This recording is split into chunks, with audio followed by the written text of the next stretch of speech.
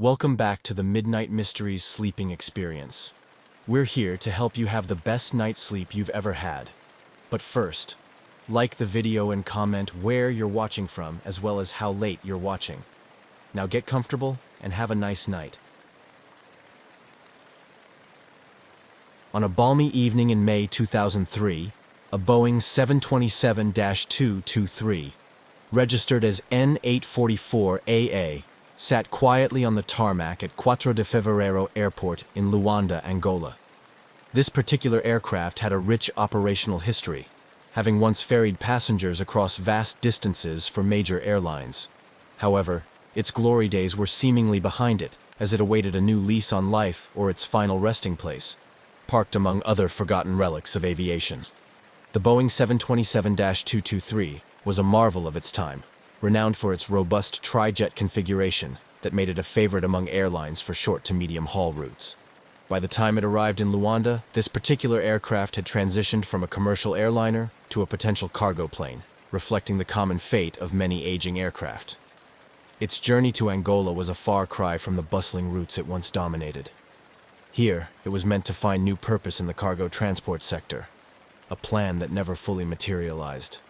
The aircraft's presence in Angola was emblematic of the broader context in which this mystery unfolded. Angola, at the time, was a nation grappling with the aftermath of a prolonged and devastating civil war that had only recently concluded. The war had left its airports, like many other infrastructures, in a state of disrepair and underregulated. Security protocols were lax, and oversight was minimal, conditions ripe for the unusual and the illicit. In this setting, the Boeing 727 had been grounded for over a year, accruing substantial parking fees and becoming a fixture on the airport's periphery. Maintenance on the plane was sporadic at best, performed just enough to keep it from complete dilapidation, with hopes still lingering for its eventual return to service. The aircraft was under the oversight of a company that had hoped to convert it for cargo use, though these plans had stalled indefinitely. On May 25, 2003, the airport buzzed with the usual activity, oblivious to the history about to be made. The Boeing 727, which had been a static feature for so long, was about to take center stage in one of aviation's most baffling mysteries. As the sun began to set, reports emerged of unusual activity near the aircraft. Witnesses later recounted seeing a small group of men boarding the plane, though details were murky and no official record of a scheduled flight existed. What followed next was as audacious as it was perilous. Without any clearance or communication with tower controllers, the Boeing 727-223 powered up its engines. Those on duty watched in disbelief as the aircraft taxied along the runway, its navigation lights off, maintaining a ghostly discretion. With a sudden burst of acceleration, the plane took off, disappearing into the darkening skies, leaving a trail of confusion and alarm in its wake. The immediate aftermath of the unauthorized takeoff was chaotic. Airport personnel scrambled to alert local authorities and aviation agencies, while the control tower made frantic attempts to establish radio contact with the now rogue aircraft. As minutes turned into hours without any sign of the plane or its illicit crew, the severity of the situation began to sink in. The aircraft had vanished, and with it, any straightforward explanation. The Angolan military, along with international aviation authorities, began piecing together the aircraft's last known movements. The search area was vast, spanning a significant expanse of the Atlantic Ocean where the plane was presumed to have headed. Meanwhile, international attention quickly escalated as news of the daring escape spread across the globe. The FBI and the U.S. Department of State became involved, given the American registration of the aircraft and the potential implications of such a security breach on international aviation. This disappearance triggered a cascade of investigative efforts and theories ranging from simple theft to more complex scenarios involving smuggling or espionage. The world was left to wonder, how could a sizable jet airliner simply disappear? What were the intentions of those who spirited it away? And most importantly, where did they, and the Boeing 727, ultimately end up? As the mystery deepened, the Boeing 727's unauthorized flight became a symbol of post-war Angola's challenges and the broader issues facing global aviation security. This incident was not just a case of an aircraft disappearance. It was a stark reminder of the vulnerabilities that existed in the international system. vulnerabilities that could allow a fully loaded jet airliner to vanish into the night. As the initial shock of the Boeing 727's unauthorized takeoff began to wane, focus shifted to piecing together the puzzle of how such an event could occur. Investigations kicked into high gear, with international cooperation threading through efforts to trace the aircraft's potential routes and ultimate fate. The scenario was baffling. A large commercial jet had seemingly vanished into thin air, prompting a cascade of theories and extensive search operations. Authorities scoured flight data and radar records, attempting to chart a possible path the aircraft could have taken after its dramatic departure from Luanda. Given the Boeing 727's fuel capacity and the last known heading, calculations were made regarding its maximum range, pointing search efforts towards the Atlantic Ocean and beyond. However, the vastness of the ocean and the lack of precise tracking data from the time of disappearance significantly hampered these efforts. The Angolan government, embarrassed by the breach of its airport security, ramped up its involvement, collaborating closely with international agencies including the FBI, which had opened an investigation due to the American registration of the aircraft. The FBI delved into the backgrounds of those known to have been associated with the aircraft in the days prior to its disappearance. They scrutinized maintenance records, interviewed airport staff, and investigated the murky business dealings surrounding the aircraft's presence in Angola. Meanwhile, speculation abounded. One prevailing theory suggested that the aircraft had been stolen for its value as a flying machine, possibly to be used by rogue operators outside of the mainstream aviation industry. Another theory proposed that the plane was commandeered for smuggling purposes, given Angola's history as a hub for the illegal diamond trade. The idea that the aircraft could be repurposed for illicit activities in distant lands added a layer of urgency to the investigations. Adding to the complexity were numerous sightings reported across Africa and even South America. Each report prompted a flurry of activity, with local authorities scrambling to verify the accuracy of these claims. Yet none of these sightings were substantiated, and the aircraft remained elusive, as if it had indeed managed to ghost away into another part of the world. The international aviation community was also on high alert, as the disappearance highlighted significant vulnerabilities in global aviation security. The ease with which the aircraft was commandeered and removed from a supposedly secure international airport led to widespread discussions about the need for enhanced security measures. This incident acted as a catalyst for regulatory changes, prompting airports worldwide to tighten security protocols, especially concerning aircraft storage and access. Simultaneously, the mystery of the missing Boeing 727 captured the public's imagination, drawing attention from aviation enthusiasts, conspiracy theorists, and the media. Forums and websites popped up with people theorizing about the fate of the aircraft, each adding their layer of speculation to the story. The intrigue was magnified by the dramatic nature of the aircraft's disappearance and the backdrop of Angola's political and economic climate. As weeks turned into months without any trace of the aircraft, the fervor of the initial search began to diminish. International attention gradually shifted away from the case, which nestled into the annals of unsolved aviation mysteries. However, the impact of this event continued to resonate, influencing policy and procedures within the aviation industry. The disappearance of the Boeing 727 in 2003 remains a stark reminder of the challenges and dangers lurking within international aviation, serving as a case study in the complexities of global security, the ingenuity of criminal intent, and the limits of modern surveillance and tracking technologies. As such, it continues to be a subject of study and speculation, holding a place as one of the aviation world's most intriguing mysteries. As the Boeing 727-223 mysteriously lifted off from Luanda Airport without authorization, the immediate realization of its disappearance kicked off a frantic response from both local authorities and international agencies. The aircraft's sudden and unauthorized departure prompted an immediate and extensive search operation that would span multiple countries and vast expanses of the Atlantic Ocean. Initially, the primary concern was the potential threat an aircraft of such size could pose if used for malicious purposes. Given the global climate of heightened security, particularly in the post-9/11 era, the disappearance of a large jet fueled fears of terrorism.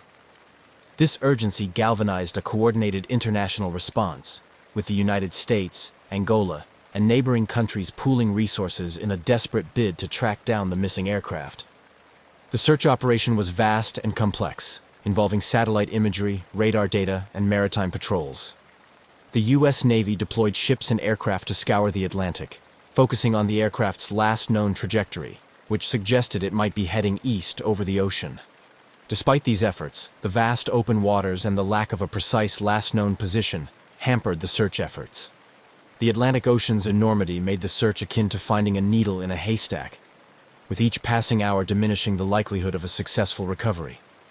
Meanwhile, the FBI and other international law enforcement agencies delved into the investigation of the aircraft's disappearance, focusing on the backgrounds of those associated with the aircraft in the days leading up to its unauthorized takeoff. Investigators explored various leads, including scrutinizing recent hires at the airport, examining flight logs, and interviewing those who last serviced the aircraft. They aimed to piece together a timeline of events and identify any potential suspects who might have had the knowledge and opportunity to carry out such a bold theft. Theories about the aircraft's disappearance varied widely. Some speculated that the plane might have been stolen for its scrap value, while others suggested it could have been taken by smugglers or terrorists. The investigation also considered the possibility that the plane was repossessed by creditors, given the financial difficulties faced by the airline operating the aircraft.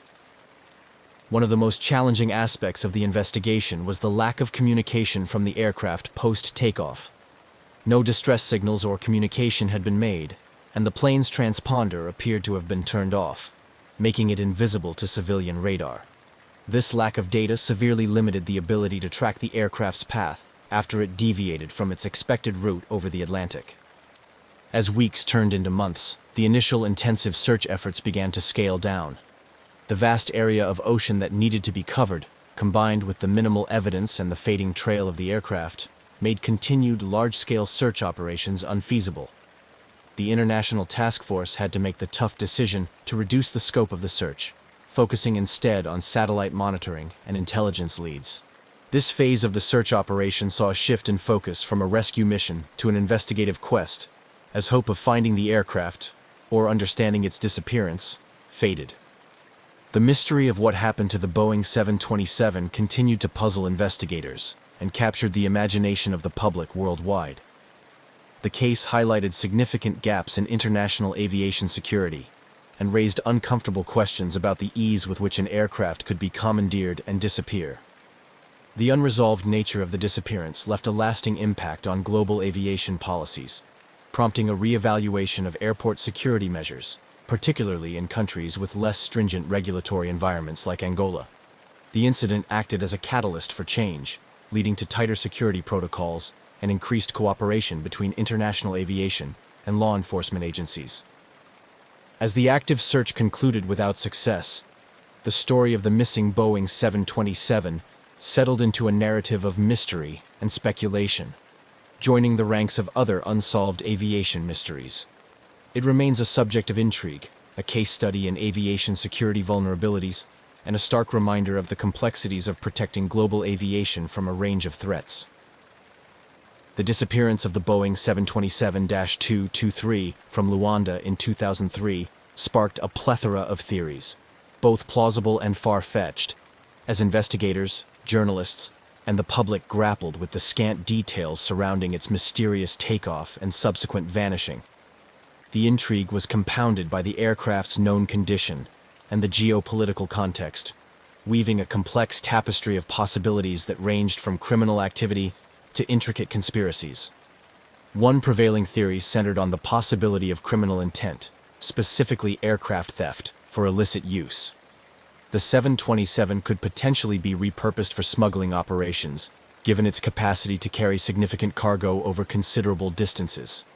Africa, with its vast, loosely monitored spaces and ongoing conflicts, presented a fertile ground for such activities. This theory posited that the aircraft was stolen not for the plane itself, but for the profitable opportunities it represented. Another theory suggested that the aircraft was seized to be used in a terror attack. This was fueled by the global atmosphere post 9/11, where fears of aircraft being used as weapons were at a heightened state. However, this theory gradually waned due to the lack of any corroborative terrorist claims or subsequent attacks, which would typically follow such high-profile thefts if they were terrorism-related. There was also speculation that the aircraft had been taken for insurance fraud. The idea was that the owner, perhaps facing financial difficulties, might have arranged for the aircraft to disappear in order to claim insurance money. This theory was supported by the aircraft's extended period of inactivity and accumulating fees at Luanda Airport, suggesting financial distress. However, detailed investigations into the insurance policies and financial state of the owning company yielded no substantial evidence supporting this theory. Adding to the web of speculation were numerous reported sightings of the aircraft after its disappearance. Reports came from various parts of Africa and even more remote regions, claiming sightings of an aircraft matching the description of the missing 727. Each report prompted bursts of activity from investigators and sometimes local authorities, but none led to any concrete findings. The elusive nature of these sightings only deepened the mystery, fueling more speculative theories among those following the case. Some conspiracy theorists even suggested that the aircraft was part of a covert operation, either by a private entity or a government agency, which explained the seeming lack of traceability and the muted official responses in some quarters. These theories often drew on the historical context of covert operations in Africa during the Cold War, suggesting a continuation of such practices in a new geopolitical guise. Amidst these swirling theories, the investigation faced significant challenges. The primary issue was the lack of physical evidence. Without wreckage, flight data recorders, or confirmed sightings post-takeoff, investigators had little to work with beyond the theoretical. The vast potential area where the aircraft could have gone down or landed, given its fuel capacity and range, made any search and recovery operation daunting and likely impractical. The international aspect of the case also posed legal and logistical hurdles. The aircraft's disappearance in Angola involved navigating the complexities of international law, cooperation between multiple countries' law enforcement agencies, and dealing with varying levels of resources and political will. The multinational nature of the investigation required careful coordination and was often hindered by bureaucratic delays and jurisdictional disputes. As the years passed, the lack of new evidence and the dimming prospects of solving the case led to a gradual reduction in active investigation efforts. However, the interest in the case did not entirely fade. It remained a popular topic among aviation enthusiasts, mystery aficionados, and conspiracy theorists, who continued to dissect every piece of available data and proposed new angles and insights. The story of the missing Boeing 727 became a part of the larger narrative of modern aviation mysteries, often compared to other incidents like the disappearance of Malaysia Airlines Flight MH370. It served as a stark reminder of the vulnerabilities in global aviation security and the challenges faced in securing older aircraft and preventing unauthorized use. In sum, the disappearance of the Boeing 727-223 is a multifaceted mystery that encapsulates the complexities of international aviation, the challenges of cross-border criminal investigations, and the enduring human fascination with unsolved mysteries. As such, it continues to intrigue and baffle, a modern legend that provokes both professional curiosity and imaginative speculation.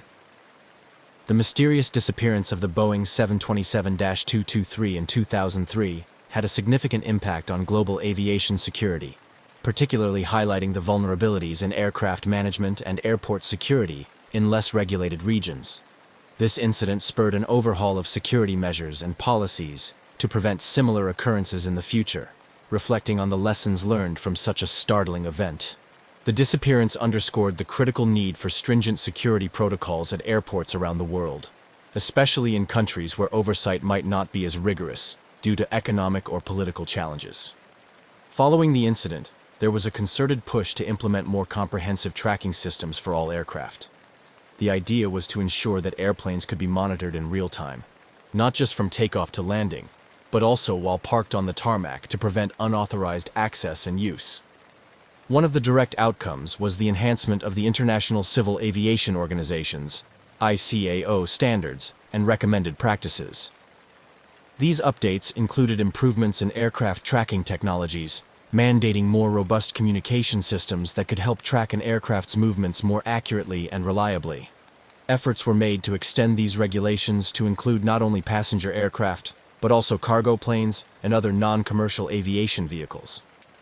The incident also prompted a review of airport security measures globally. There was a renewed emphasis on controlling access to aircraft, requiring more stringent checks for ground staff and maintenance crews who had direct access to planes. Additionally, the installation of better perimeter security measures, such as surveillance cameras and motion detectors around critical areas like parking bays and hangars, became more prevalent. In many countries, the regulatory bodies responsible for aviation safety began conducting regular audits and inspections to ensure compliance with these enhanced security measures. Training programs for airport security personnel were overhauled to equip them with the skills and knowledge necessary to detect and respond to potential threats swiftly. These training initiatives often included modules on crisis management and emergency response to better prepare staff for unusual situations like the one that led to the Boeing 727's disappearance. Moreover, the incident highlighted the importance of international cooperation in aviation security. The ease with which the aircraft was taken from an international airport in Angola and disappeared without trace pointed to gaps not just in physical security measures, but also in the coordination between different countries' aviation authorities. In response, there was a stronger push for shared databases and communication networks that could help track aircraft across borders and jurisdictions more effectively. This collaborative approach was seen not only in operational measures, but also in legal and regulatory frameworks. International agreements and treaties were strengthened or established to aid in the recovery and investigation of stolen or missing aircraft, ensuring that countries could work together more effectively in the face of such challenges. The Boeing 727 disappearance also led to increased public and regulatory interest in the fate of decommissioned aircraft. With hundreds of older planes parked in airports around the world, often in states of disrepair, the incident served as a wake-up call to the potential risks these aircraft posed if not properly secured. Guidelines for the storage, maintenance, and final disposal of decommissioned planes were tightened to prevent them from becoming security liabilities. As these new measures and policies took effect, the aviation community reflected on the profound implications of the Luanda Boeing 727 incident. It became a case study in the vulnerabilities and potential risks facing global aviation, driving home the need for vigilance, preparedness, and continuous improvement in security practices. The legacy of this bizarre and unsettling event thus continues to influence the standards and strategies employed today to safeguard against similar threats to aviation security. The mysterious disappearance of the Boeing 727-223 from Luanda in 2003 has not only captivated the attention of aviation experts and mystery enthusiasts, but has also significantly impacted the families of those presumed to be on board and other stakeholders. Over the years, this unresolved case has woven a complex tapestry of emotional, legal, and financial ramifications that continue to resonate. For the families and friends of the crew members involved, the disappearance has been a source of enduring pain and uncertainty. The lack of closure and definitive answers has left many in a state of prolonged grief and unresolved loss. Anniversaries of the disappearance often bring renewed media attention, forcing families to relive the uncertainties and stirring up the emotional turmoil that comes with not knowing the fate of their loved ones. This ongoing mystery has also spurred advocacy efforts by these families, who have sought to keep the case in the public eye and pressure international authorities to continue the investigation. They have called for more rigorous international regulations regarding aircraft security and more effective measures to prevent similar incidents in the future. Their efforts have highlighted the need for comprehensive support systems for families affected by aviation disasters, advocating for better communication and assistance from both governmental and corporate entities. For the aviation industry stakeholders, including airlines, airport operators, and regulatory bodies, the incident was a wake-up call that prompted a re-evaluation of security practices. The economic implications were significant, leading to increased costs associated with enhanced security measures. However, these investments were recognized as essential to restoring public confidence in air travel, particularly in regions where security concerns had been previously highlighted. The financial impact extended beyond the immediate stakeholders. Insurance companies, facing the reality of covering a complete aircraft loss without recovery, had to adjust their policies and premiums for similar risks.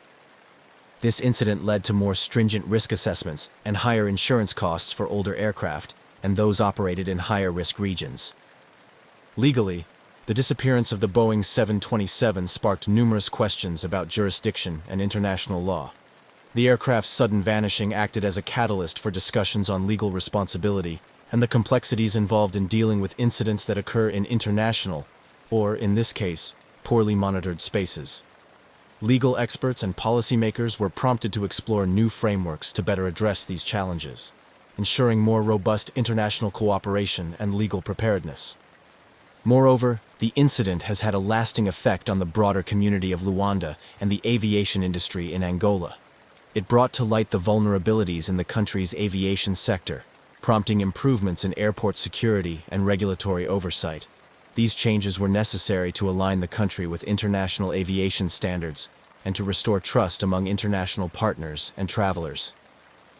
The story of the missing Boeing 727 also continues to fuel academic and professional discourse within the fields of aviation safety, security, and crisis management. Universities, safety organizations, and industry conferences often refer to the case as a study point for discussions on risk management, emergency response, and the socio-economic impacts of aviation security failures. As we reflect on the broader implications of this unresolved mystery, it becomes clear that the disappearance of the Boeing 727-223 is more than just an aviation anomaly. It is a multifaceted issue that touches on human, legal, and socio-economic fields.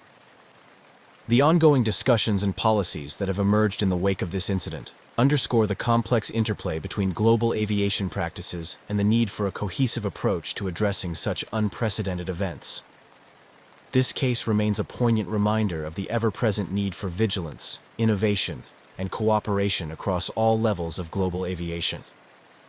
The mysterious disappearance of the Boeing 727-223 from Luanda Airport in 2003 has left an indelible mark on the global aviation community, prompting an ongoing reevaluation of security measures and practices.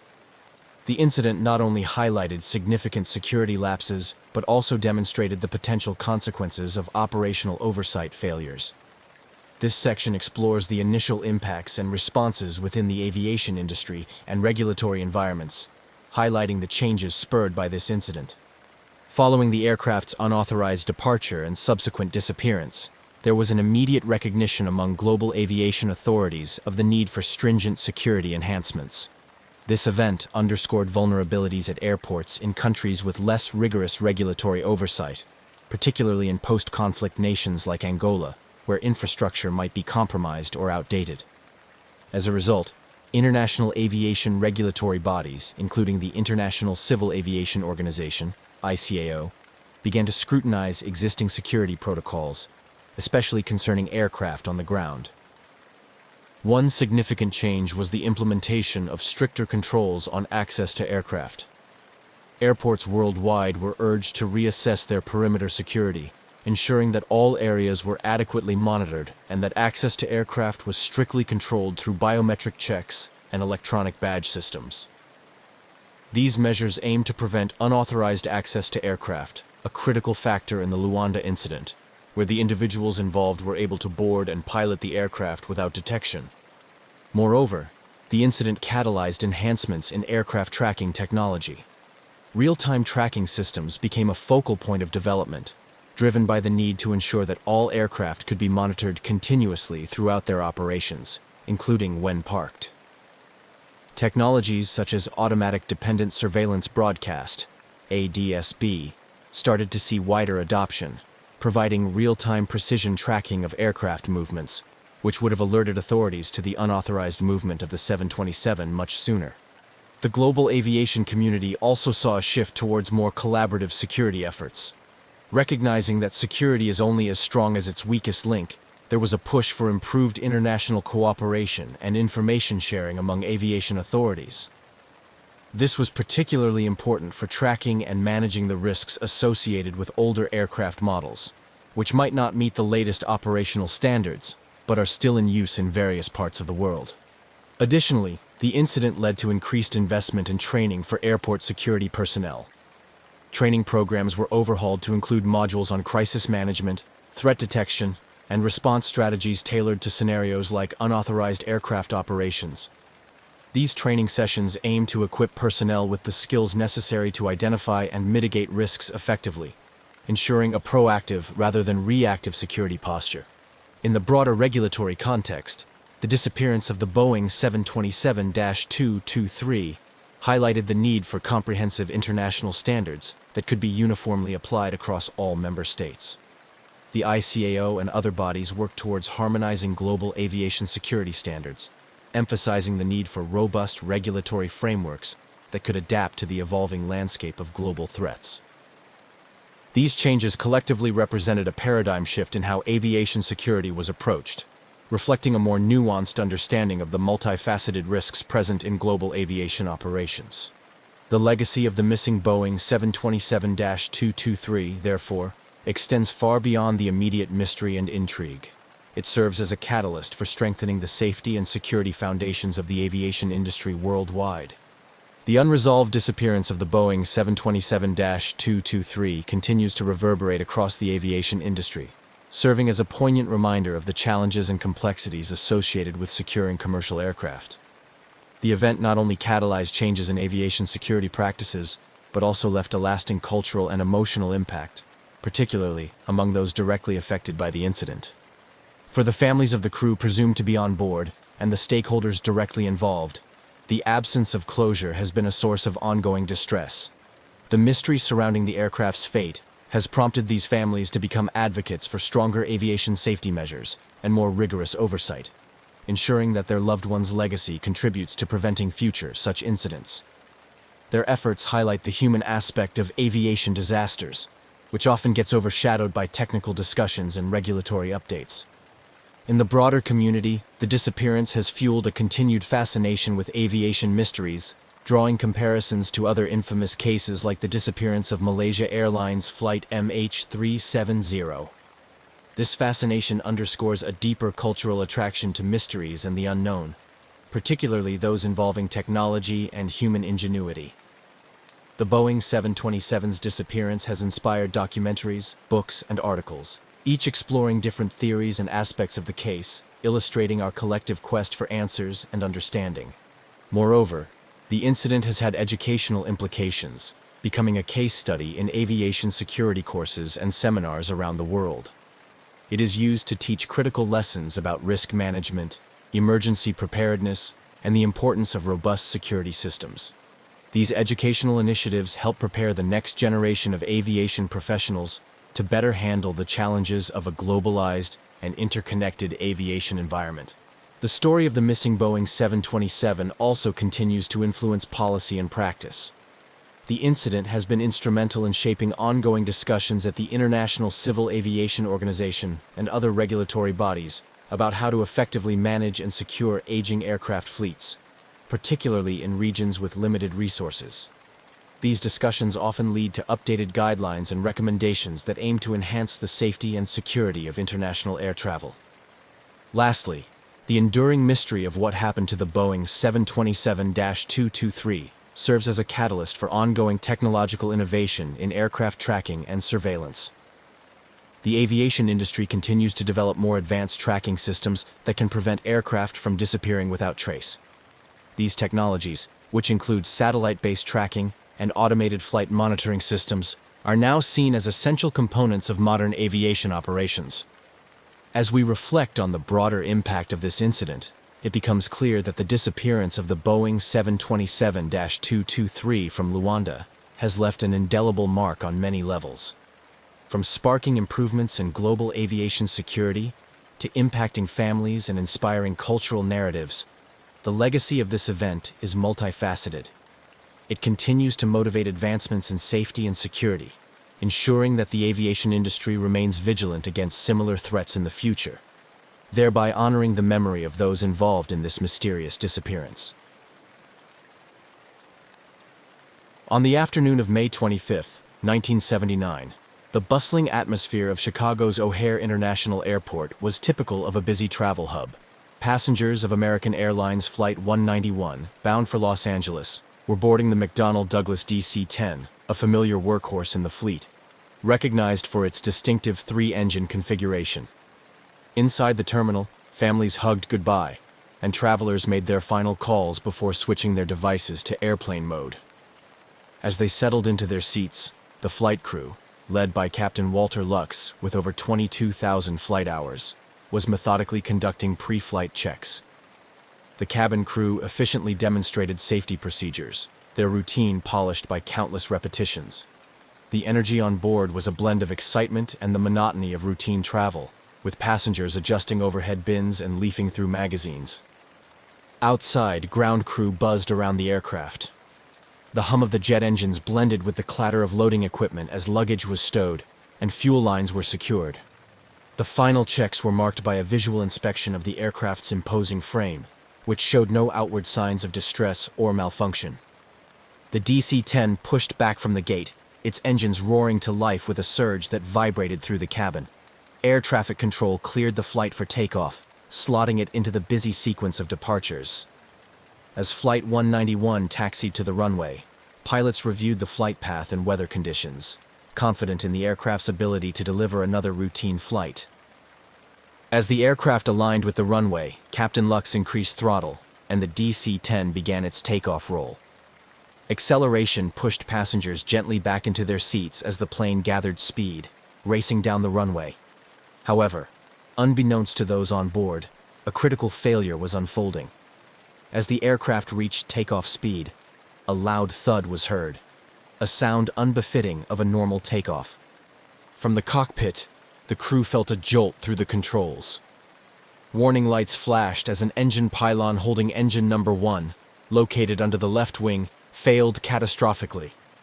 The engine, along with its supporting structures, broke away from the wing, flipping over the wing and severely damaging control lines and part of the wing itself. Despite the chaos, the aircraft momentarily lifted off the ground, climbing into the sky. But the damage was too severe. Control was compromised. The DC-10, struggling against the physics of its crippled state, began to roll ominously to the left. Onlookers at the airport watched in horror as the aircraft's wing dipped, grazing the ground. The plane crashed just beyond the runway in a massive fireball, sending black smoke billowing into the sky. Emergency services at O'Hare, trained for rapid response, were dispatched immediately, their sirens cutting through the shock of the onlookers. Firefighters and rescue teams raced towards the flames, but the devastation was apparent from a distance. The impact was not survivable. As the first responders made their way through the wreckage, the aviation community was already buzzing with the news of the disaster. Flight 191 had become the deadliest aviation accident in U.S. history at that time, a tragic record marked by the loss of all 271 passengers and crew, along with 2 individuals on the ground. In the control tower, confusion compounded the tragedy, with reports that the flight crew had communicated with air traffic control post-crash, an impossible scenario that muddled an already chaotic situation. This eerie detail sparked immediate speculation and a flurry of theories about what had actually transpired in the cockpit in those final moments. This bizarre communication would later become a focal point of the investigation, adding a layer of mystery to the crash. As federal investigators descended upon the crash site, their task was to unravel not only the mechanical failures, but also to explore the procedural and human elements that led to this catastrophic event. The implications of their findings would resonate far beyond O'Hare, rippling through the aviation industry and leading to critical changes in aircraft design and maintenance practices. The crash of Flight 191 was a watershed moment in aviation safety, serving as a harsh reminder of the vulnerabilities inherent in complex systems and the perpetual need for vigilance in monitoring, maintenance, and regulatory oversight. The legacy of this tragic day would shape the future of aviation, compelling a re-examination of safety protocols to prevent a recurrence of such a disaster. As American Airlines Flight 191 ascended into the afternoon sky, those on board were unaware of the imminent disaster. The sequence of events on that fateful day in May 1979 unfolded rapidly, beginning with a critical failure that occurred just as the aircraft reached takeoff speed. A loud sound, almost like an explosion, was heard as the left engine and its pylon assembly separated from the wing, flipping over the top and slamming against the fuselage. This catastrophic failure was not only audible, but also visible to those watching from the airport, who saw parts separating from the aircraft as it struggled to climb. The aircraft initially continued to ascend, albeit with difficulty. Inside the cockpit, Captain Walter Lux and his crew were suddenly fighting to control an aircraft that was quickly becoming uncontrollable. The flight data later revealed that critical hydraulic lines had been severed when the engine detached, leading to a loss of hydraulic power to the control surfaces on the left wing. The damage was extensive, and the aircraft's ability to maintain lift and balance was compromised. From the ground, the sight was horrifying. Eyewitnesses described seeing the aircraft roll sharply to the left as it lost aerodynamic stability. The DC-10's left wing dipped down, striking a light pole at the end of the runway, which tore a gash in the wing and exacerbated the already critical situation.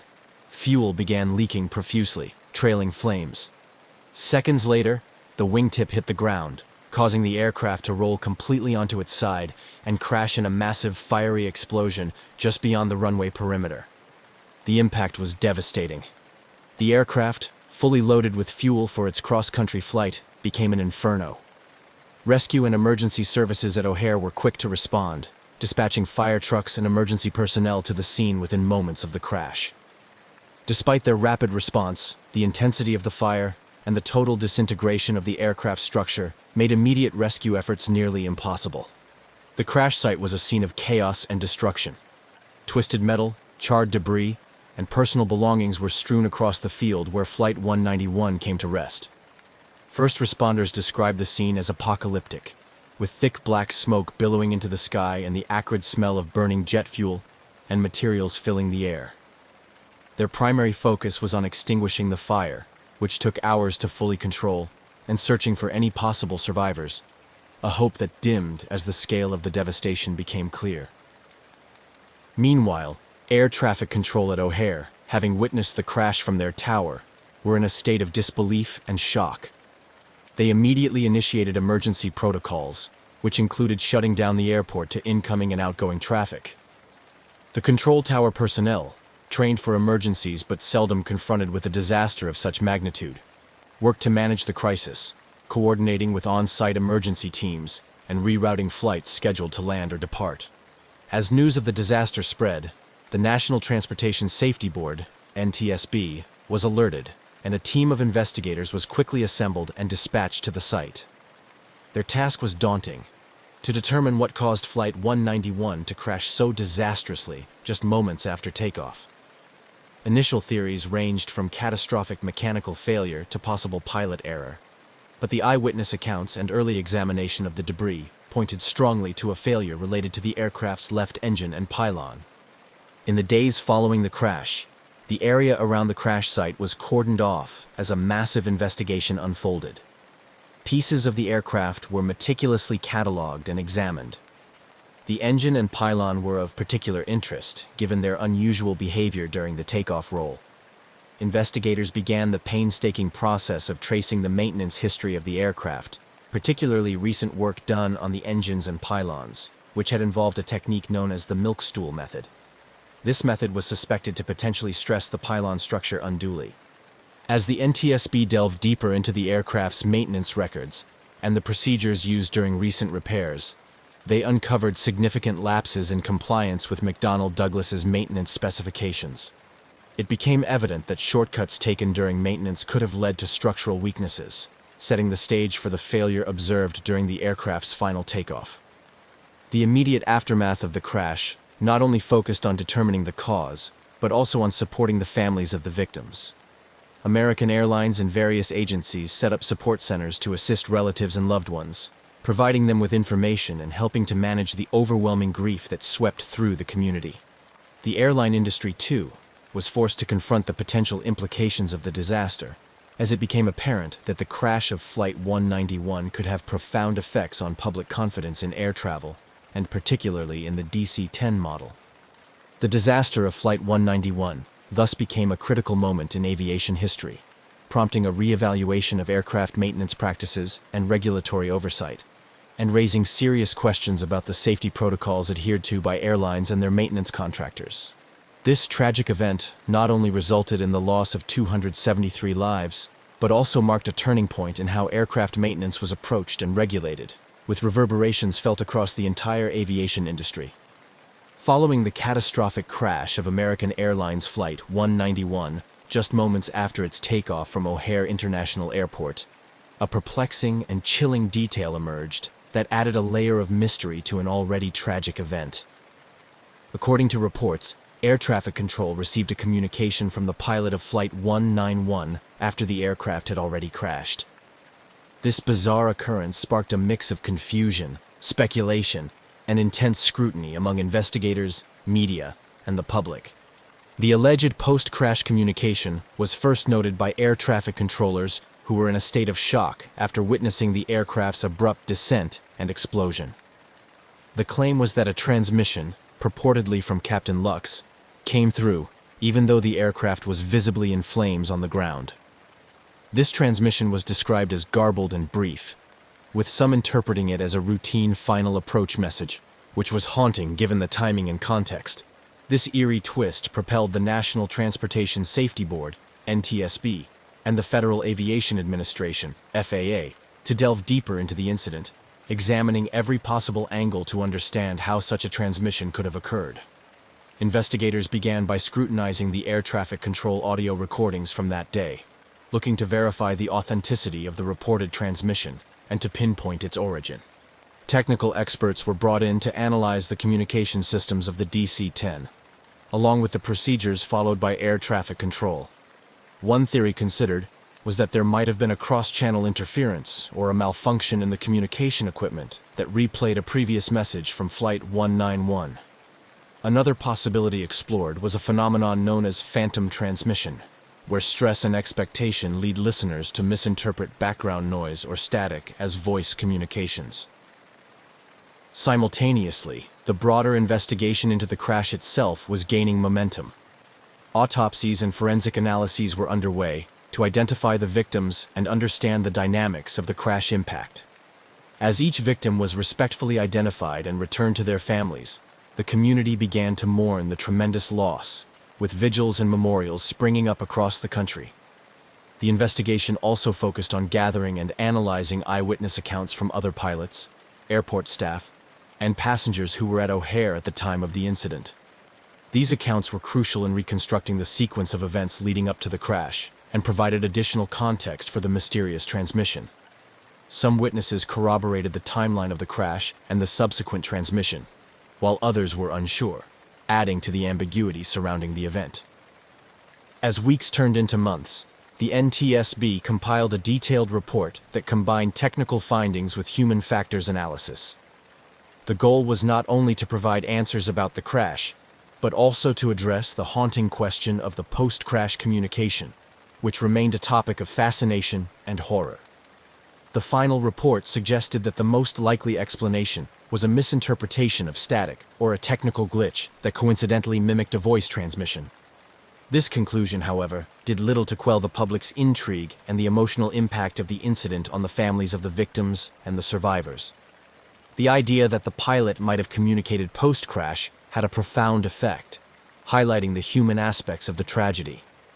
It served as a poignant reminder of the unexpected and often inexplicable nature of catastrophic events. The aftermath of Flight 191's crash and the mysterious communication underscored the importance of comprehensive emergency response planning and the need for rigorous maintenance and safety checks. It also highlighted the critical role of clear and reliable communication systems in aviation safety, leading to improvements in aircraft communication technology and protocols. Ultimately, the story of Flight 191, marked by this mysterious communication, became a case study in aviation safety courses and emergency response training, teaching future aviators and controllers about the complexities of crisis management and the importance of maintaining a clear head during emergency situations. The legacy of this event thus continued to influence aviation practices, ensuring that the lessons learned from this tragedy would contribute to safer skies for future generations. As the National Transportation Safety Board, NTSB, and the Federal Aviation Administration, FAA, intensified their investigation into the crash of American Airlines Flight 191, they encountered a complex web of factors that had led to one of the deadliest aviation accidents in U.S. history. Their inquiry extended beyond the initial impact and the unsettling reports of a post-crash communication. delving deep into the aircraft's design, maintenance history, and operational procedures. The DC-10, like any sophisticated aircraft, relied heavily on its design and maintenance to ensure safety. Early in the investigation, it became evident that the engine and pylon assembly detachment was central to the catastrophe. Analysis revealed that the pylon attachment points had been subjected to maintenance using a procedure known as the milk stool method shortly before the incident. This method, though not standard, had been used to expedite the maintenance process, but was now under scrutiny for its potential to impose undue stress on the structure of the aircraft. Investigators discovered that during this procedure, improper handling and insufficient support of the engine assembly might have caused microscopic cracks or stress points at critical junctures of the attachment. Over time, and under the strain of regular flight operations, these weaknesses likely propagated, leading to the catastrophic failure witnessed during Flight 191's takeoff.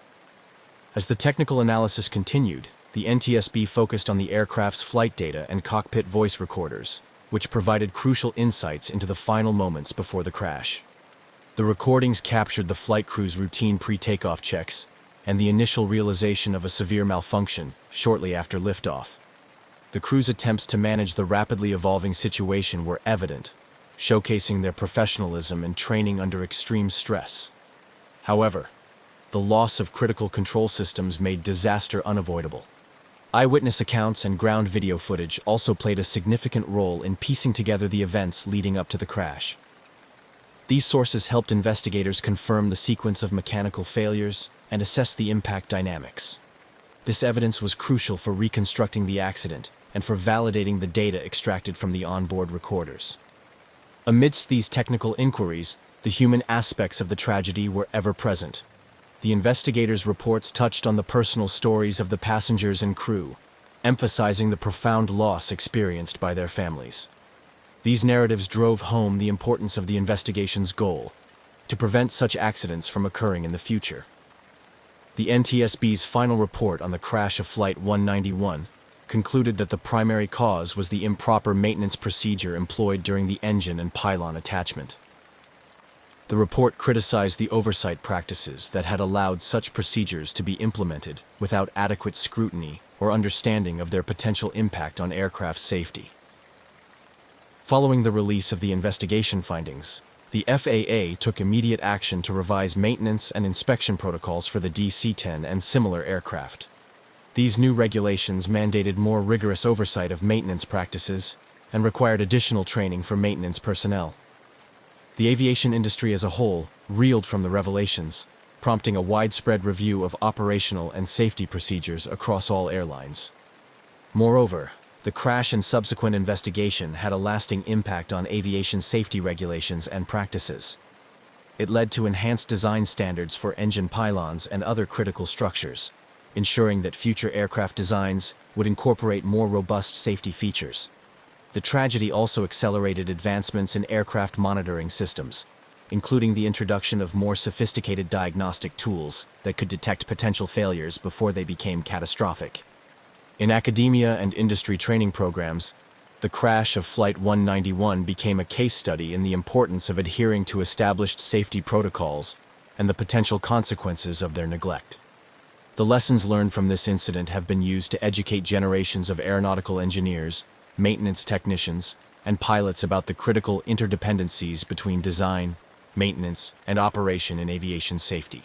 Ultimately, while the loss of life could not be undone, the rigorous investigation and its aftermath led to significant improvements in aviation safety. These changes have undoubtedly prevented other tragedies, serving as a somber reminder of the need for constant vigilance and improvement in the ever-evolving field of aviation. The crash of American Airlines Flight 191 had far-reaching impacts on aviation safety, propelling significant changes in both policy and industry practices. This tragedy served as a critical lesson for aviation authorities, manufacturers, airlines, and the public, highlighting the crucial importance of rigorous maintenance and regulatory oversight. In the wake of the disaster, one of the immediate responses was the heightened scrutiny of the McDonnell Douglas DC-10's design and maintenance procedures. The Federal Aviation Administration, FAA, undertook a comprehensive review of the aircraft's certification processes, particularly focusing on the engine and pylon assembly. This review led to mandatory design changes and modifications for the DC-10 fleet to enhance structural integrity and reduce the likelihood of a similar failure. Moreover, the FAA revised its regulations regarding aircraft maintenance procedures. The crash had underscored the potential consequences of deviations from standard maintenance protocols. As a result, the FAA tightened its oversight of maintenance practices, requiring more detailed documentation and rigorous compliance checks. These new measures aim to ensure that all maintenance tasks were performed correctly and that any modifications to procedures were thoroughly evaluated and approved by regulatory authorities. The aviation industry also witnessed a shift in how maintenance staff were trained and certified. Recognizing that the quality of maintenance directly impacts aircraft safety, training programs were overhauled to include more in-depth coursework on the specific mechanics of aircraft systems, particularly focusing on critical components like engines and control surfaces. Maintenance technicians were now required to undergo regular recertification, ensuring they remained current with the latest technologies and best practices. Airlines themselves began to invest more heavily in their maintenance operations, often upgrading facilities and equipment to meet the new, stricter standards. Many adopted more sophisticated systems for tracking maintenance history and scheduling, ensuring that no detail was overlooked. Airlines also began to foster a culture of safety that encouraged employees to report potential issues or deviations from standard procedures without fear of retribution, a shift towards a more proactive safety management system. The impact of Flight 191 extended beyond regulatory and operational changes. It also influenced public perceptions of aviation safety. The crash, given its dramatic nature and the significant loss of life, drew widespread media coverage and public attention. This heightened awareness led to increased passenger interest in airline safety records and practices, prompting airlines to be more transparent about their safety measures and incident handling. In the broader context of aviation safety, the lessons from Flight 191 contributed to the development of more advanced safety technologies. Aircraft manufacturers began to incorporate more robust diagnostic systems that could detect potential issues before they led to failure. These systems, coupled with advancements in materials science and engineering, have led to newer generations of aircraft that are significantly safer and more reliable. The legacy of Flight 191 also includes its contribution to the evolution of emergency response and disaster management strategies at airports. The crash highlighted the need for rapid and effective emergency services, leading to improved coordination among first responders and the implementation of more sophisticated disaster response plans at major airports. Reflecting on the crash and its aftermath, the aviation industry recognizes that such tragedies, while devastating, provide critical opportunities for growth and improvement. The changes spurred by the Flight 191 disaster have undeniably enhanced the safety of air travel, turning the lessons learned from a moment of tragedy into enduring contributions to the safety and reliability of commercial aviation. The commitment to learning from past mistakes ensures that the legacy of those lost in Flight 191 continues to influence positive changes in aviation safety standards, helping to safeguard future generations of air travelers. The crash of American Airlines Flight 191, while a profound tragedy, catalyzed significant advancements in aviation safety and regulatory practices. However, the emotional and psychological impacts on the families of the victims and the broader community were deep and enduring. This chapter explores the personal ramifications of the disaster, the continuing mystery of the reported post-crash communication, and how these elements have influenced cultural perceptions and ongoing safety dialogues. For the families and friends of the 273 victims, the crash was a devastating blow that left a permanent scar. The sudden loss inflicted profound grief and a persistent quest for answers and justice.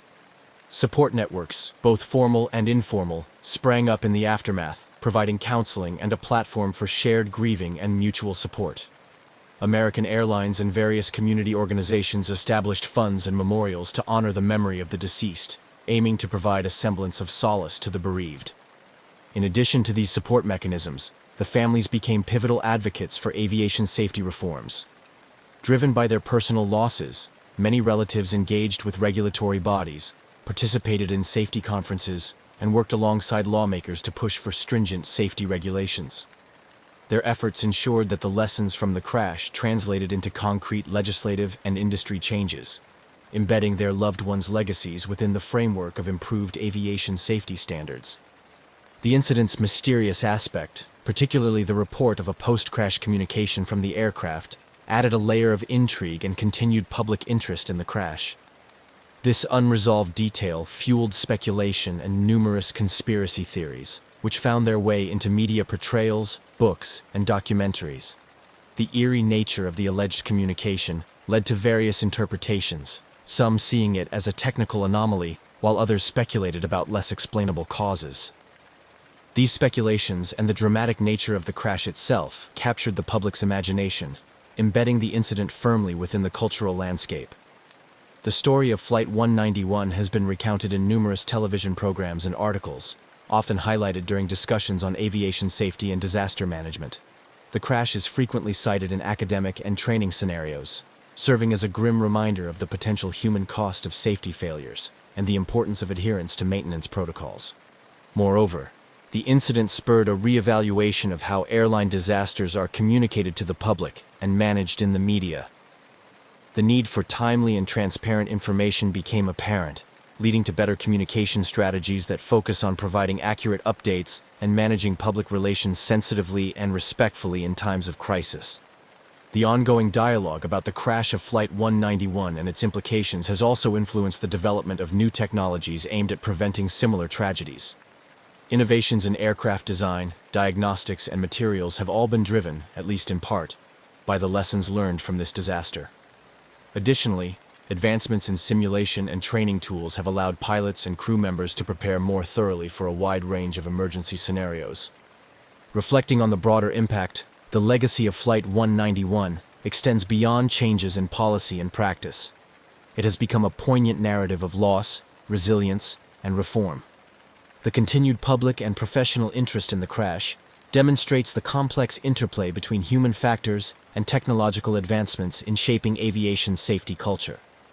It underscores the importance of learning from past mistakes and ensuring that the memories of those lost continue to drive improvements in an ever-evolving industry, ensuring their legacy contributes positively to the safety of future air travel.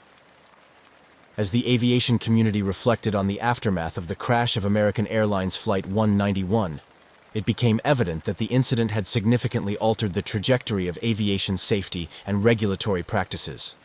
This part of the story delves into how the lessons learned from the crash have been implemented over time and continue to influence aviation safety today.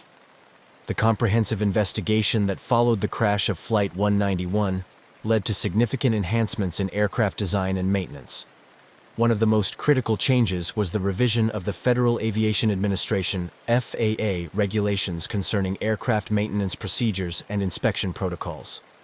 The crash had exposed serious flaws in the way engine attachments and other critical components were inspected and maintained.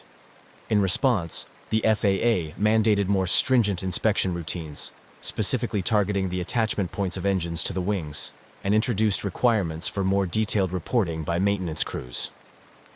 This shift was accompanied by a broader industry movement towards a more proactive approach to safety, known as the Safety Management Systems, SMS.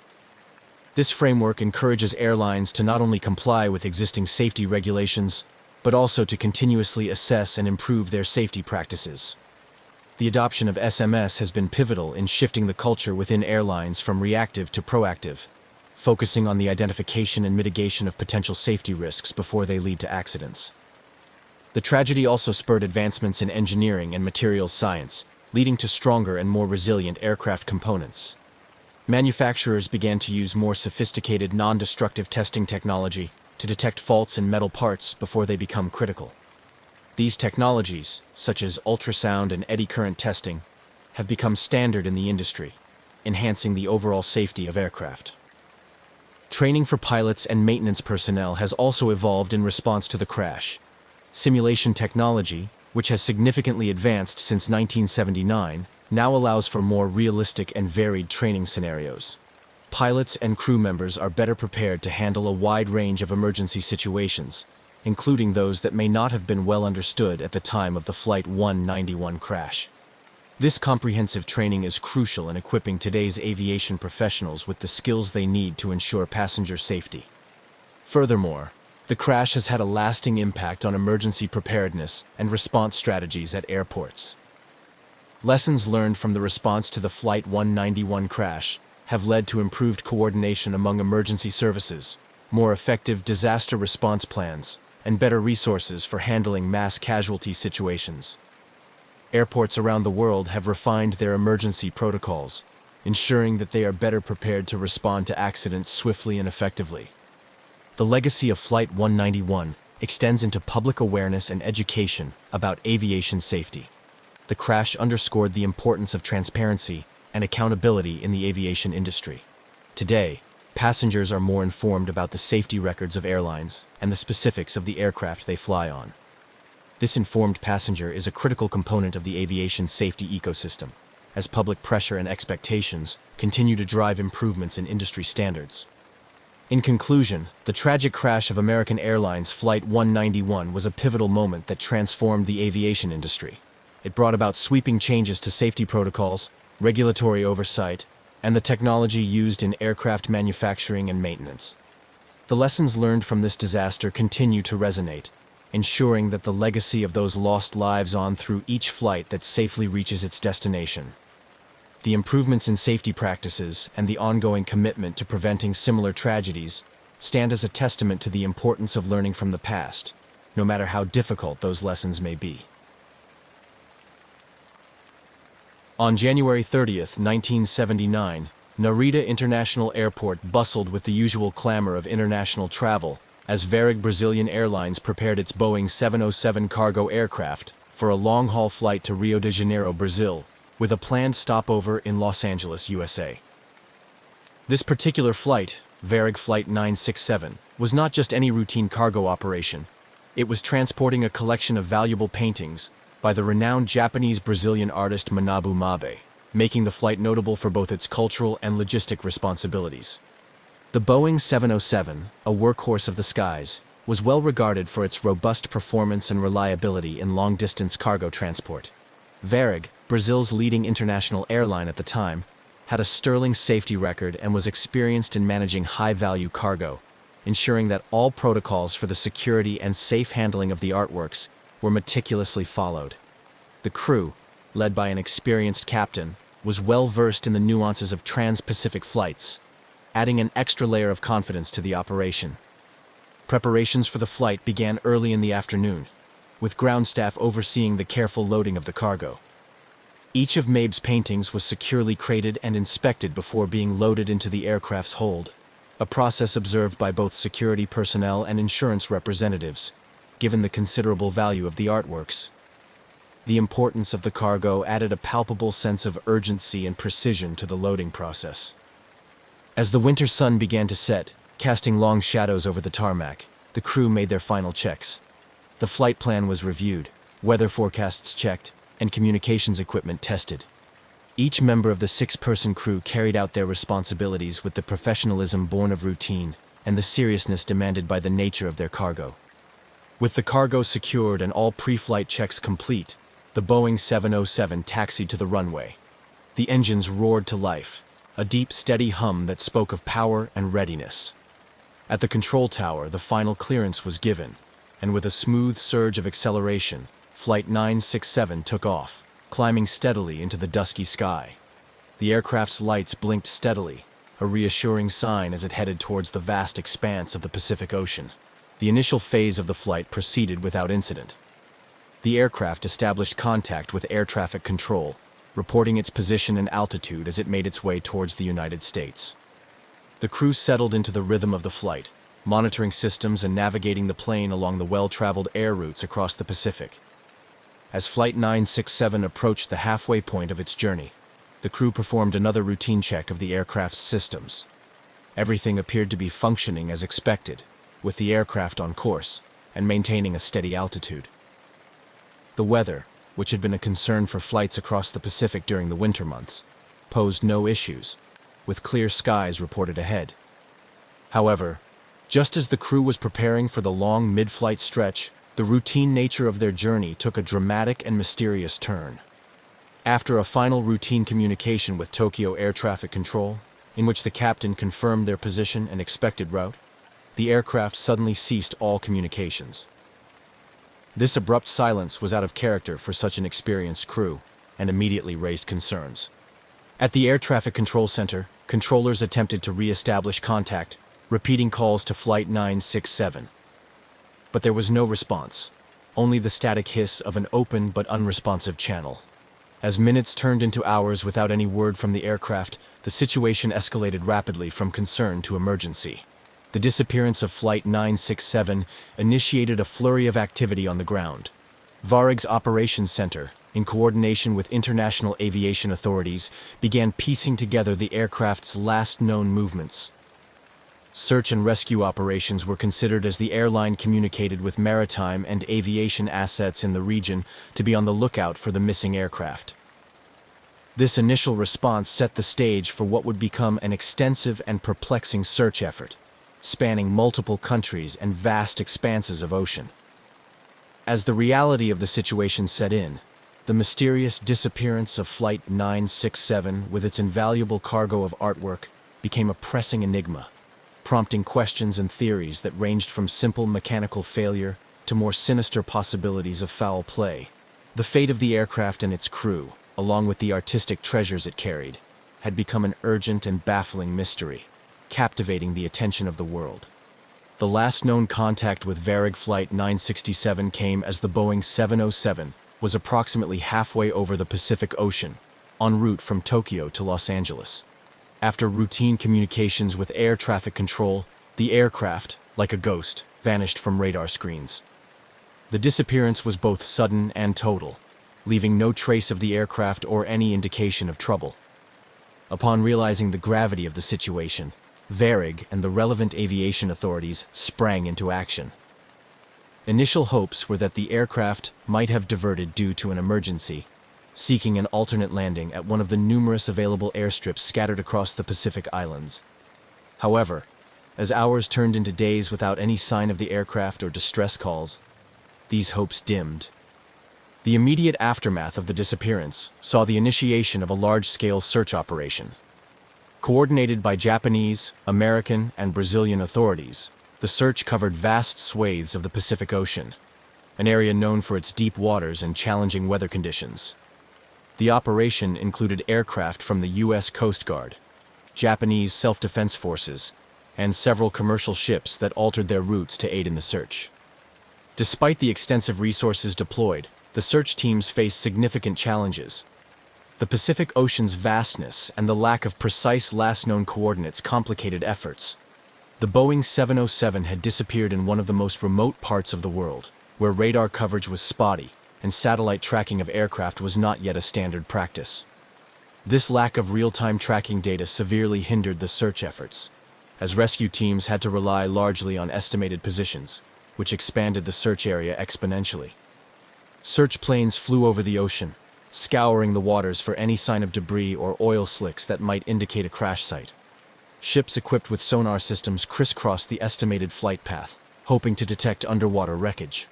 However, the depth and topography of the ocean floor made these efforts like searching for a needle in a haystack. As the search continued without success, the focus shifted to understanding what could have caused such an experienced crew flying a well-maintained aircraft to vanish without a trace. Theories abounded, ranging from catastrophic mechanical failure to more sinister scenarios involving sabotage or hijacking. The disappearance of Flight 967 was particularly puzzling due to the valuable cargo it carried, paintings by the famous artist Manabu Mabe, valued at several $1 million. This led to speculation that the disappearance might have been orchestrated to steal the artwork, although there was no concrete evidence to support such a theory. The possibility of an insurance scam was also considered, given the high value of the cargo. However, investigations into these angles did not yield any verifiable conclusions. Aviation experts also considered technical and mechanical failures as potential causes. The Boeing 707, though reliable, was susceptible to issues common to all aircraft, such as structural failure, decompression, or a catastrophic engine failure. Yet, without debris or flight data recorders, these theories remained speculative at best. Another line of inquiry focused on the pilot's actions. It was considered whether the pilot could have deliberately diverted the course, similar to other historical incidents of pilot suicide or defection. However, the background checks on the crew revealed no psychological, financial, or personal pressures that might lead to such drastic actions. As weeks turned into months, the mystery deepened. The lack of any substantial evidence, coupled with the fading trail, led to a gradual scaling down of search operations. The disappearance of Flight 967 became a cold case, leaving a void filled with unanswered questions and profound implications for aviation safety and security. The impact on the families of the crew was devastating. They had to cope with not only the loss of their loved ones, but also the torment of not knowing what had happened. The absence of closure was a heavy burden, and many family members continued to push for the continuation of the search, holding on to hope that some trace of the aircraft would be found. Meanwhile, in the broader aviation community, the disappearance led to calls for better tracking and monitoring of aircraft, especially over remote and oceanic routes.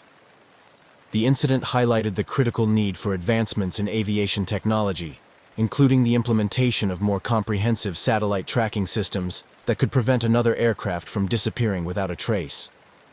The mystery of Varig Flight 967 thus not only marked a tragic chapter in aviation history, but also served as a catalyst for discussions about improvements in flight safety and tracking technologies that could one day ensure that no flight ever vanishes again. As the initial shock of the disappearance of Varig Flight 967 began to settle, the aviation community and international authorities intensified their efforts in a desperate bid to locate the missing aircraft. The profound implications of a vanished Boeing 707, particularly one carrying invaluable artwork, compelled a massive, coordinated search operation involving multiple countries and sophisticated technology. The immediate aftermath of the disappearance saw an array of resources being mobilized across the Pacific. The search area, determined by the last known position of the aircraft and its projected flight path, encompassed a vast swath of ocean notorious for its depth and unpredictable weather conditions. The U.S. Coast Guard, Japanese maritime forces, and several Pacific Island nations deployed aircraft and ships in a concerted effort to comb the area. Despite these robust efforts, the initial days of the search yielded no tangible results. Compounding the difficulty was the unpredictable Pacific weather, which frequently hampered search operations.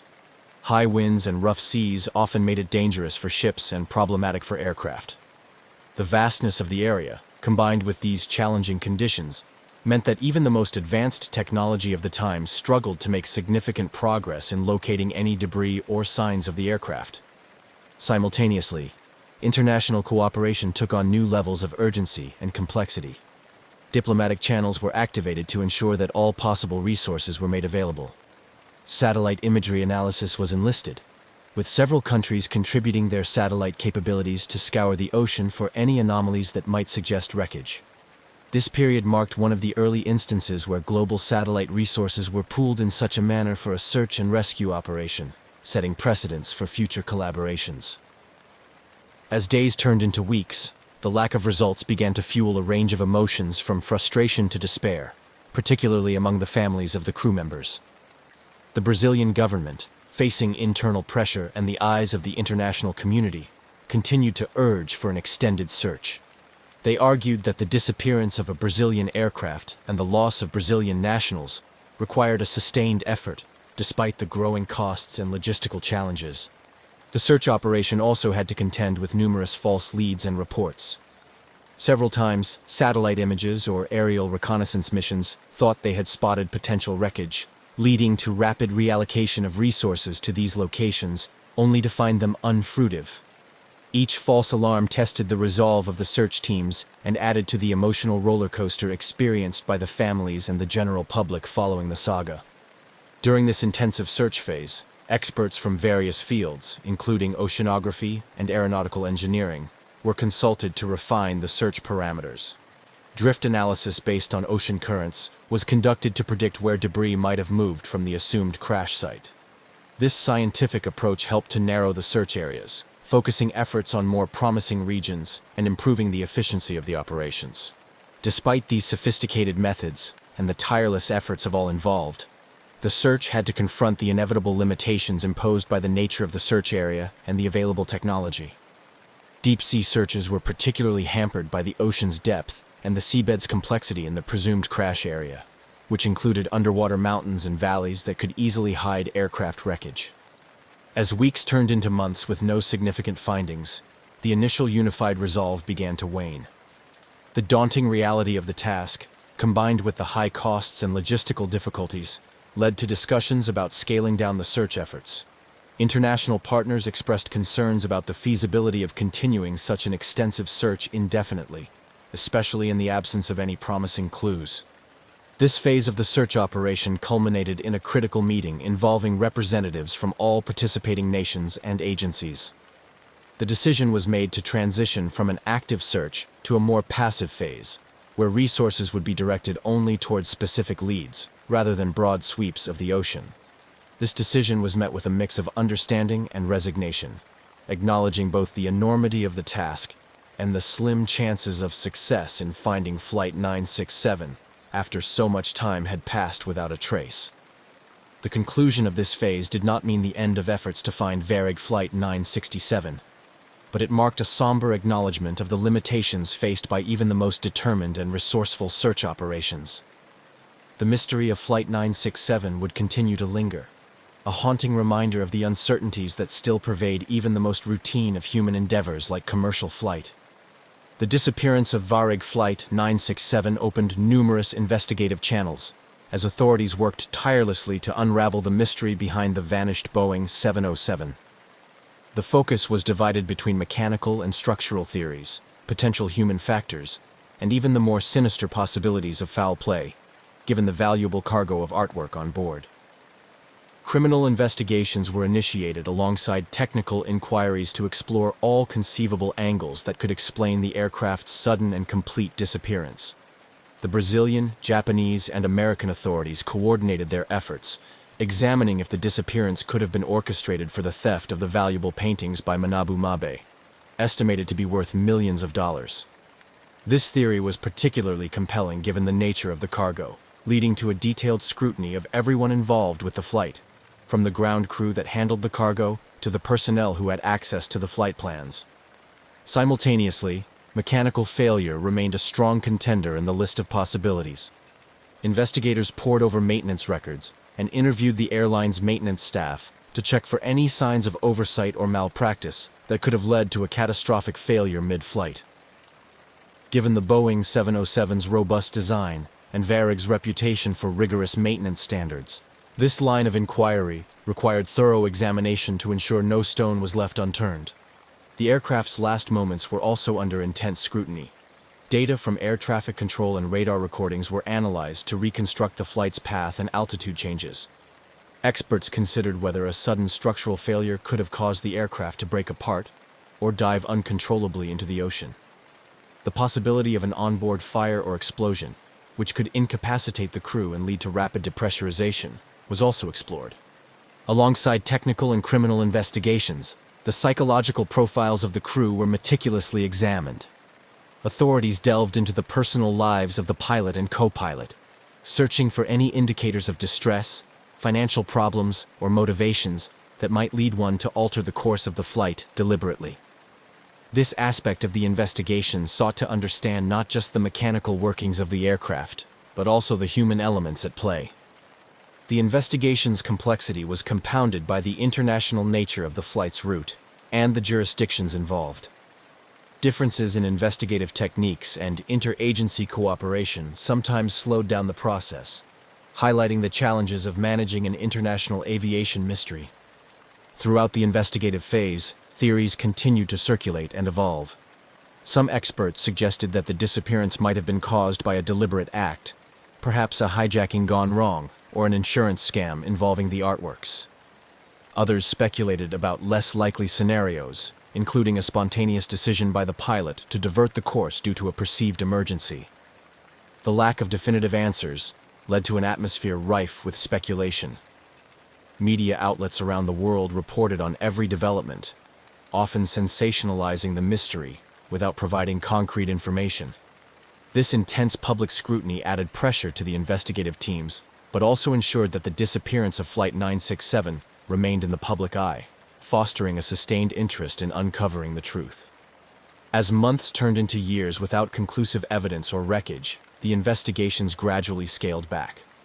However, the mystery of Flight 967 continued to engage the professional and amateur sleuth communities alike.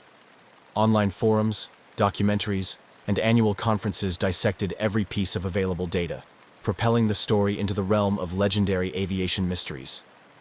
While the official investigations provided no definitive conclusions, they significantly influenced future aviation security measures and protocols for transporting valuable cargo. The disappearance of Flight 967 became a case study in aviation safety courses around the world, teaching new generations of pilots and airline executives about the complexities and unforeseen dangers of air travel. Despite the lack of closure, the investigative efforts into the disappearance of Varig Flight 967 underscored the importance of comprehensive safety and security protocols in aviation, leaving an indelible mark on the industry and continuing to inform practices to this day. As the mystery of Varig Flight 967's disappearance continued to baffle the world, its impact resonated deeply within the aviation industry, particularly in terms of security and cargo transport. The vanished Boeing 707, carrying millions of dollars worth of artwork, prompted a significant reevaluation of cargo security protocols worldwide, leading to enhanced measures designed to protect valuable air freight and ensure the safety of those tasked with its transport. The incident underscored vulnerabilities in the system that could potentially be exploited for criminal purposes. In response, international aviation bodies, including the International Civil Aviation Organization, ICAO, and individual national aviation authorities, began to intensify their focus on securing air cargo. New regulations were introduced, requiring more rigorous background checks for airport and airline personnel, especially those handling valuable or sensitive cargoes. The aim was to create a more robust barrier against theft, smuggling, and other illegal activities. Technological advancements were also accelerated as a direct consequence of the Flight 967 mystery. Innovations in tracking technology became a priority, with significant investments made into real-time tracking systems that could monitor aircraft even over remote areas like the open ocean. These systems were designed to prevent a repeat of situations where a plane could disappear without a trace, providing continuous updates on an aircraft's position, speed, and altitude.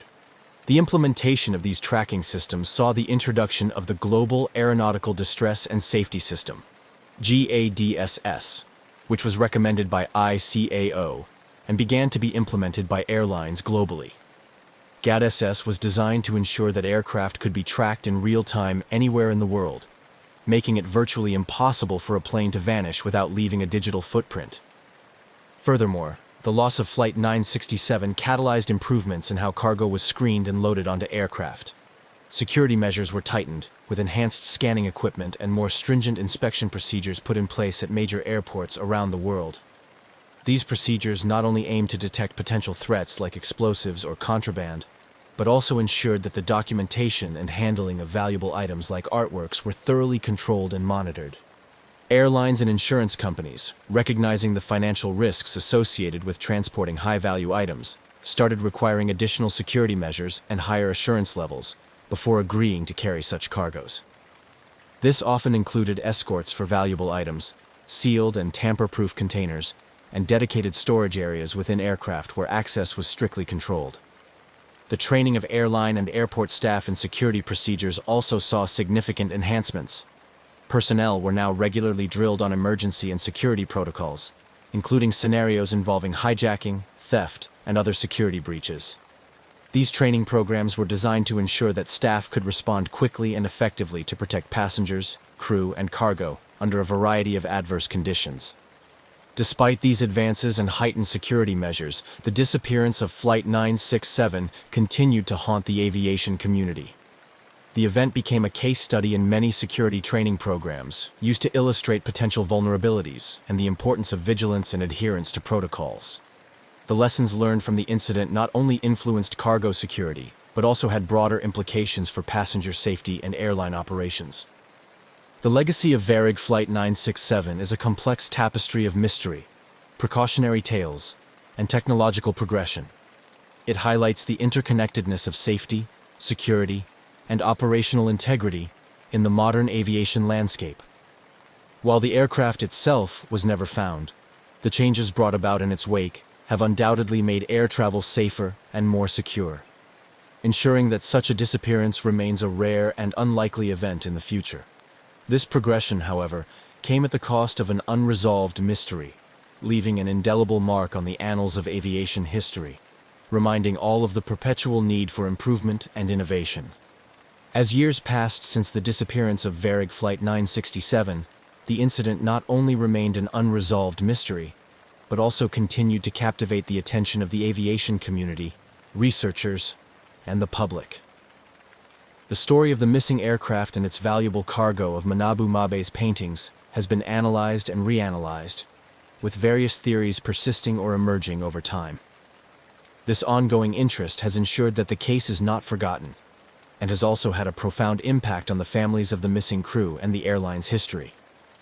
The legacy of Flight 967 is evident in how the incident has influenced ongoing discourse on aviation safety and operational transparency. Every year, new students of aviation safety study the case, using it to understand the complexities of international air travel regulations, the importance of stringent cargo security measures, and the challenges of deep-water search and rescue operations. Conferences and symposiums often feature sessions dedicated to discussing the case, focusing on what improvements have been made and what lessons can still be learned. The case of Flight 967 has also served as a critical reference point in the development of more comprehensive international cooperative frameworks for handling aviation incidents. It underscored the necessity for countries to work together seamlessly during air emergencies, which influence the protocols used today. These collaborations are crucial not only in crises, but also in regular operations, ensuring that the skies remain safe for international flights. Furthermore, the incident has left a lasting impact on the families of the crew members who were aboard Flight 967. For these families, the disappearance isn't just a historical or technical puzzle. It's a personal tragedy that has resulted in decades of uncertainty and grief. They have become advocates for improvements in how the aviation industry handles similar cases, particularly in terms of family liaison and support. Their efforts have helped to ensure that the relatives of those affected by such mysteries are treated with more consideration and given thorough, timely information. Efforts by these families and their supporters have sometimes led to renewed interest in the case, with calls for new searches or investigations when technological or methodological advancements become available.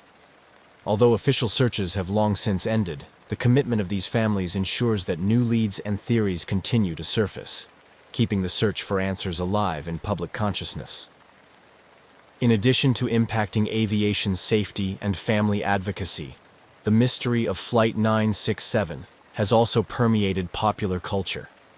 It has inspired numerous articles, books, documentaries, and even fictional representations that speculate about the fate of the aircraft. These portrayals help to maintain public interest in the case and often bring forward new theories or insights, although they can also blur the lines between fact and fiction. Despite the tragedy and the myriad challenges it presented, the disappearance of Varig Flight 967 also contributed to a broader understanding of the value and impact of art in the world of aviation cargo. The loss of Manabu Mabe's artworks was felt deeply in the art community, highlighting the need for specialized handling and transport protocols for irreplaceable items. This aspect of the legacy has led to improved practices across the logistics and insurance sectors, ensuring that artworks traveling by air are better protected today. As time moves on, the legacy of Flight 967 continues to evolve. While the mystery may never be fully solved, the lessons drawn from this tragic event remain integral to the continual improvement of international aviation safety.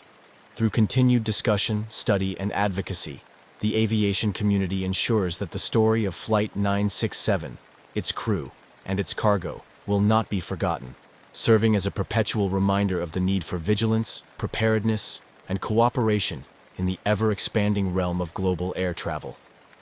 The cultural and artistic impact of the disappearance of Varig Flight 967 is a poignant chapter in the story, centered around the loss of 153 paintings by the acclaimed Japanese-Brazilian artist Manabu Mabe. These artworks, valued at several $1 million, were not merely cargo, they represented significant cultural heritage and a profound personal loss to the art community and Mabe's legacy. The vanishing of such invaluable pieces under mysterious circumstances has left a lasting mark on the art world, highlighting the vulnerabilities associated with transporting art globally. Manabu Mabe's work was known for its vibrant expressionism, a fusion of Brazilian and Japanese artistic influences that made his paintings highly sought after on the international stage. The lost artworks were being transported back to Brazil after an exhibition in Tokyo, symbolizing a cultural bridge between Asia and South America and an important career milestone for Mabe. The disappearance of these works effectively erased a significant portfolio of his career's output, impacting not just the monetary value but also the cultural and historical record of global art heritage. This loss has prompted a broader discourse within the art and logistics industries about the risks associated with transporting art. In response, there have been tightened security protocols and better risk management strategies when moving valuable artworks. Insurance companies, artists, museums, and galleries now often insist on more stringent security measures, including enhanced tracking, vetted handling, and specialized transport services that minimize the risk of loss or damage. Moreover, the mysterious circumstances surrounding the disappearance of Flight 967 have fueled creative narratives in various media. Filmmakers, novelists, and journalists have drawn upon the story, weaving narratives that blend fact with fiction, exploring themes of loss, mystery, and the immeasurable value of art. These stories question what art means to our societies and how its value extends beyond monetary worth to embody cultural and historical significance. Documentaries focusing on the disappearance have also shed light on Manabu Mabe's influence in the art world, bringing his work to audiences who might not have been aware of his contributions before the incident. These documentaries often delve into the emotional impact of the loss on the art community and Mabe's family, highlighting the personal stories intertwined with the lost artworks. They serve as a reminder of the human aspects behind the headlines, grounding the technical and investigative details of the disappearance in a narrative of personal and cultural loss. In popular culture, the story of Flight 967 and its lost cargo of artworks has taken on a mythic quality, much like the mysteries surrounding the Titanic or the Amber Room. It captivates the imagination, offering a rich tapestry for exploration in novels, films, and art exhibitions. These cultural products allow people to engage with the story on multiple levels, from thrillers that use the disappearance as a backdrop to more introspective explorations of what such a loss means to the global community. Additionally, the story of Flight 967 has had educational impacts, being used as a case study in university courses related to art history, museum studies, and logistics. It provides a real-world context to discuss the challenges and considerations of transporting art across international borders, including legal, ethical, and logistical aspects. This educational use helps prepare the next generation of curators, artists, and logistics professionals to better manage and protect cultural assets. As the years pass, the disappearance of Varig Flight 967 remains a narrative rich with unanswered questions, but also full of lessons learned and stories told. It continues to influence not only the fields of aviation and logistics, but also the arts, serving as a stark reminder of the fragility and value of cultural artifacts. This legacy ensures that despite the mystery, the significance of the event and the art lost with it will not be forgotten. On a seemingly ordinary day, Iran Air Flight 655, a civilian Airbus A300, was preparing for a routine journey across the Persian Gulf from Bandar Abbas, Iran, to Dubai, UAE. The aircraft, a symbol of modern civilian aviation, was equipped to carry a significant number of passengers in comfort and safety. Yet, on July 3, 1988, this flight would tragically transform from a routine air travel episode into a devastating international incident, forever marking a dark chapter in aviation history. The geopolitical climate of the late 1980s was fraught with tension, particularly in regions like the Persian Gulf, where strategic interests and political conflicts intersected dramatically.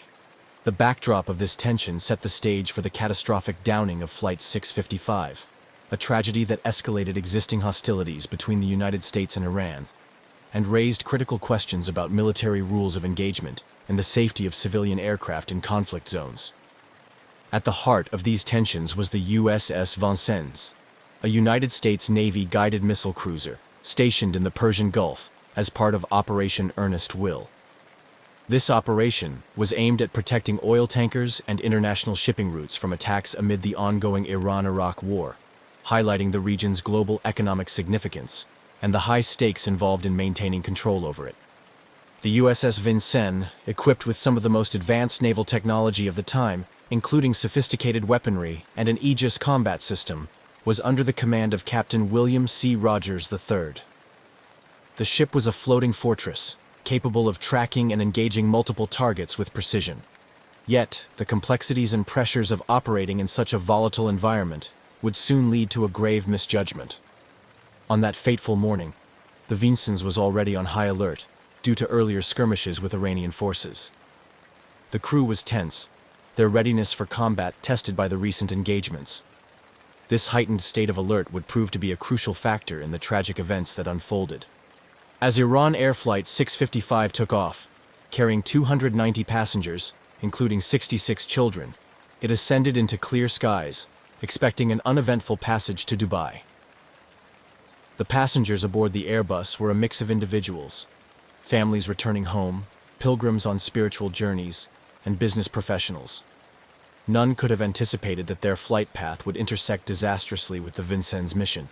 The tragic misidentification of Iran Air Flight 655 by the Vincennes' sophisticated combat systems as a hostile Iranian F-14 Tomcat jet, rather than a civilian airliner, set into motion a chain of decisions that would culminate in one of the deadliest mistakes in naval history.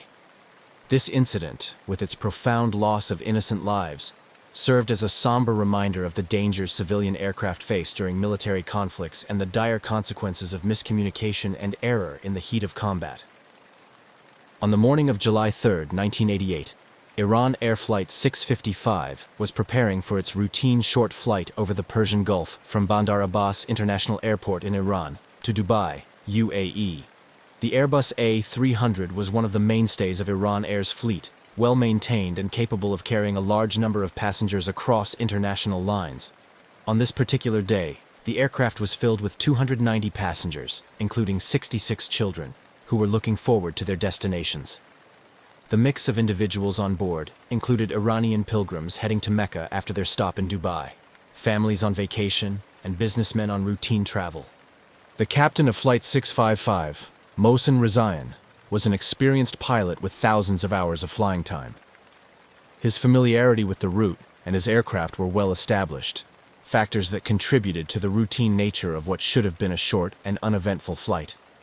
The crew's professionalism was a constant reassurance to their passengers, who trusted them with their safety across the often politically turbulent skies of the Persian Gulf. The flight crew completed their pre-flight checks with the practiced ease of seasoned professionals. The atmosphere inside the cabin was calm as passengers settled into their seats, stowed their carry-on items, and listened to the flight attendant's safety briefing. Outside, the weather conditions were ideal for flying, with clear skies and mild winds. At 10:17 a.m. local time, Flight 655 was cleared for takeoff. Meanwhile, the USS Vincennes, under the command of Captain William C. Rogers III, was on high alert. The ship, part of the United States Navy's Fifth Fleet, was armed with advanced weaponry and a sophisticated combat system designed to track and engage enemy targets efficiently. It was stationed in the Persian Gulf as part of Operation Earnest Will, which aimed to protect neutral oil tankers and international shipping lanes from attacks during the ongoing Iran-Iraq war. The Vincennes had been involved in several tense encounters with Iranian military forces in the weeks leading up to July 3rd. Earlier that day, the ship had exchanged fire with Iranian speedboats, heightening the crew's readiness and sensitivity to potential threats. The psychological pressure of continuous engagement and the perceived constant threat from Iranian forces colored the crew's judgment, setting the stage for the tragic events that would unfold. As Flight 655 ascended into the international air corridor known as the Amber Route, it entered a region heavily monitored by military radars, including those of the USS Vincennes. The standard commercial flight path of Flight 655 would take it within proximity of where the Vincennes was operating. However, in the tense atmosphere of military engagement and the heightened state of alert, the approaching civilian airliner was misidentified by the Vincennes combat systems as a potential military threat. The crew of the Vincennes observed the aircraft ascending and, due to a catastrophic series of misinterpretations and misinformation, identified it as an Iranian F-14 Tomcat fighter jet, a type previously encountered in the region.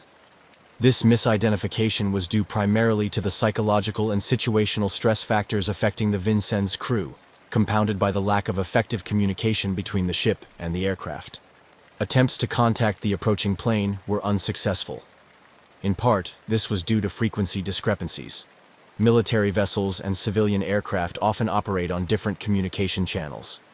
Moreover, the crew of the Vincennes, operating under the belief that they were dealing with a military jet, may have expected a different type of response than a civilian airliner could provide. In the critical moments that followed, the decision to engage was rapidly made. Believing they were acting in defense against an imminent threat, the Vincennes fired 2 surface-to-air missiles at Flight 655. Within minutes, the Airbus A300 was struck, causing it to explode and plummet into the waters of the Persian Gulf. The aftermath of the explosion was catastrophic. All 290 people aboard were killed instantly, their lives claimed by a tragic misinterpretation in a high-stakes environment. The debris of Flight 655 scattered across the water, marking the spot where the aircraft met its tragic end, and where the intersection of a routine commercial flight and a military operation in a conflict zone resulted in one of the deadliest incidents of its kind in the history of aviation. On that fateful day, July 3, 1988, as the radar officer aboard the USS Vincennes saw the blip of Iran Air Flight 655 appear on his screen, the standard operating environment quickly escalated to a crisis situation. Situated in the strategic yet volatile Strait of Hormuz, the crew was acutely aware of the potential for encounters with Iranian military forces. The intense pressure and rapid pace required for decision-making aboard the Vincennes set the stage for what would become a tragic misunderstanding. The sequence of events leading up to the tragedy was both swift and disastrous. The Vincennes was already engaged in a tense confrontation with Iranian gunboats, and the atmosphere was charged with the urgency of defense. When the Airbus A300 appeared on the radar, the Vincennes' advanced Aegis combat system tagged the plane as a potential threat. This system, designed to track and engage under extreme conditions, did not differentiate between military and civilian aircraft without specific input to do so. Captain William C. Rogers III faced the critical decision of how to respond. The standard identification protocols called for confirming the aircraft's identity before taking any aggressive action. However, amid the chaos and under the impression that they were dealing with a potential Iranian military threat, the crew attempted to contact the approaching aircraft, using military frequencies to issue warning signals, which civilian aircraft like Flight 655 were not equipped to receive properly. The efforts to communicate failed, increasing the perception of a threat. As the aircraft continued its normal flight path towards Dubai, unaware of the unfolding situation, the crew of the Vincennes interpreted its silence and the maintained flight trajectory as confirmation of hostile intent. This misinterpretation was compounded by the psychological strain on the crew, who were operating under the assumption that any delay in response could be catastrophic given the high tensions in the region. In the critical moments that followed, the decision to engage was made. Captain Rogers, weighing the perceived imminent threat against the rules of engagement, authorized the launch of 2 SM-2MR surface-to-air missiles. The decision, made under the duress of active defense during perceived wartime conditions, was aimed at neutralizing what they thought was a military threat. The missiles were launched and tracked until they struck Iran Air Flight 655, causing a catastrophic explosion. The plane disintegrated in mid-air, killing all 290 passengers and crew aboard instantly. Debris scattered across the water as the reality of the situation began to dawn on the crew of the Vincennes. The immediate aftermath was one of confusion and horror. The U.S. Navy, realizing the magnitude of the error, scrambled to assess the situation. However, the damage was irreversible, and the grim task of accounting for the civilian lives lost began. This tragic incident highlighted the dire consequences of miscommunication and the devastating impact of military engagements on civilian lives. In Iran, the reaction was one of immediate outrage and profound grief. The loss of 290 civilians, including many children, in such a horrific manner, exacerbated the already tense relations between the US and Iran. The Iranian government condemned the attack, mourning the loss of innocent lives and demanding international condemnation and justice. The incident became a symbol of American aggression and a rallying point for Iranian national sentiment. Internationally, the shootdown of Flight 655 stirred a wave of criticism against the United States. Governments and human rights organizations around the world questioned the protocols and the judgment that led to the use of lethal force against a civilian airliner. The tragic mistake prompted calls for a thorough investigation and a re-evaluation of military rules of engagement to prevent similar incidents in the future. The downing of Iran Air Flight 655 remains a poignant reminder of the perilous intersection of military operations and civilian aviation, underscoring the need for stringent measures to protect innocent lives in conflict zones. The tragedy has had a lasting impact on international relations and military protocols, serving as a grave lesson in the costs of warfare and the absolute necessity for vigilant, informed command decisions in combat situations. The destruction of Iran Air Flight 655 by the USS Vincennes reverberated through the corridors of power in Washington and Tehran, sparking a complex aftermath characterized by political turmoil, international outrage, and profound grief. The immediate response from the U.S. military and government was a mix of defensive posturing and cautious regret, reflecting the delicate balance between national security interests and the tragedy of civilian casualties. Immediately following the incident, the United States Navy conducted a preliminary internal investigation to understand the sequence of events that led to the tragedy. The initial statements from the U.S. government were carefully worded, emphasizing the tense situation in the Persian Gulf and the Vincennes crew's belief that they were engaging a hostile Iranian military aircraft. Captain Rogers, commanding officer of the Vincennes, and his crew were initially defended by U.S. officials who highlighted the challenging conditions under which they operated. However, as details of the shootdown became clearer, the U.S. administration faced increasing pressure to address the incident more fully. President Ronald Reagan expressed deep regret over the loss of life, but stopped short of a formal apology, citing the need for further investigation. The administration's stance was seen by many as an attempt to mitigate diplomatic fallout, without fully acknowledging the extent of the error. In Iran, the reaction was one of immediate and profound indignation. The Iranian government condemned the downing of Flight 655 as a barbaric act and a gross violation of international law. The incident was portrayed in the Iranian media as a deliberate attack, exacerbating anti-American sentiment and rallying public support against the U.S. Mourning turned into anger as thousands took to the streets in Tehran and other cities to protest against what they saw as an act of aggression. The Iranian leadership used the tragedy to reinforce their narrative of victimization by Western powers, particularly the United States, which served to strengthen the regime's domestic standing at a time when it was still recovering from the prolonged and bloody Iran-Iraq War. Ayatollah Khomeini, the supreme leader of Iran, described the incident as an example of American savagery and declared that it exposed the true face of the United States to the world. Internationally, the incident drew widespread condemnation.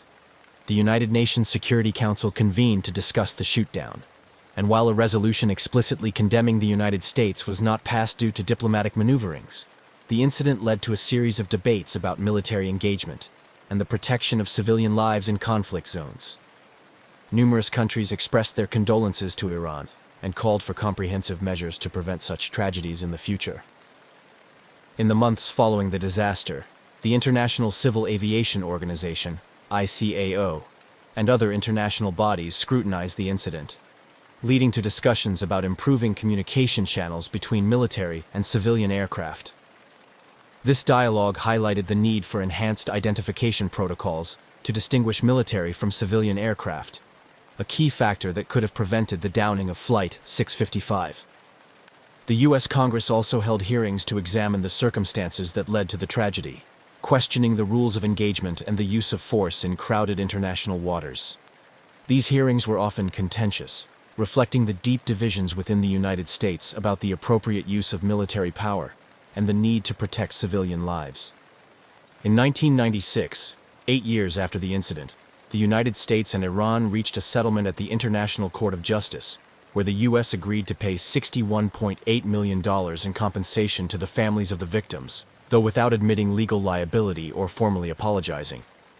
The settlement was part of a broader attempt to thaw relations between the two nations, although deep-seated mistrust and unresolved issues continued to plague U.S.-Iran interactions. The downing of Iran Air Flight 655 remains a significant event in the history of U.S.-Iran relations, embodying the tragic potential for misunderstanding and unintended consequences in high-stakes military operations. The political, legal, and diplomatic efforts to address the aftermath of the incident have shaped international aviation and military engagement rules, serving as a somber reminder of the importance of rigor, caution, and clarity in military operations around the world. The investigation into the downing of Iran Air Flight 655 was a complex and contentious process, involving multiple international stakeholders and fraught with geopolitical implications. The aftermath of the incident necessitated a thorough inquiry to determine the causes and contributing factors that led to such a catastrophic error by the USS Vincennes. The U.S. Navy conducted its initial investigation shortly after the incident. This inquiry aimed to piece together the events leading up to the missile strike and evaluate the decision-making processes of Captain Rogers and his crew. The investigation acknowledged that the crew had misidentified the civilian airliner as a military threat, specifically an Iranian F-14 Tomcat jet. However, the findings also highlighted the high-pressure environment under which the crew operated, citing the perceived threat of Iranian attacks and the intense psychological strain of their mission in the Gulf. Simultaneously, the International Civil Aviation Organization, ICAO, launched its own independent investigation, focusing on the safety protocols and communication failures that contributed to the tragedy. This investigation scrutinized the radar systems and the protocols used by the USS Vincennes, examining how a sophisticated Aegis combat system could mistake a large climbing Airbus A300 for a descending fighter jet. The ICAO's findings were critical in understanding the technical limitations and human errors in complex combat systems. These investigations revealed a series of critical missteps and misunderstandings. The USS Vincennes had been operating in a declared war zone and was on high alert due to previous skirmishes with Iranian forces earlier that day. This context contributed to the crew's heightened defensive posture and readiness to engage perceived threats rapidly. Furthermore, the investigation found that the Vincennes radar operators had misinterpreted the standard commercial airliner's flight profile, mistaking its larger radar signature and steady ascent as aggressive maneuvers. Compounding these errors were failures in communication. Flight 655 was transmitting on a civilian air traffic control frequency, not the military frequencies monitored by the Vincennes. Attempts by the Vincennes to warn the aircraft used military channels, which the civilian plane was not equipped to receive. Additionally, psychological factors such as confirmation bias and tunnel vision exacerbated the crew's misjudgment, as they interpreted incoming data through the lens of an expected military confrontation. The findings of these investigations led to significant controversies and debates. In Iran, the U.S. Navy's explanation was met with skepticism and outrage, perceived as an inadequate response to the loss of 290 civilian lives. Many Iranians saw the incident not as an error, but as an intentional act, reinforcing deep-seated animosity and distrust towards the United States. Internationally, the incident sparked a broader discussion about the rules of engagement and the protection of civilian lives in conflict zones. The tragedy highlighted the need for clearer differentiation between military and civilian air traffic, leading to calls for enhanced identification protocols and improved communication systems to prevent similar incidents in the future. In response to the global outcry and the internal reviews suggesting procedural failures, the U.S. military took steps to revise its rules of engagement and bolster the training of its personnel, especially in the identification and engagement of air targets.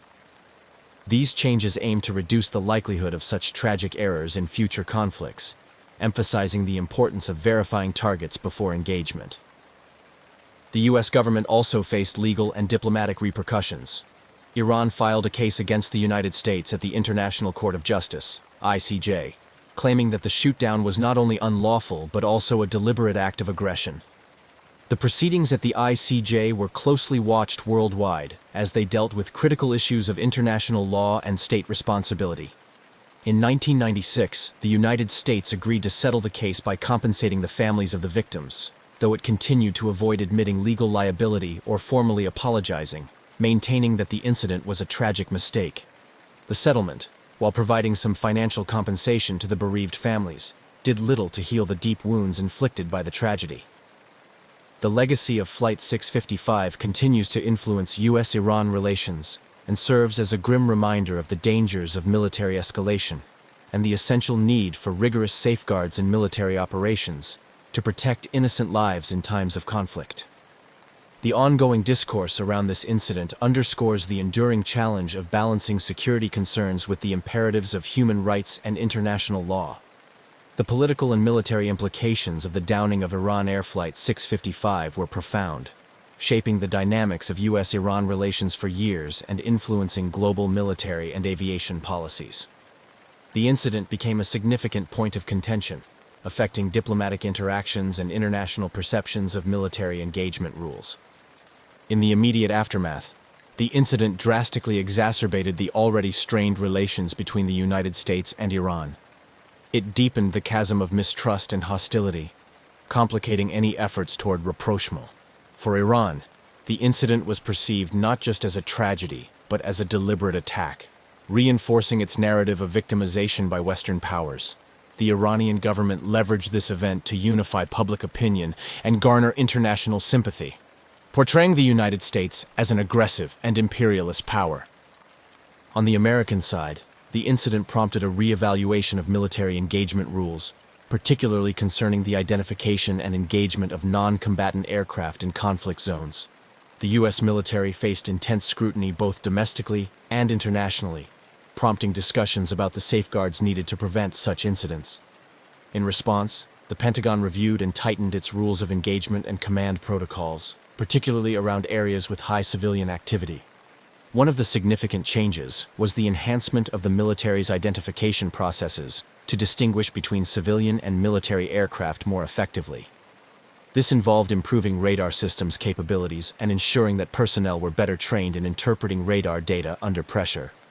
The military also increased its emphasis on using multiple sources of information to confirm the identities of potential targets before engaging them. These changes were partly influenced by the broader shift towards more stringent standards for accountability within military operations worldwide. The incident underscored the necessity for robust checks and balances in military decision-making processes, especially in scenarios where the risk of civilian casualties is high. Internationally, the shootdown had ramifications for global aviation safety. It highlighted the vulnerability of civilian aircraft flying in or near conflict zones, and led to calls for improved communication between civilian and military entities. This led to increased cooperation between the International Civil Aviation Organization, ICAO, and various military organizations to enhance civilian aircraft safety during military conflicts. Procedures and technologies for better tracking and communication were developed, aimed at preventing similar tragedies. Moreover, the incident influenced international law regarding military engagements and the protection of civilians in armed conflict zones. It became a case study in numerous international law programs and military academies discussed for its legal, ethical, and procedural implications. The discussions often focused on the balance between national security interests and the need to protect civilian lives, shaping future legal frameworks and conventions. The diplomatic fallout from the incident continued to linger, impacting U.S.-Iran relations for decades. The lack of a formal apology from the U.S. government was particularly contentious, seen by many in Iran as an indicator of insincerity in addressing the consequences of the shootdown. This perception hindered diplomatic dialogue and contributed to the cyclical escalation and de-escalation of tensions between the two countries. Despite the passage of time, the legacy of Iran Air Flight 655 remains a poignant reminder of the catastrophic consequences of military miscalculations. The incident continues to be referenced in discussions about military ethics, the rules of engagement, and the importance of safeguarding civilian lives in times of conflict. It serves as a somber lesson in the importance of vigilance, precision, and accountability in military operations, ensuring that the memory of those lost continues to inform and guide future military and diplomatic endeavors. The legal and ethical ramifications of the downing of Iran Air Flight 655 are as complex as they are profound. In the years following the incident, a series of legal actions and diplomatic negotiations highlighted the challenges of addressing such a tragedy within the frameworks of international law and bilateral relations.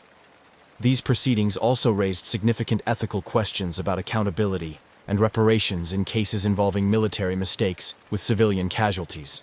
In the aftermath of the tragedy, Iran sought justice and compensation through international legal avenues, claiming that the downing was not only a tragic accident, but a gross violation of international law. Iran filed a case against the United States at the International Court of Justice, ICJ, demanding accountability and reparations for the victims' families.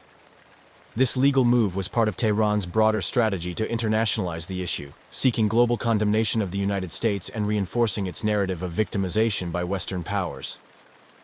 The United States, while expressing regret over the loss of innocent lives, maintained that the incident was a tragic mistake during a complex combat situation. Initially, the U.S. government resisted admitting legal liability, framing the event as an unfortunate consequence of wartime operations in a high-threat environment. This stance was heavily criticized, both domestically and internationally, as it seemed to sidestep the broader issues of military accountability and the importance of safeguarding civilian lives. In 1996, after years of legal and diplomatic wrangling, a settlement was reached at the ICJ, where the United States agreed to pay $61.8 million, equivalent to $213,103.45 per passenger, as compensation to the families of the victims. This settlement, while significant, did not include an admission of legal liability or a formal apology from the U.S. government, which continued to impact the perception of the U.S. response both in Iran and among the international community. This resolution raised numerous ethical questions about the value of human life and the extent to which monetary compensation can serve as reparation for the loss of loved ones. It also highlighted the limitations of international law in dealing with incidents where military actions lead to civilian casualties. Many argued that the settlement, while providing some form of compensation, did little to address the underlying issues of military engagement rules and the protection of civilians in conflict zones. The ethical considerations surrounding the incident also extended to discussions about the rules of engagement and the responsibilities of military forces operating in civilian-populated areas or international airspaces. The tragedy underscored the need for clear guidelines that prioritize the protection of civilian lives and stricter controls on military responses to perceived threats. Furthermore, the incident has been a case study in ethics courses and military training programs, often discussed in the context of moral decision-making under pressure. It serves as a grim reminder of the high stakes involved in military operations and the profound ethical obligations of military personnel to make decisions that minimize harm to civilians. Reflecting on the legal and ethical implications of the Iran Air Flight 655 tragedy reveals a complex tapestry of human rights, international law, military ethics, and diplomatic relations. It highlights the ongoing challenges in achieving true accountability and justice in international incidents, and underscores the importance of ethical leadership and rigorous training in preventing similar tragedies in the future. The downing of Iran Air Flight 655 remains a poignant reminder of the tragic intersections between military operations and civilian aviation, a historical event that continues to evoke pain, provoke thought, and stir debates decades after the incident. The memories of the 290 lives lost on that fateful day have been immortalized through various memorials and remembrance ceremonies, both in Iran and around the world, serving as somber tributes to the victims and constant reminders of the need for vigilance in military engagements. In Iran, the tragedy of Flight 655 is commemorated annually with ceremonies that pay homage to the victims. These events are not only moments of mourning, but also of collective reflection on the broader implications of the incident for Iranian society and international relations. The crash site in the Persian Gulf has become a sacred space, marked by memorials that stand as a testament to the lives lost. Families of the victims and political leaders often gather here to honor the memory of those who perished, reiterating calls for peace and the protection of civilian lives in conflict zones. The legacy of Flight 655 also extends into ongoing diplomatic tensions between the United States and Iran. The incident is frequently cited in discussions of U.S.-Iran relations, symbolizing for many the deep-seated mistrust and animosity that complicates dialogue between the two nations. Even as diplomatic efforts are made to thaw relations, the shadows of past grievances, including this tragedy, loom large, influencing perceptions and interactions at diplomatic levels. Moreover, the downing has had a lasting impact on international aviation safety and military protocols. It prompted significant changes in the rules of engagement for military forces around the world, particularly concerning the identification of civilian aircraft in conflict zones. The tragedy underscored the critical need for robust systems and checks to prevent misidentification and ensure the safety of civilian air traffic. These improvements have been crucial in preventing similar incidents, contributing to safer skies for international air travel. Academically and in policymaking circles, the incident is studied as a case of what can go wrong when high-stakes military decision-making intersects with civilian life. It serves as a crucial case study in international relations and military ethics courses, helping to educate new generations of military officers, diplomats, and international lawyers about the complexities of engagement in globalized contexts. The lessons learned from the incident continue to influence policies aimed at enhancing the accountability of armed forces and reinforcing the norms of international humanitarian law. Legal frameworks and international conventions have also been influenced by the fallout from the Flight 655 tragedy. The incident has played a role in shaping international legal standards regarding state responsibility and compensation for wrongful acts, reinforcing the principles that govern state actions in international airspace and the treatment of civilians during military operations. These legal precedents continue to be relevant in contemporary conflicts, where the distinction between combatants and non-combatants can often be blurred. In sum, the legacy of Iran Air Flight 655 is multifaceted. It is remembered as a painful incident that resulted in unnecessary loss of life, but also as a catalyst for change in international military and aviation protocols. The tragedy remains a critical reference point in discussions about the moral and legal dimensions of military actions, serving as a somber reminder of the need for perpetual vigilance, rigorous training, and the moral courage to make decisions that prioritize human life. As such, the story of Flight 655 is not just a historical footnote, but a continuing influence on how military and civilian interactions are managed in an increasingly complex global landscape. On a beautiful morning in 1970, a small Cessna aircraft, gleaming under the early sunlight, prepared for a routine flight that was soon to enter the annals of aviation mysteries. The pilot, an experienced aviator with a penchant for exploring the skies, conducted his pre-flight checks with meticulous attention. Little did he know, his upcoming journey over the Bermuda Triangle would challenge the boundaries of his understanding of time and space, turning a standard flight into a perplexing puzzle that continues to intrigue enthusiasts and experts alike. The pilot, whose passion for flying was matched only by his curiosity for the unknown, was no stranger to the legends surrounding the Bermuda Triangle. Yet, his scientific mind required more than anecdotal tales to sway his skepticism. Today's flight, originating from a small airstrip in Florida, was charted along a course that would take him directly over one of the most discussed regions in maritime and aerial folklore. His plan was straightforward: fly to the Bahamas, a trip he had made numerous times before, albeit never directly passing through the heart of the triangle. As he loaded his gear into the cockpit, the morning air was still and the sky clear, conditions that promised an uneventful journey across the serene Atlantic waters. The aircraft's instruments, all functioning within their optimal ranges, showed no sign of the drama that would soon unfold. His flight log was meticulous, documenting every detail, from fuel levels to the expected time of arrival, based on standard flight speeds and known weather conditions.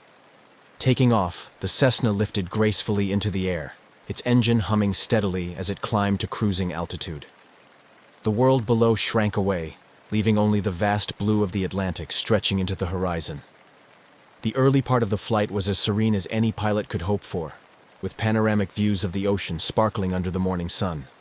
However, As the aircraft edged closer to the coordinates that marked the Bermuda Triangle, a subtle change began to permeate the cockpit. The first sign was a flicker in the dashboard instruments. Dials twitched erratically, and the radio static increased.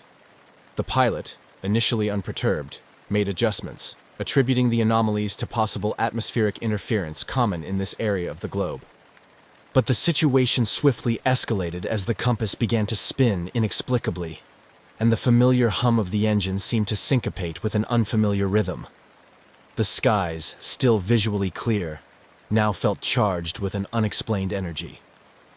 Trying to maintain his course, the pilot felt a growing sense of disorientation, as if the very essence of time and space around him was warping. In his headset, the crackle of static grew louder, punctuated by what seemed like distant voices cutting in and out, an auditory illusion in an otherwise empty expanse. His trained instincts told him to trust his instruments, but they were becoming increasingly unreliable. Glancing at his watch, he noted the time, planning to cross-check it with the flight duration to gauge any discrepancies upon landing. As quickly as it began, the phenomenon ceased. The instruments stabilized as suddenly as they had faltered, the radio cleared, and the Cessna resumed its steady drone. Shaken but focused, the pilot continued toward his destination, now vigilant for any further abnormalities. Upon landing, the reality of what had transpired hit with full force. His flight, by all logical accounts supposed to last over 3 hours, had recorded barely an hour and a half. The confusion was palpable as he tried to reconcile the discrepancy. His initial disbelief was echoed by the ground crew at the Bahamas airstrip, who were equally baffled by the early arrival. This bewildering experience marked the beginning of a series of investigations and theories. Had the pilot traversed a shortcut through time and space? Was this merely an anomaly in instrumentation? Or had he experienced a rare but natural meteorological phenomenon? As the story of his flight spread, it sparked debates and drew attention from around the world, adding another layer of mystery to the already infamous Bermuda Triangle. The pilot, once a staunch skeptic, found himself pondering the limits of human understanding and the vast, unexplained mysteries that still lie beyond our reach in the skies. As the Cessna gracefully crossed into the airspace above the Bermuda Triangle, the pilot felt a mix of anticipation and skepticism. Known for its history of mysterious disappearances and unexplained phenomena, the Triangle has long captured the imagination of pilots and sailors alike. However, for this pilot, a man of science and logic, the myths and legends associated with this region were just that, stories without empirical evidence. Nonetheless, as he entered this notorious zone, the clear skies and calm seas seemed to belie the Triangle's ominous reputation. The route planned for that day was one he had flown on the edges of, but never directly through the heart of the Triangle. Today's flight path took him directly over its center, a decision made partly out of necessity, and partly from a curiosity that he hadn't admitted to himself until now. The early part of his journey had been uneventful, with the aircraft performing flawlessly and the weather conditions ideal for a smooth flight. However, as he progressed deeper into the Triangle, subtle anomalies began to manifest.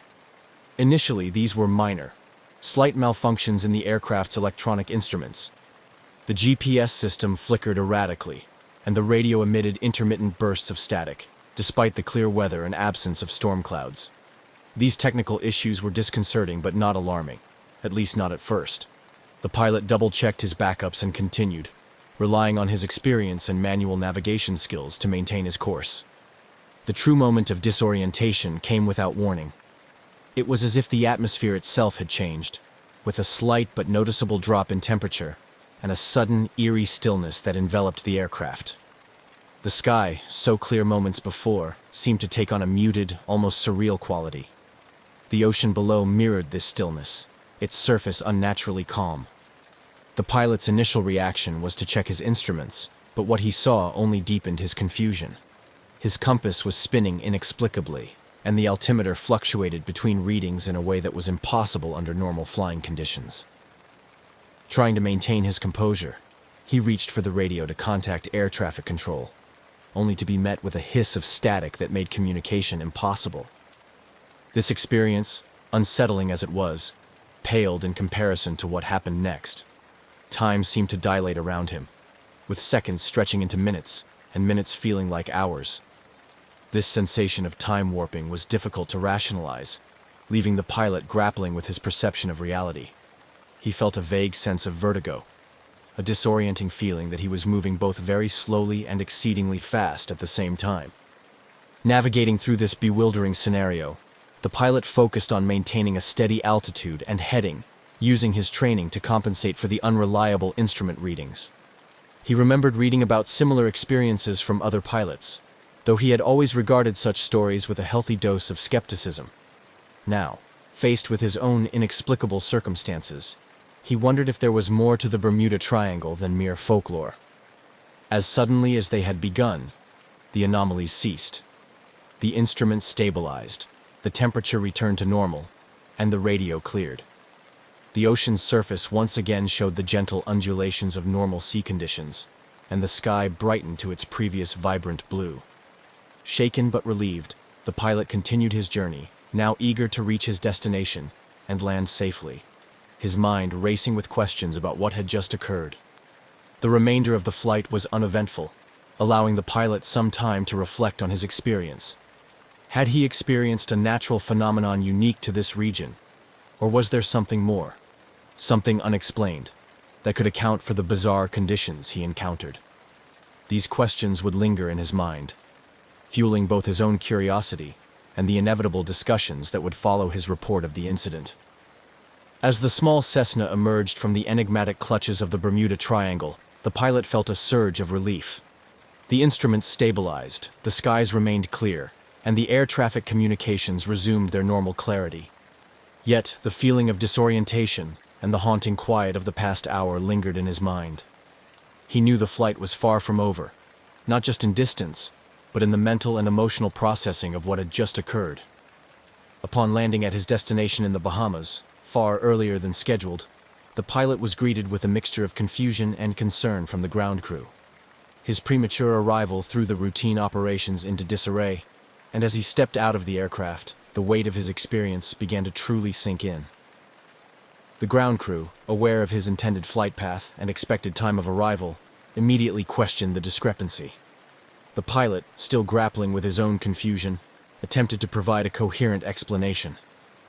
The discrepancy in time was stark. According to the clocks on the ground and the flight logs, the journey that should have taken over 3 hours was completed in just under 90 minutes.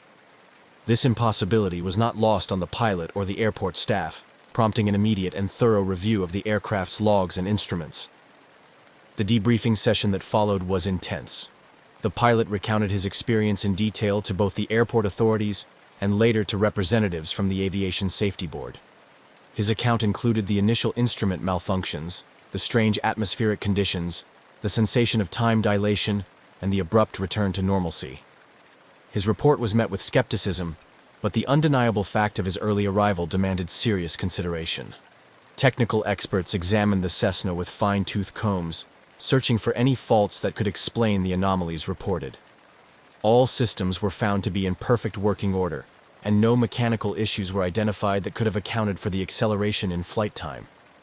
The GPS data, recovered from the onboard navigation system, confirmed the aircraft's accelerated passage through the designated flight path, further deepening the mystery. The situation called for an investigation that went beyond routine mechanical checks. Meteorologists and physicists were consulted to understand if unusual atmospheric conditions could have created a kind of jet stream, or if known phenomena like gravity waves could explain the time discrepancy. However, all scientific explanations fell short of providing a satisfactory answer. The conditions reported by the pilot, particularly the spinning compass and fluctuating altimeter, suggested influences beyond standard meteorological or geographic anomalies. As the aviation community began to buzz with discussions over the incident, the story of the pilot's mysterious flight attracted attention beyond the immediate stakeholders. The media caught wind of the story, and soon it was being reported across various platforms, inciting a flurry of speculation and intrigue. The Bermuda Triangle's notorious reputation for mysterious disappearances and unexplained phenomena provided fertile ground for theories, ranging from rational skeptical inquiries to wild speculations about supernatural occurrences. Amid the growing public fascination, the pilot found himself at the center of a whirlwind of attention. His experience was dissected and debated in online forums, television specials, and by experts in aeronautics and meteorology. Some embraced his account as possible evidence of an unexplained anomaly associated with the Bermuda Triangle, while others dismissed it as an error in perception or an exaggeration. However, within the scientific community, a few were intrigued enough to propose more radical theories. These included the possibility of a temporary rift in the space-time continuum, or an encounter with a rare natural anomaly that had yet to be understood or documented. These theories, while speculative, opened the door to further research and discussion about the limits of current understanding of physics and atmospheric science. Throughout this period, the pilot cooperated fully with all inquiries, maintaining his stance that his experience was accurately reported despite the absence of a clear explanation. His credibility as a seasoned pilot lent weight to his account, forcing even the most skeptical to consider the possibilities of what might have occurred during that anomalous flight. As the investigation continued without definitive conclusions, the incident remained a fascinating topic of discussion, a case study that challenged existing knowledge and expanded the dialogue about the mysterious forces that might operate within the infamous Bermuda Triangle. The pilot's story, marked by both his personal integrity and the unexplained phenomena, continued to resonate, offering a compelling narrative of mystery and exploration at the edges of human understanding and scientific explanation. After landing well ahead of schedule under mysterious circumstances, the pilot found himself not just physically disoriented, but at the center of a rapidly unfolding drama that questioned the very laws of physics. As he disembarked from his Cessna, the sense of reality slowly seeping back in, his mind raced with possibilities, each more confounding than the last. The ground staff at the Bahamas airport met him with a mix of skepticism and awe as the word of his inexplicable journey began to spread. The airport's operations room turned into an impromptu briefing area where aviation authorities began a more formal debriefing. They reviewed the aircraft's logs and interviewed the pilot extensively, noting every detail of his account. The aviation experts on hand were initially dubious, suspecting an error in the flight's timing or a malfunction of the aircraft's tracking systems. However, as they delved deeper, the data corroborated the pilot's story. The timings, the flight path, everything he recounted was consistent with the logs. As news of the incident spread, it attracted a barrage of media attention. Journalists, intrigued by the story, descended on the airport, eager for interviews with the pilot and any officials willing to comment. The pilot, still grappling with his own understanding of the event, faced cameras and repeated his story. Each retelling added more layers to the already thick fog of mystery surrounding his flight. The coverage soon ballooned into a sensational news story, with headlines touting the pilot as the man who outran time. Speculation ran rampant, with theories about wormholes, alternate dimensions, and even extraterrestrial intervention being bandied about in the press and on television. The Bermuda Triangle's notorious reputation for unexplained disappearances and bizarre occurrences provided fertile ground for such theories, and the public lapped up every conceivable explanation, no matter how far-fetched. Amidst the media frenzy, serious investigative work continued. The pilot's aircraft was subjected to rigorous mechanical checks, with experts from the Cessna manufacturer brought in to ensure no stone was left unturned. They examined the aircraft's engine, avionics, and structural integrity, but found no abnormalities that could explain the acceleration in travel time. The GPS and other navigation systems were also scrutinized and found to be in perfect working order, deepening the enigma. Aviation analysts and experienced pilots weighed in, discussing the possibilities of rare meteorological phenomena that could have influenced the flight. Some suggested highly localized wind currents that might have pushed the plane at an unusually high speed, while others theorized about unrecognized atmospheric anomalies specific to the Bermuda Triangle area. The scientific community, generally skeptical of supernatural explanations, urged caution and a focus on plausible scientific explanations. Discussions ensued about the limits of current understanding of atmospheric sciences, and some researchers proposed studying the Bermuda Triangle area more extensively, hypothesizing that unknown natural phenomena could be at play. As weeks turned into months, the incident continued to be a hot topic of discussion at conferences and seminars, in academic circles, and among the general public.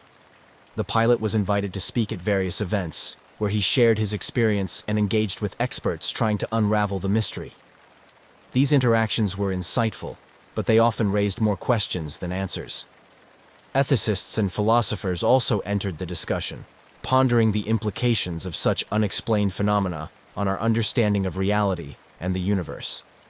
They debated questions about the nature of time and space, and how humanity's grasp of these concepts shapes our understanding of the world. The pilot's story became a case study in the broader debate about the known and the unknown. Throughout this period, the pilot maintained a level-headed demeanor, his credibility bolstered by his detailed and consistent recounting of the event, and by the empirical data that supported his story. Despite the wild theories and media sensationalism, he remained focused on a rational explanation, hoping that ongoing research and dialogue in the scientific community would eventually uncover a logical reason for his bizarre and unprecedented flight experience. As the story aged, it remained a compelling mystery, emblematic of the human quest for knowledge and understanding in the face of the inexplicable. The time-warped flight not only challenged scientific assumptions, but also captured the imagination of people around the world, reminding everyone that the universe still holds many secrets, waiting to be discovered.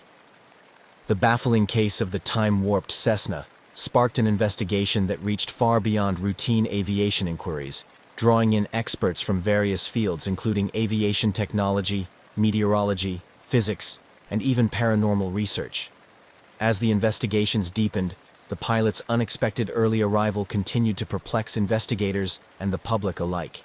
The official inquiry was spearheaded by aviation authorities, who first ensured that all data from the aircraft's instruments and flight logs were meticulously analyzed. They verified times, altitudes, and airspeeds recorded by the onboard equipment against the pilot's account and external sources, such as radar tracks and communications logs. All the evidence consistently supported the pilot's narrative. His flight had indeed covered the expected distance in roughly half the expected time, with no detectable increase in airspeed or any unusual maneuvers recorded. To further complicate matters, the mechanical inspection of the aircraft revealed no modifications or anomalies that could have inadvertently increased the plane's speed. The engines, airframe, and electronic systems were all found to be standard and fully functional, showing no signs of tampering or malfunction that could explain the phenomenon. With mechanical and instrumental errors ruled out, investigators turned to environmental factors. Meteorologists were consulted to analyze weather conditions on the day of the flight, specifically looking for unusual atmospheric phenomena that could have contributed to the anomaly. This inquiry looked into rare occurrences like jet streams or sudden wind shears that might account for rapid transit, but nothing out of the ordinary was recorded in the weather data for that region on the day in question. Physicists also joined the investigation, intrigued by the possibility of unknown scientific phenomena. They explored concepts ranging from gravitational anomalies to more speculative ideas like spatial distortions, or the existence of a previously undocumented type of atmospheric tunneling effect. However, these theories remained speculative, with no empirical data to support them, leaving the scientific community both baffled and fascinated. Parallel to the scientific and technical investigations, the story attracted the attention of paranormal enthusiasts and theorists who linked the incident to the Bermuda Triangle's notorious reputation for mysterious occurrences. This angle was popular in the media and among the public, leading to a proliferation of sensationalist theories involving time slips, dimensional gateways, and other science fiction-like explanations. Television documentaries and online forums speculated wildly about the pilot's experience, drawing connections to past disappearances and unexplained events in the Triangle. The fervor around these theories prompted a broader discussion about the reliability of anecdotal evidence and the scientific approach to unexplained phenomena. Skeptics and believers alike debated the merits of pursuing investigations into what some considered to be pseudoscience, while others argued for the importance of keeping an open mind to all possibilities in the face of inexplicable evidence. As the months passed, the incident remained unsolved but became a case study in the limitations of current scientific understanding. Academics and researchers used the event as a springboard to discuss how science addresses anomalies and the role of unexplained phenomena in advancing scientific inquiry.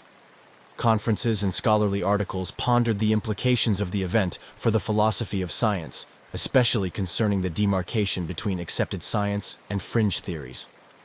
Ultimately, the official investigation concluded without a definitive explanation for the pilot's premature arrival. The final report stated that while all known possibilities had been exhaustively explored, the incident still lacked a satisfactory scientific explanation. It recommended ongoing monitoring of similar incidents and encouraged further research into atmospheric and environmental conditions in the Bermuda Triangle. This unresolved conclusion left the door open for continued speculation and interest. The pilot's story remained a captivating mystery, emblematic of the enduring human fascination with the unknown and the limits of our understanding. As a result, the incident continued to inspire both caution and curiosity among pilots and scientists, serving as a reminder of the vast mysteries that still lie beyond the reach of current scientific explanations. As the enigmatic story of the time-warped Cessna circulated, it inevitably sparked a broader conversation about the implications of such unexplained phenomena on both political and military strategies, especially considering its occurrence in the Bermuda Triangle, a region shrouded in mystery and often associated with navigational anomalies. The intense public and media interest in the pilot's story brought the Bermuda Triangle back into the spotlight, prompting authorities to reconsider the navigational warnings and monitoring systems in place for the region. Historically viewed by some as merely a collection of myths, the Triangle's reputation was bolstered by this incident, leading to calls for more rigorous scientific investigations into the area.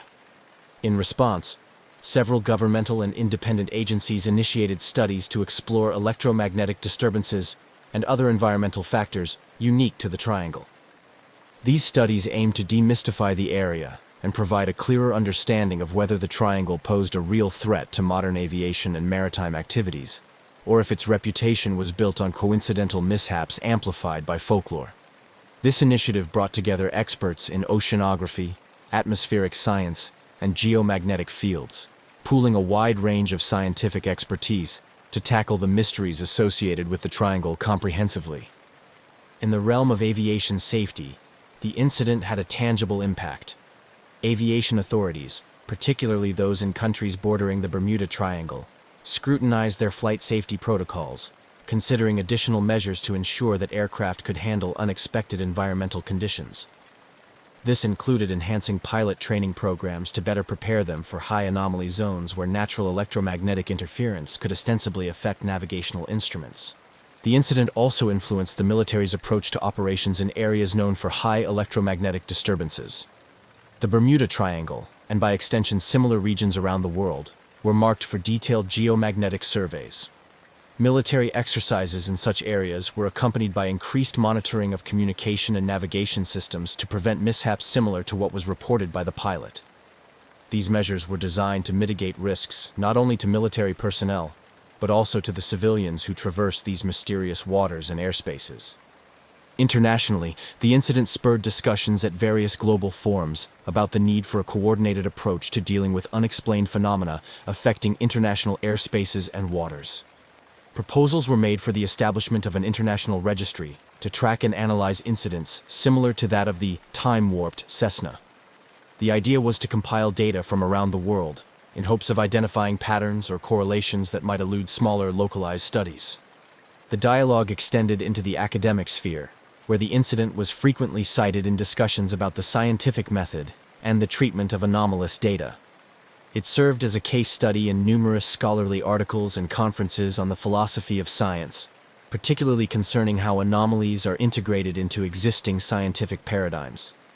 This discourse highlighted the dynamic nature of scientific inquiry, its capacity for self-correction and adaptation in the face of new, challenging evidence.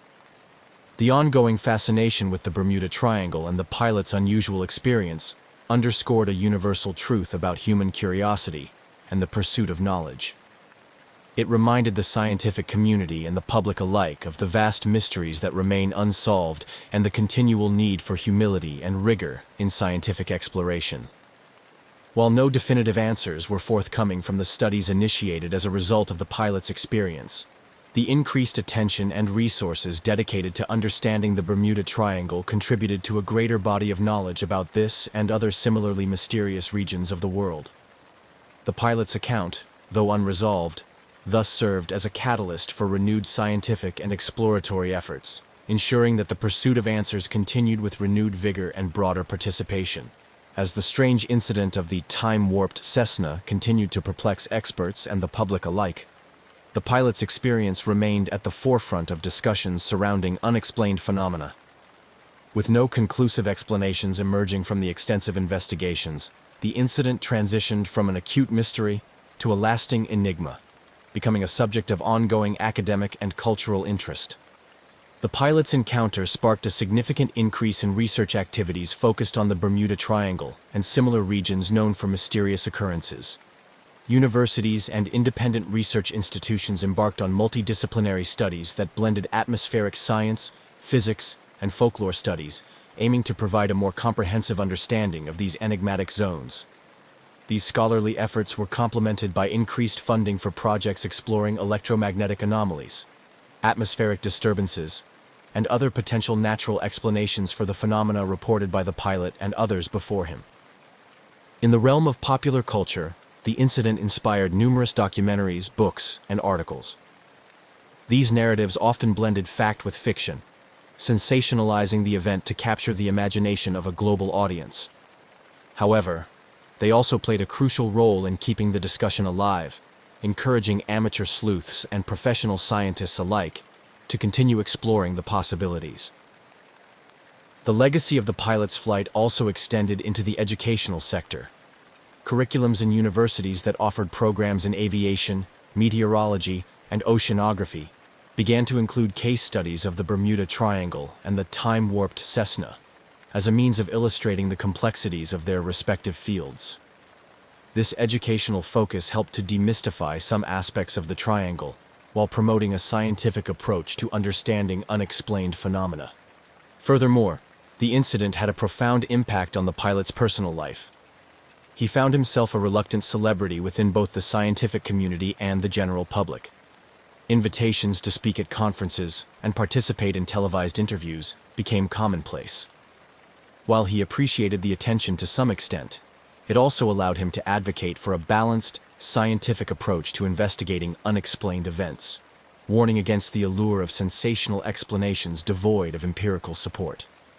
This advocacy was particularly poignant in forums dedicated to aviation safety, where the pilot used his platform to discuss the importance of rigorous training and preparation for dealing with unexpected situations in flight.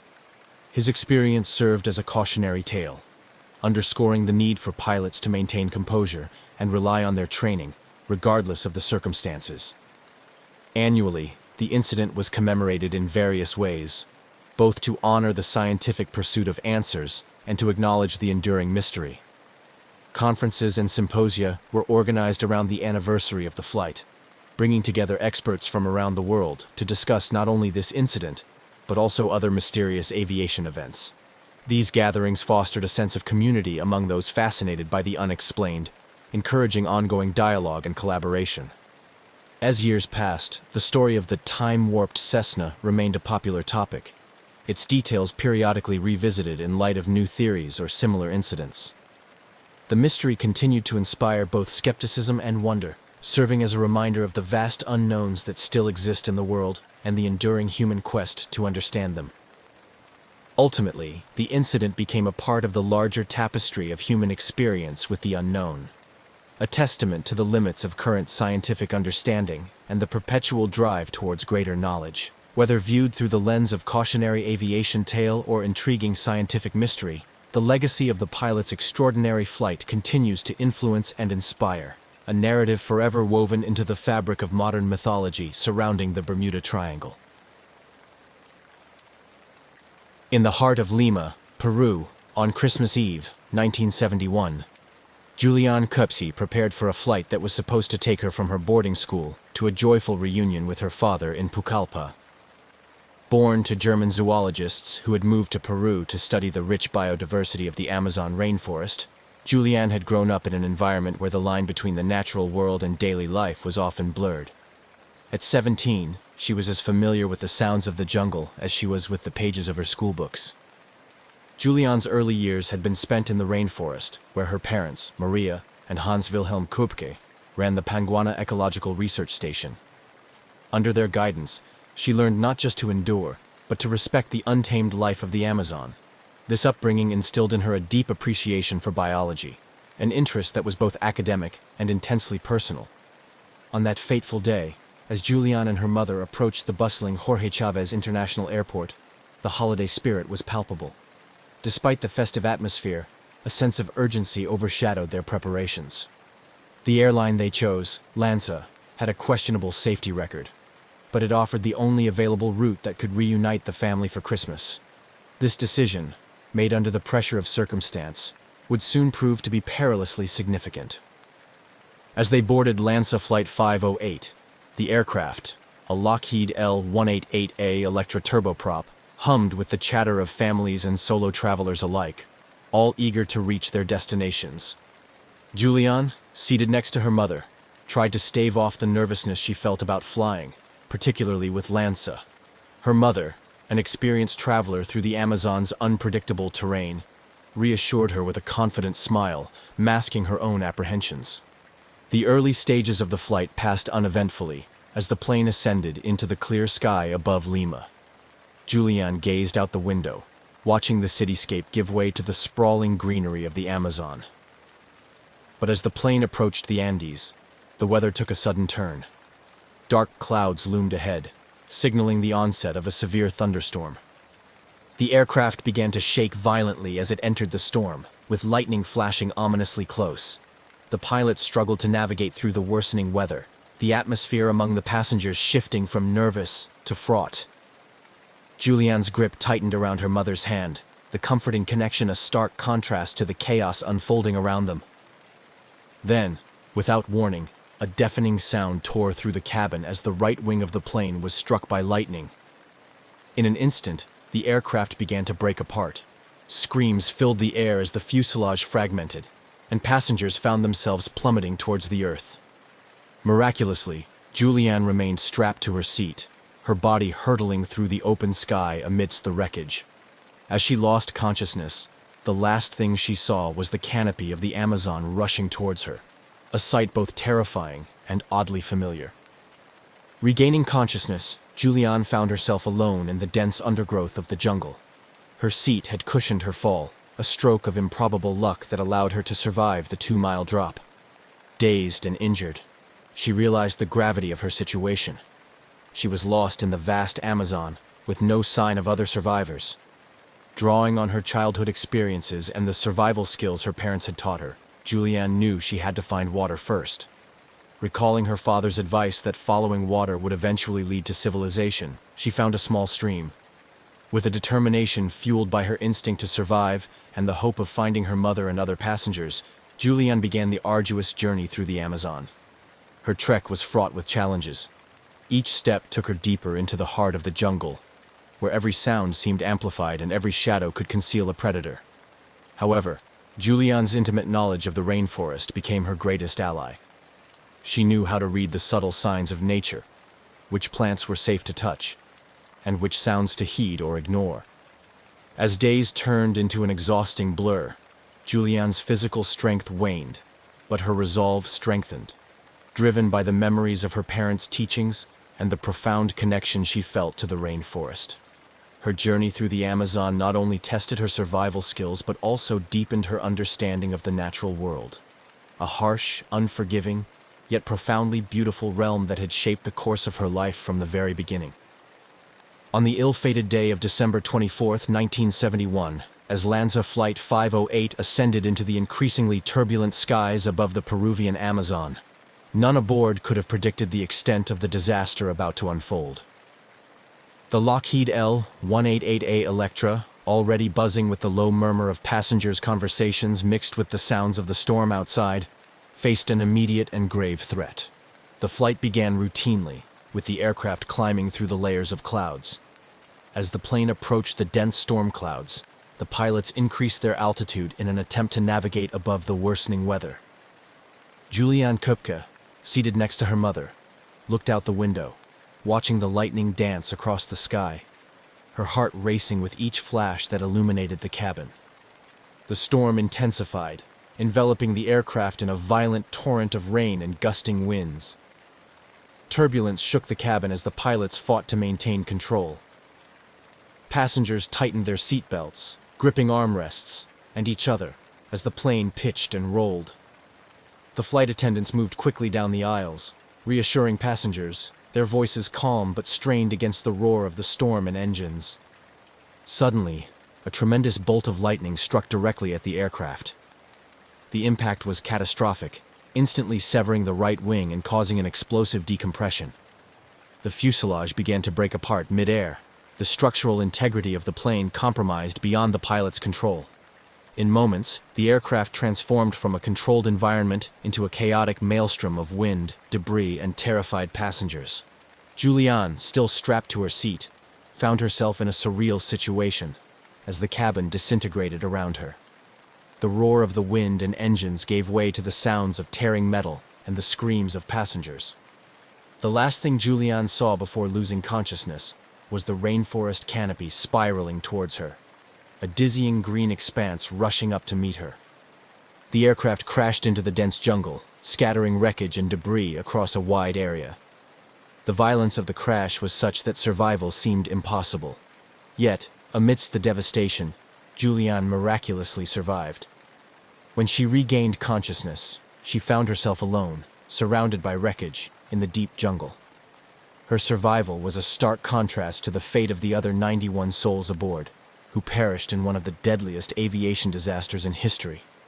The immediate aftermath of the crash was marked by an eerie silence in the jungle, broken only by the sounds of nature quickly reclaiming the space.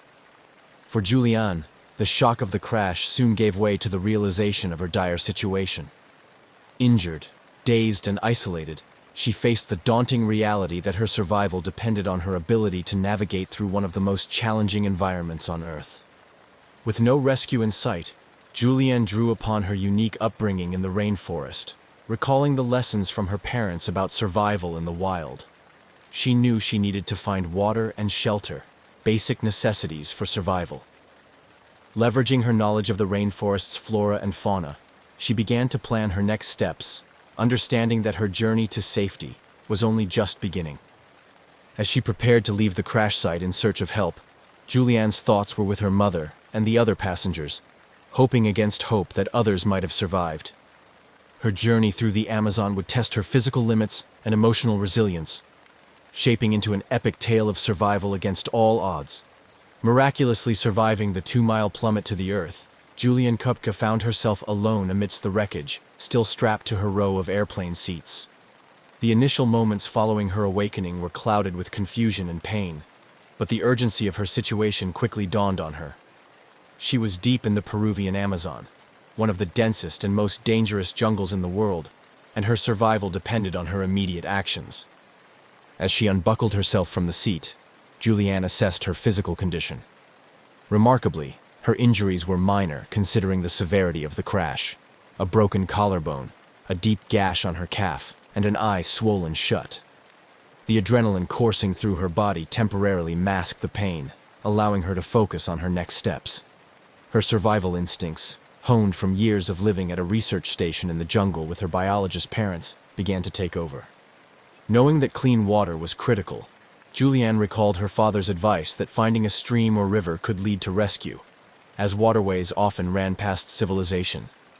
She heard the faint sound of running water nearby and used the noise to guide her through the dense undergrowth. Her progress was slow and painstaking due to her injuries and the challenging terrain filled with thick vines and hidden roots that made walking difficult, especially since one of her sandals was lost during the fall. Julianne's knowledge of the rainforest was a vital asset. She knew which plants were safe to eat and which to avoid, information that became crucial as her journey extended and food sources became a necessity.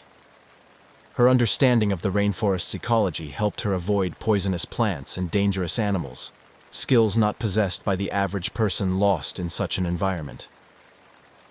As she navigated through the jungle, Julianne also had to deal with the psychological toll of her situation.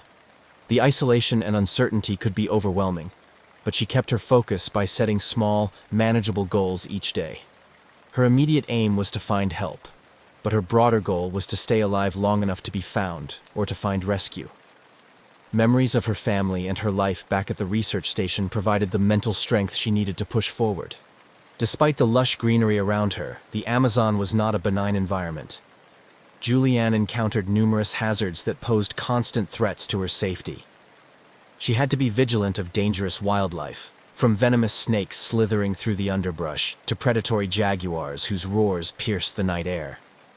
The ever-present insects, particularly mosquitoes, were not only a nuisance, but also a vector for disease, making her vulnerable to illnesses like malaria.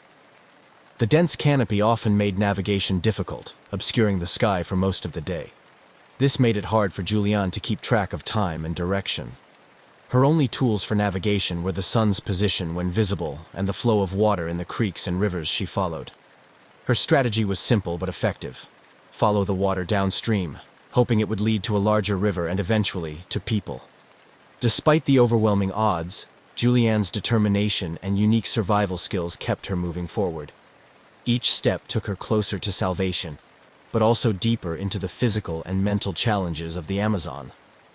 Her ordeal was far from over, but her resilience and resourcefulness set the foundation for what would become an incredible tale of human survival and endurance against the most daunting of odds. As Julianne Köpke's arduous trek through the Amazon jungle continued, each day brought new challenges and reaffirmed her determination to survive. Alone and injured, she depended entirely on her instincts and knowledge of the rainforest, a testament to the years she had spent in Peru with her parents. Her understanding of the environment, coupled with her resilience, became her most powerful tools for survival. Waking each day to the sounds of the jungle, Julianne set about securing the basic necessities: water, food, and shelter. She knew that waterborne diseases could be as deadly as any predator in the jungle, so she was cautious about where she sourced her water, sticking to small streams where the flow was more likely to be clean. Julianne recalled her father explaining that small streams would eventually lead to larger rivers, which were often used as pathways by local tribes and could lead to her rescue. Finding food was another challenge. Though the jungle was teeming with life, not all of it was safe to consume. Julianne relied on fruits and nuts that she recognized as non-toxic, careful to conserve her energy by not eating anything that could make her ill. She avoided hunting, lacking both the tools and the energy for trapping or killing animals, and instead focused on gathering, which was less energy-intensive and safer.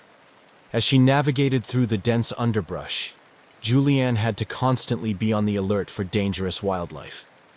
She knew the sounds of the jungle well enough to pause when the normal chorus of birds and insects suddenly quieted, a sign that a predator might be near.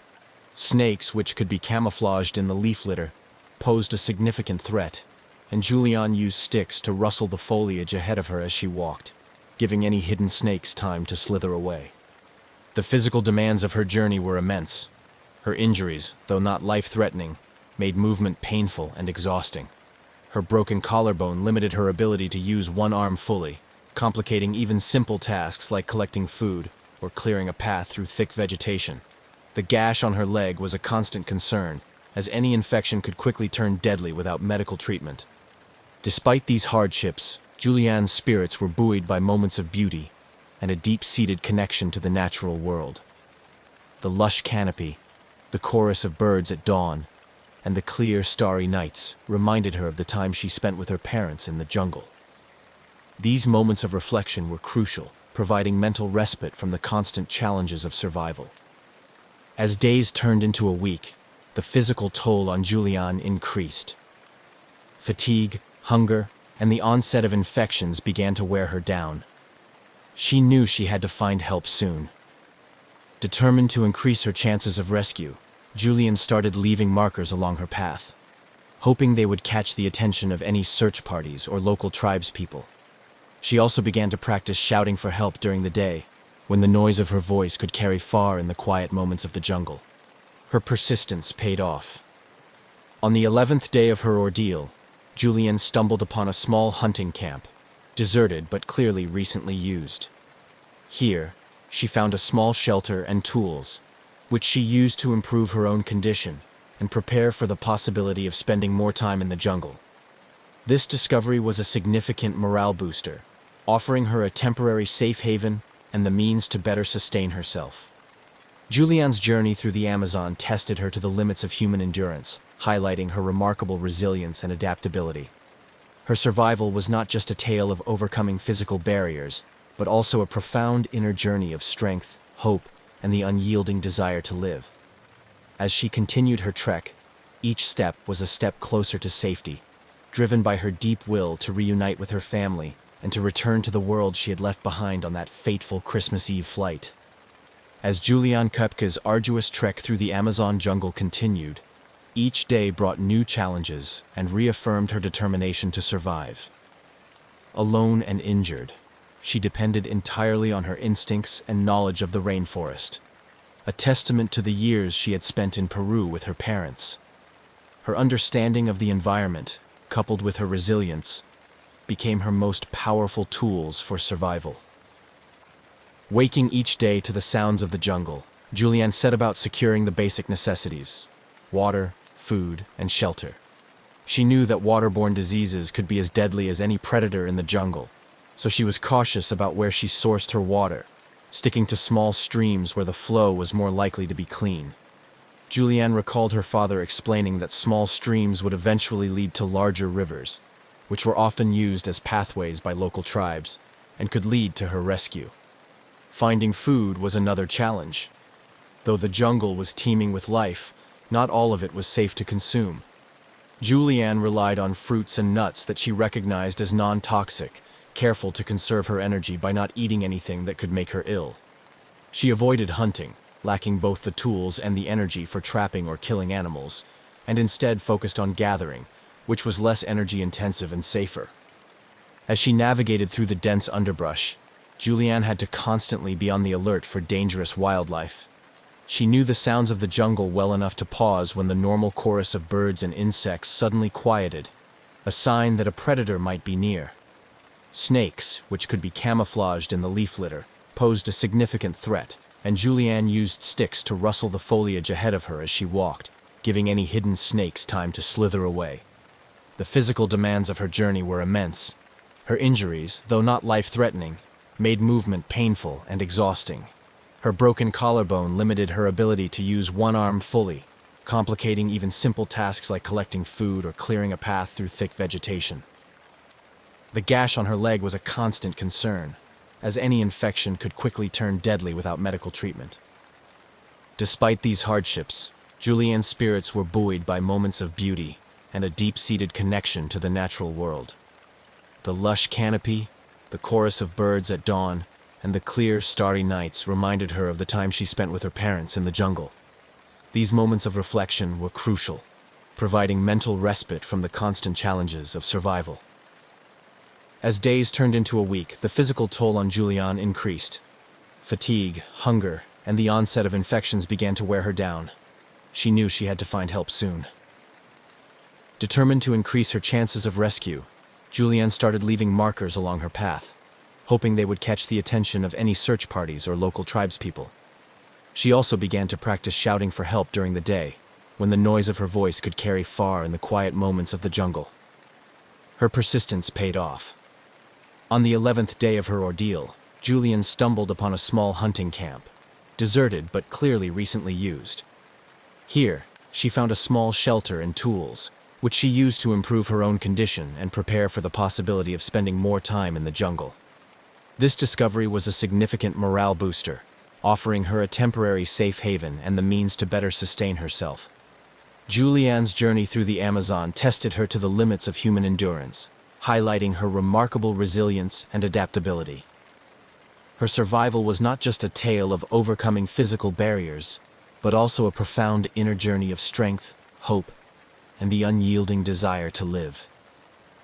As she continued her trek, each step was a step closer to safety, driven by her deep will to reunite with her family and to return to the world she had left behind on that fateful Christmas Eve flight. As Juliane Köpke continued her harrowing journey through the Amazon, her determination was fueled by a singular focus: survival. Her days were governed by the essential tasks of finding food and safe drinking water, navigating through the dense jungle, and avoiding the myriad dangers that the rainforest presented. Each small decision had potentially life-saving implications, and Juliane's deep familiarity with the jungle environment became her greatest asset. Using techniques her parents had taught her during her childhood, Julianne tapped into her knowledge of the rainforest's biodiversity to sustain herself. She knew which plants were safe to eat and which were best avoided, knowledge that was crucial in an environment where a simple mistake could prove fatal. This practical botanical knowledge allowed her to nourish herself with fruits and nuts that were safe to consume, providing her with the energy needed to continue. Moreover, Julianne understood the importance of hydration, especially in the hot and humid conditions of the Amazon. She followed small streams, ensuring she stayed hydrated, without moving too far from a predictable water source. These streams not only quenched her thirst, but also guided her through the vast, disorienting landscape, serving as a natural pathway through the dense underbrush. Despite the physical exhaustion and mental strain, Julianne's spirits were periodically lifted by the sheer beauty of the rainforest. The rich sounds of wildlife, from the calls of exotic birds to the rustling of small mammals, reminded her of her childhood spent in similar surroundings. These moments of appreciation provided brief respite from the relentless challenges of survival. Julianne's encounter with wildlife also included moments of tension and fear. The Amazon is home to numerous predators, and Julianne had to remain vigilant against potential threats from jaguars, snakes, and even poisonous insects. Her approach was one of cautious respect, avoiding confrontation and making noise when moving to alert animals to her presence, which is often enough to keep them at bay. Navigation was one of the most daunting challenges. Without a compass or a clear path, Julianne relied heavily on the sun and the flow of water bodies to maintain her bearings. She was aware that rivers and streams are lifelines in the Amazon, often leading to settlements or being used by local people for transportation. By following the flow of water, she aimed to find a larger river that could lead to rescue. The psychological challenge of isolation was profound. Julianne was not only battling physical exhaustion and environmental hazards, but also the emotional weight of solitude. She talked to herself, recounting memories and lessons from her parents, which helped to keep her mind focused and her morale high. This self-communication was crucial in maintaining her mental health and staving off the despair that could come from her isolation. As the days passed, Julianne's initial hope of quickly finding rescue began to wane, yet her determination did not falter. She understood that her best chance of survival was to keep moving toward potential rescue points. This resolve was put to the test when, after nearly 2 weeks alone in the jungle, she stumbled upon a significant sign of human activity, an abandoned boat lodged in a small tributary. Realizing the potential of this find, Julianne used the boat as a shelter, gathering strength and resources. She found a small cache of supplies in the boat, likely left by fishermen, which included some basic tools that could be used for fishing or improving her shelter. This discovery was a significant morale booster and a turning point, providing her with slightly improved living conditions and renewed hope. Julianne's profound knowledge of the jungle, her resilience in the face of overwhelming odds, and her ability to utilize every available resource exemplified human survival instinct at its finest.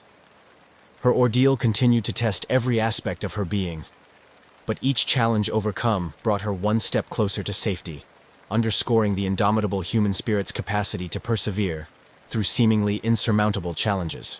Julianne Kupka's survival skills were crucial in navigating the harsh environment of the Amazon.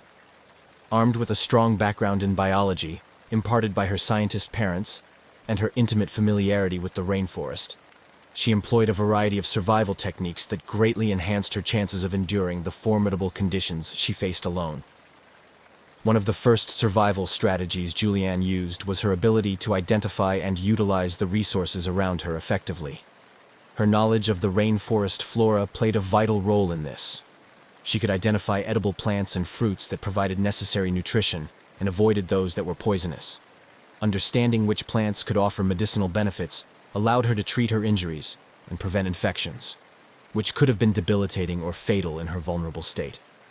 Moreover, Julianne's understanding of the rainforest ecosystem guided her in using natural landmarks and the behavior of the river systems to navigate through the dense jungle. The direction of water flow in streams and rivers informed her path, helping her move towards larger water bodies that were more likely to be near human settlements or regularly used paths. In terms of dealing with wildlife, Julianne's approach was based on avoidance and precaution. She knew that most animals are more scared of humans than humans are of them, and made sure to create noise while moving to alert any nearby animals of her presence. This tactic likely prevented potential encounters with predators like jaguars or venomous snakes. At night, she sought refuge in places that offered natural protection from nocturnal predators, using her surroundings to create makeshift shelters. Julianne also demonstrated resourcefulness in her use of the materials available to her. For example, she used vines for binding and building shelters, and turned large leaves into collection surfaces for rainwater or dew when clean water sources were scarce. This ability to improvise was a testament to her deep understanding of the environment and her creativity in survival situations. The psychological resilience Julianne exhibited was perhaps as critical as her physical survival skills. The mental challenges of being alone in such a daunting environment were immense. Julianne coped by setting small, achievable goals each day, which gave her a sense of purpose and progress. She also kept a mental diary, recounting her days and reflecting on her experiences, which helped maintain her mental health and stave off feelings of despair and isolation. The culmination of these survival strategies was evident when, after 11 days of relentless pursuit of survival, Julianne heard the sound of an engine in the distance. Realizing the potential for rescue, she mustered the strength to move towards the sound, eventually finding a small shelter used by lumber workers. Her decision to follow the sound, guided by the hope of human presence, ultimately led to her being found and rescued. Upon her rescue, Julianne was transported to a local hospital where she received medical treatment for her injuries and dehydration.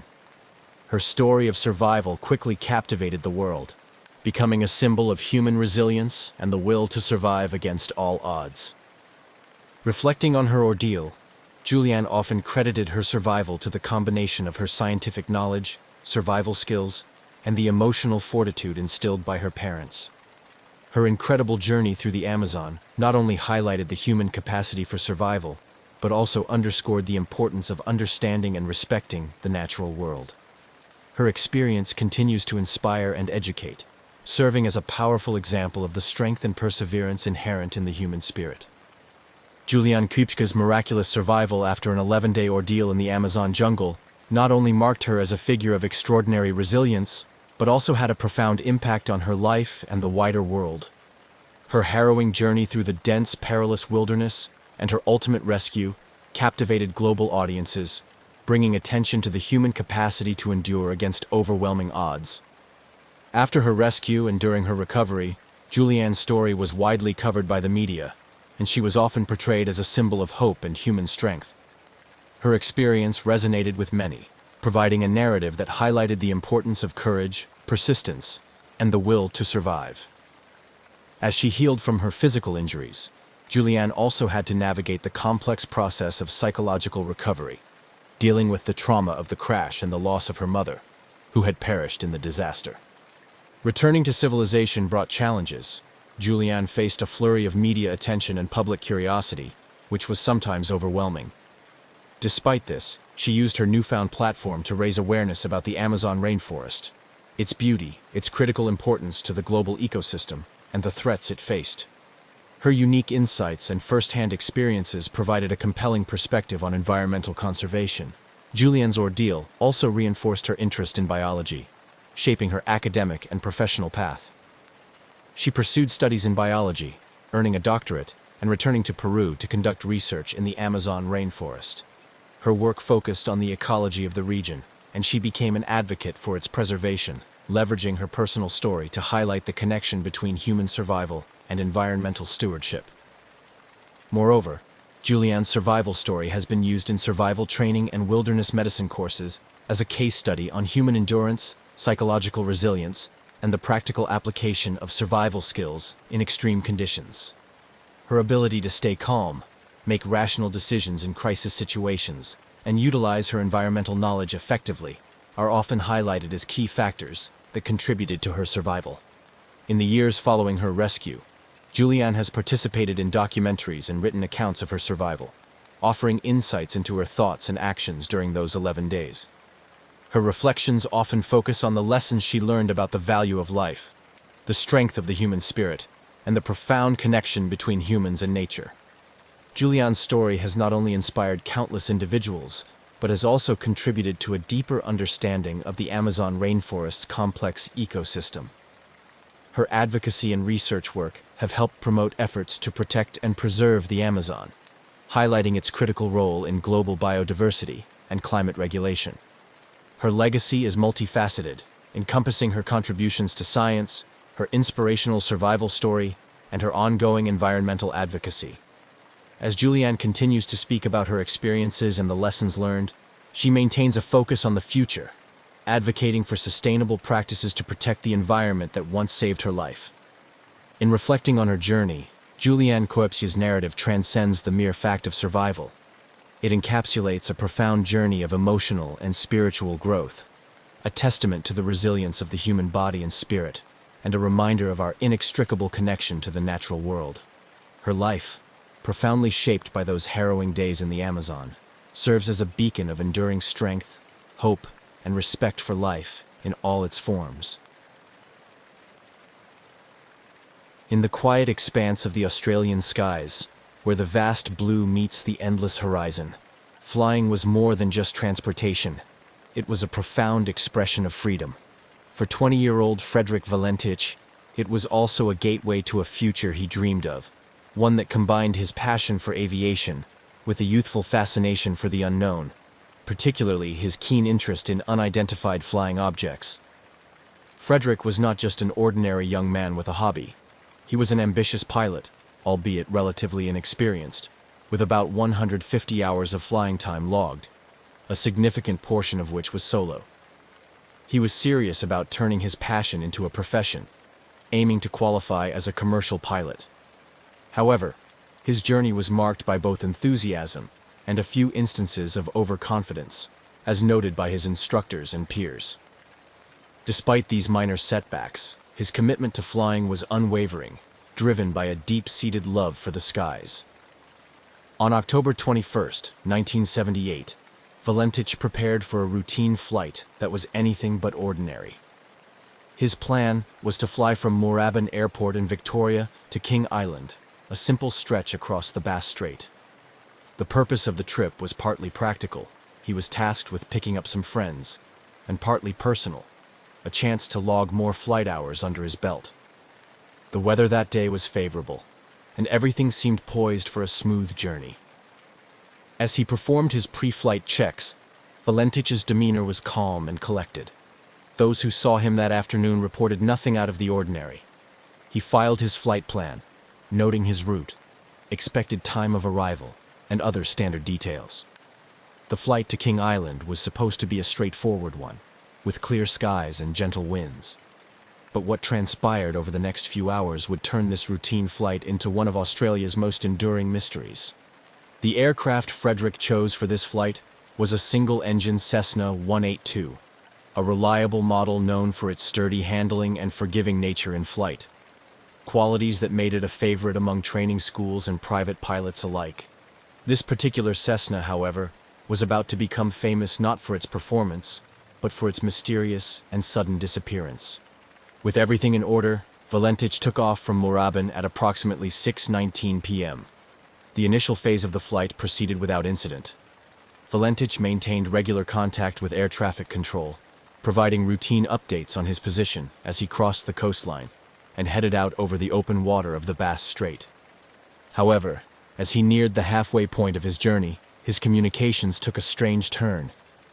He reported encountering another aircraft, which he described as exceedingly unusual in appearance.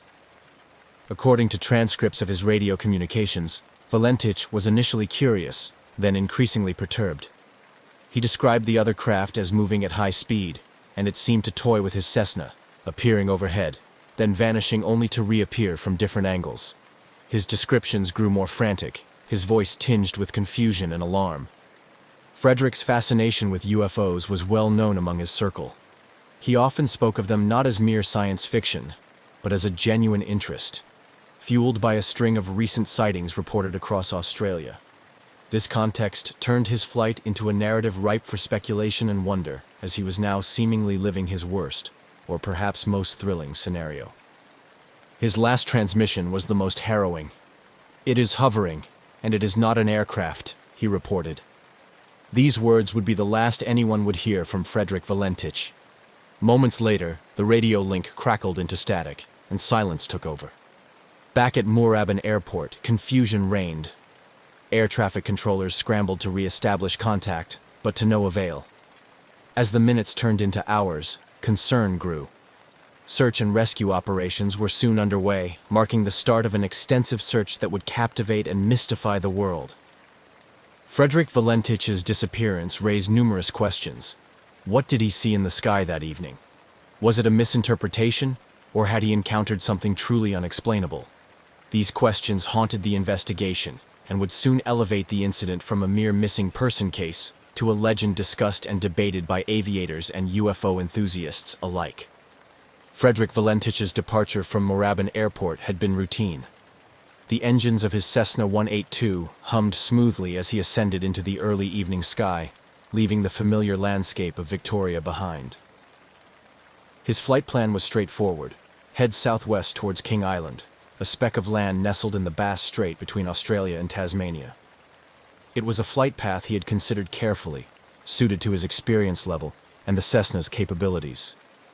As Valentich settled into the cockpit, the world below him transformed. The urban sprawl gave way to the rugged, windswept coastline, and then to the open sea. Flying over water was a different kind of piloting experience, one that demanded constant vigilance and respect for the unpredictable nature of the ocean below. The first half of the flight passed uneventfully. Valentich maintained a steady altitude, checking his instruments routinely while keeping in contact with Melbourne's air traffic control. He reported his position methodically, confirming his progress and ensuring he was on track. The communication was standard procedure, a lifeline to the ground and a record of his journey's progress. However, as Valentich approached the midway point of his flight, something changed. It began subtly. An unscripted pause in his communications, a break in the rhythm that had defined the earlier part of his journey. Then, the tone of his transmissions altered. He contacted Melbourne Air Traffic Control with an unexpected report. He was not alone in the sky. Valentich's voice, usually calm and collected, carried a note of confusion as he described the other aircraft. It was, he reported, an unusual sight, faster than his Cessna and far more agile. The aircraft appeared to be playing a strange game, moving at high speed, ascending past him only to suddenly appear on a different side. Each report Valentich made grew more alarmed. The craft seemed to toy with him, darting in and out of his field of vision with baffling ease.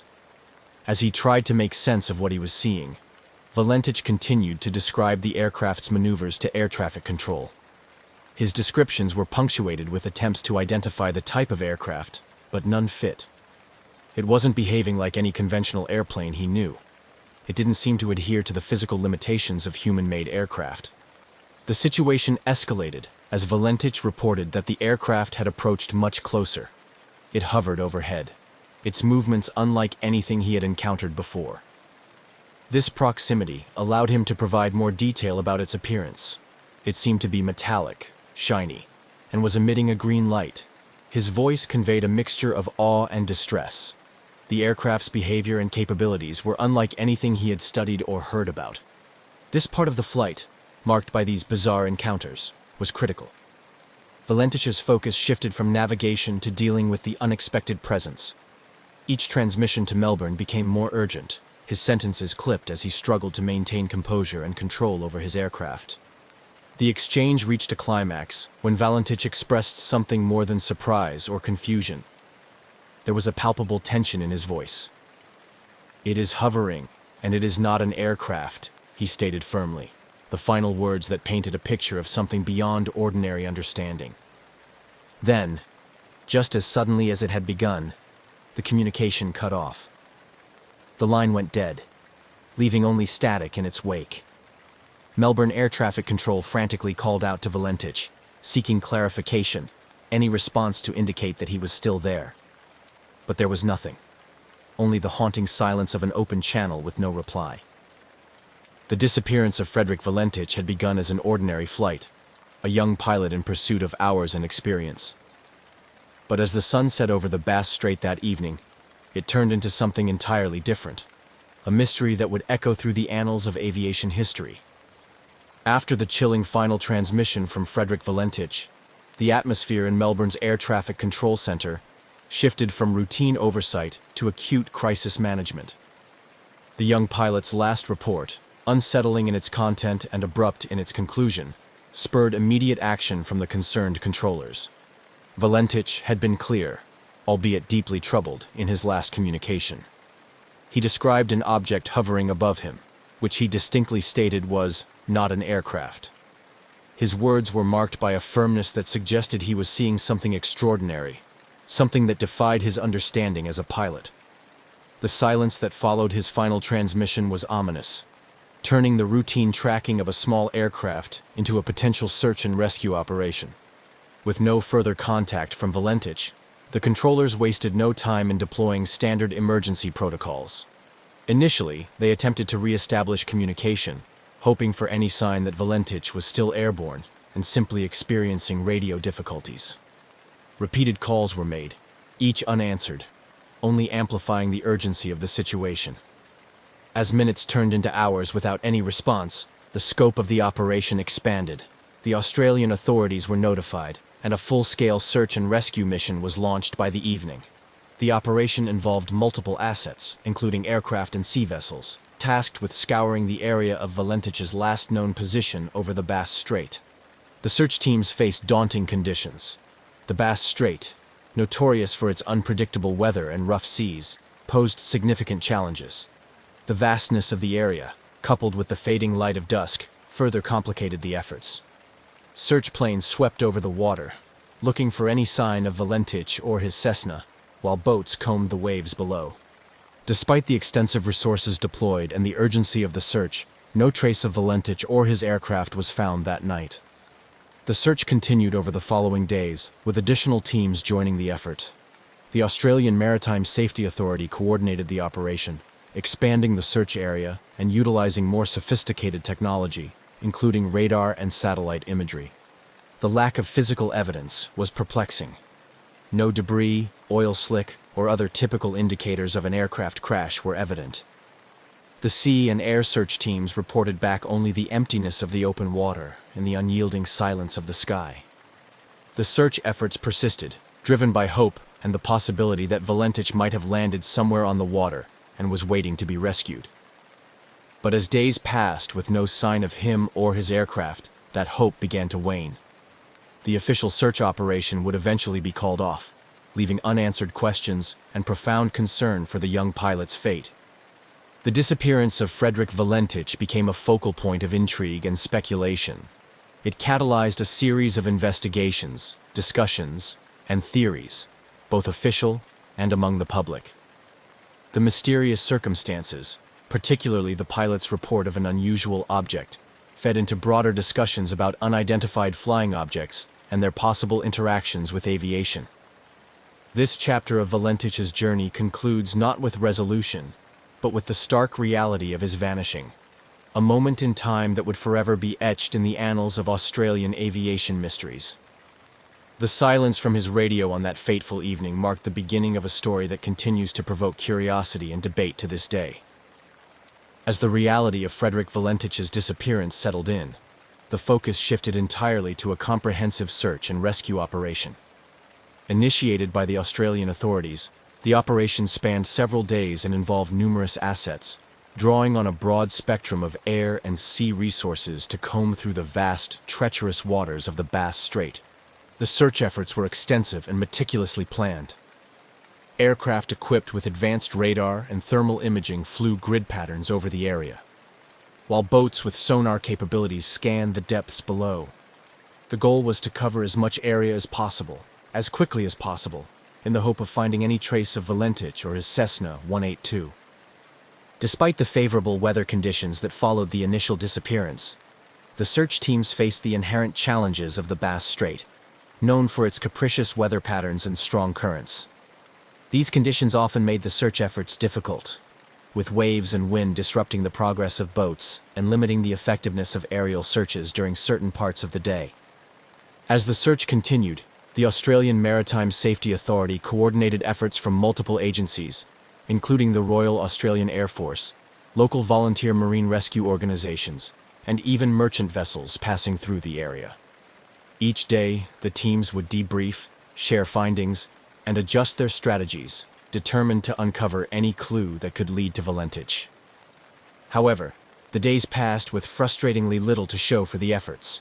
No wreckage was sighted, and no signals were detected that could suggest the location of the crashed plane.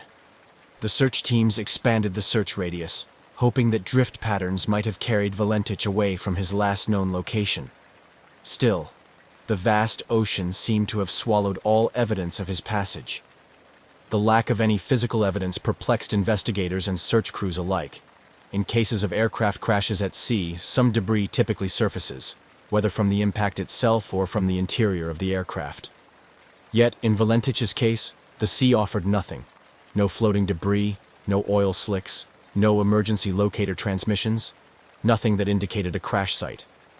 This complete absence of evidence led to an increased interest in Valentich's last communication.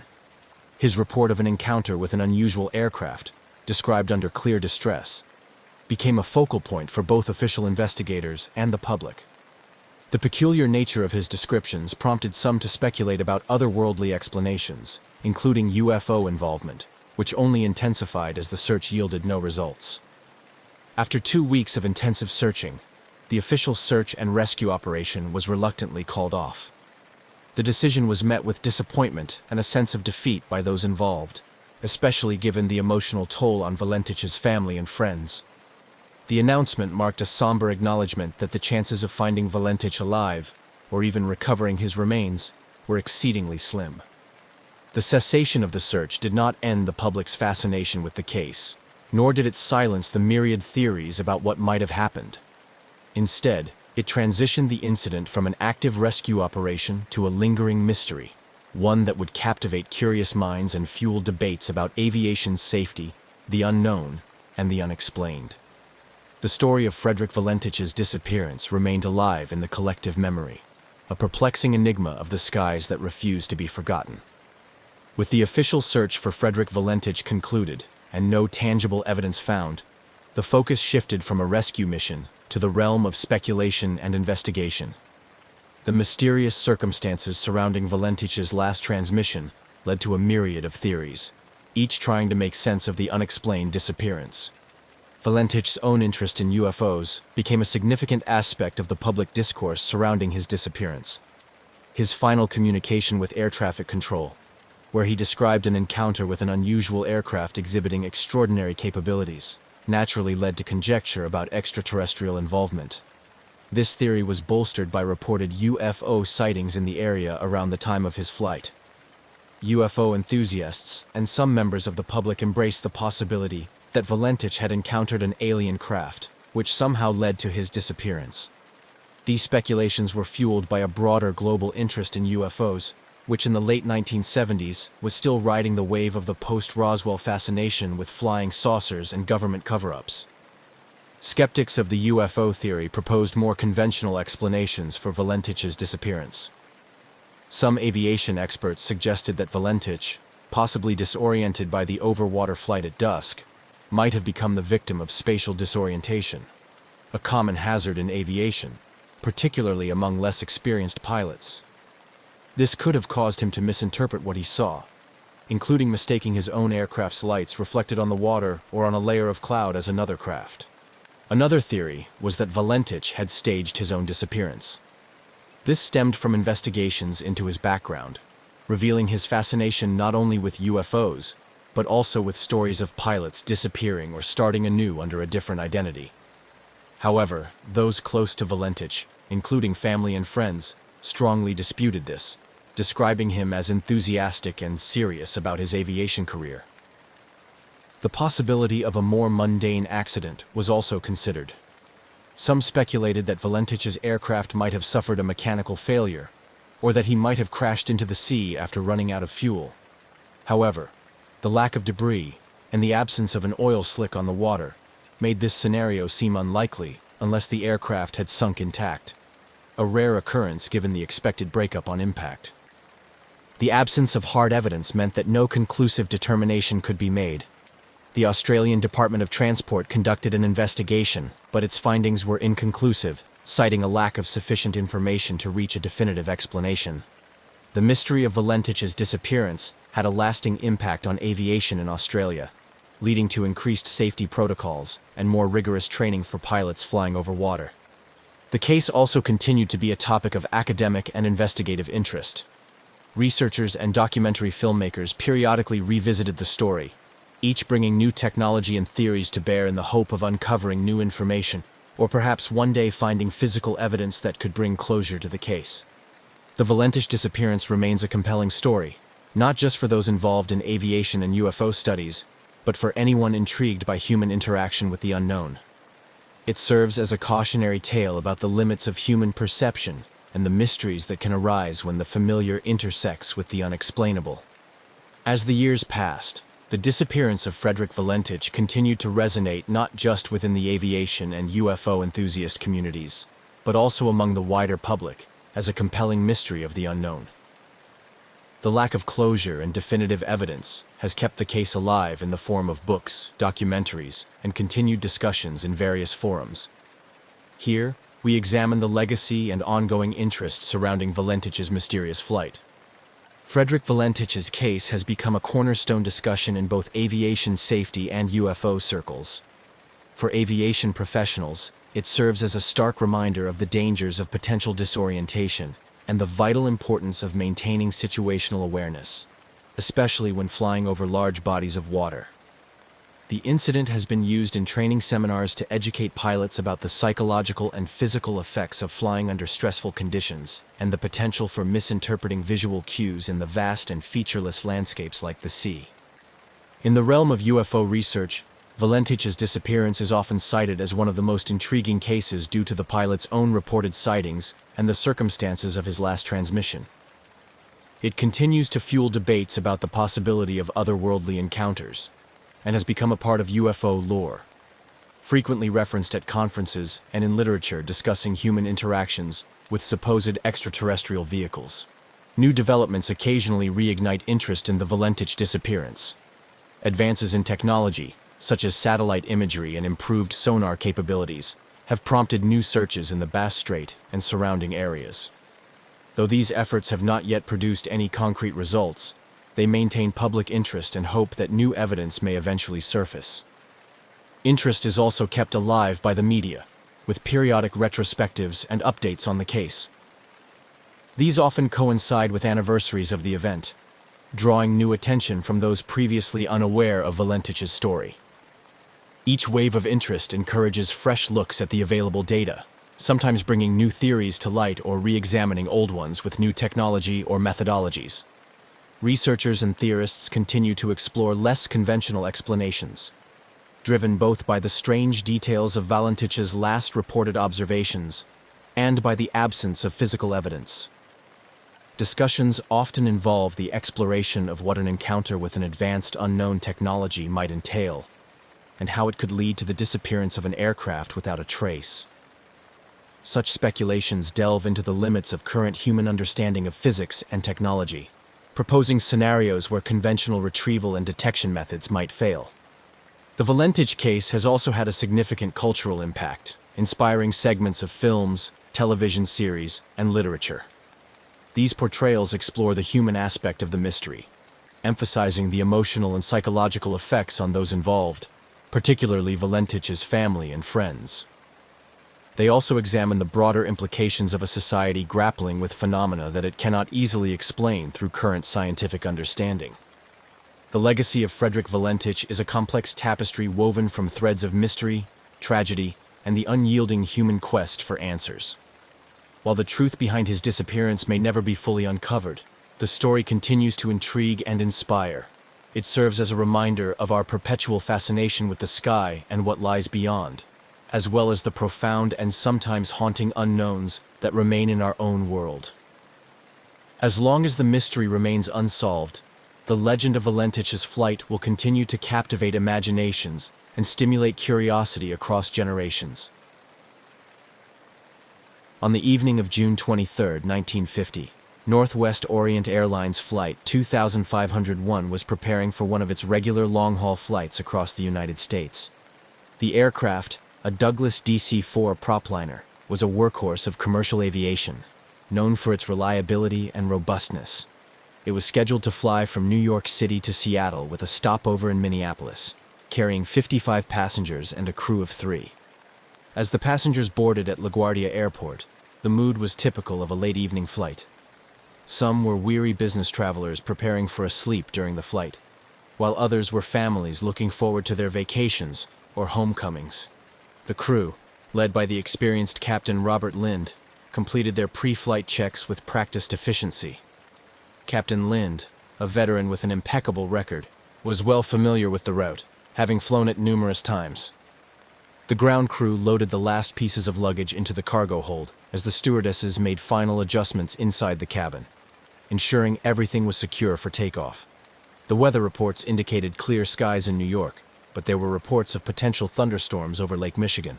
Such weather was not uncommon during the summer months, and the crew was prepared to handle the usual turbulence that might arise from such conditions. As the last of the evening light faded, Flight 2501 took off smoothly from LaGuardia, ascending into the night sky. The powerful engines of the DC-4 hummed as the aircraft climbed, its lights becoming just another twinkling among the stars. The flight plan took the aircraft westward, over the expansive landscapes of the United States, scheduled to cross over several states before reaching the wide expanse of Lake Michigan. As the plane settled into its cruising altitude, Captain Lind communicated with air traffic control to confirm their route and report their position. The passengers, now more relaxed, were either dozing off or quietly engaging in their own activities. Some read books under the dim cabin lights, while others chatted softly with their neighbors. Several hours into the flight, as Flight 2501 approached Lake Michigan, the weather began to change. The clear skies gave way to increasing cloudiness, and distant flashes of lightning were visible on the western horizon. Captain Lind reviewed the latest weather updates and discussed the situation with his co-pilot. They decided to request a lower altitude from air traffic control, hoping to avoid the worst of the approaching storm system. The air traffic controller at Chicago's radar center acknowledged their request and began the process to authorize a change in altitude. However, this routine communication soon took a critical turn. As Flight 2501 crossed over into Michigan airspace, the weather conditions deteriorated rapidly.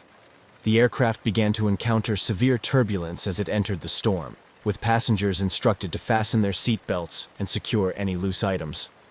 Despite the growing severity of the weather, the crew of Flight 2501 maintained their professionalism.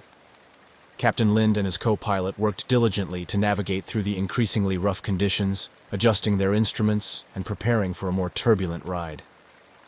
In the cabin, the stewardesses did their best to reassure passengers, their calm demeanor helping to keep everyone as comfortable as possible under the circumstances. The last radio contact with Flight 2501 occurred shortly after their request to descend to a lower altitude. Captain Lind reported their position and intentions to air traffic control, his voice calm but firm over the radio. Then, as the storm enveloped the aircraft, communication was suddenly lost. The radar blip that represented Flight 2501 on the controller's screens blinked once more, then disappeared. Back at the radar center, controllers frantically tried to re-establish contact with the aircraft. Calls went unanswered, and the screen showed no sign of Flight 2501. As minutes turned into hours without any word from the plane, the situation became increasingly dire. Search and rescue operations were initiated as the reality of the situation set in. Northwest Orient Airlines Flight 2501, with all 58 souls on board, had vanished over Lake Michigan. This disappearance would trigger one of the largest search operations in the history of American aviation, and mark the beginning of a decades-long mystery that would captivate the nation and remain unresolved to this day. The story of Flight 2501 is not just a tale of a missing airplane. It is a narrative filled with human elements, technical challenges, and the profound mystery of the unknown. As Flight 2501 progressed over Lake Michigan, the storm intensified. Captain Lind's last transmission to air traffic control had been routine, requesting a descent to a lower altitude due to the worsening weather. There was no indication of panic or trouble beyond the storm itself. Yet, within minutes of this communication, the aircraft vanished from radar screens, leaving only silence where there should have been the steady crackle of radio contact. On the ground, the sudden disappearance of Flight 2501 sent shockwaves through the air traffic control community. Controllers made repeated attempts to contact the aircraft, issuing calls that went unanswered. With each passing minute, the urgency escalated. Radar operators widened their scans, searching for any sign of the plane, but found nothing. The situation quickly escalated to a full-scale emergency. The disappearance of an aircraft is a critical incident that triggers a rapid response from multiple agencies. Within hours, the U.S. Coast Guard was mobilized, along with state and local rescue units. The initial search was chaotic, hampered by the very storm that had ensnared Flight 2501. Boats and aircraft that could navigate the turbulent waters and gusty winds were dispatched. The night was dark, the rain heavy, reducing visibility and making the search efforts increasingly difficult. As dawn broke, the storm had passed, leaving behind calmer waters and clearer skies. The search area was vast, covering a significant portion of Lake Michigan where the plane was last reported. The operation involved aircraft flying low over the water, crews scanning the surface for any sign of wreckage or survivors. Boats equipped with sonar trawled back and forth, their crews hopeful, but growing more anxious as time passed without a sign. On shore, the situation was equally tense.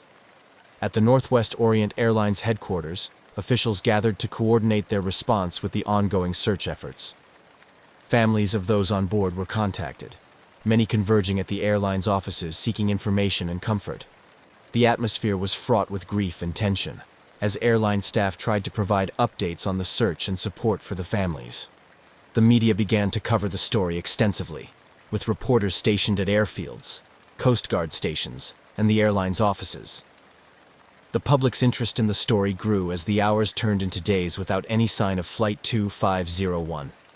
The lack of news added to the speculation and concern about what might have happened to the aircraft. Was it a victim of the storm? Or was there another explanation for its sudden disappearance?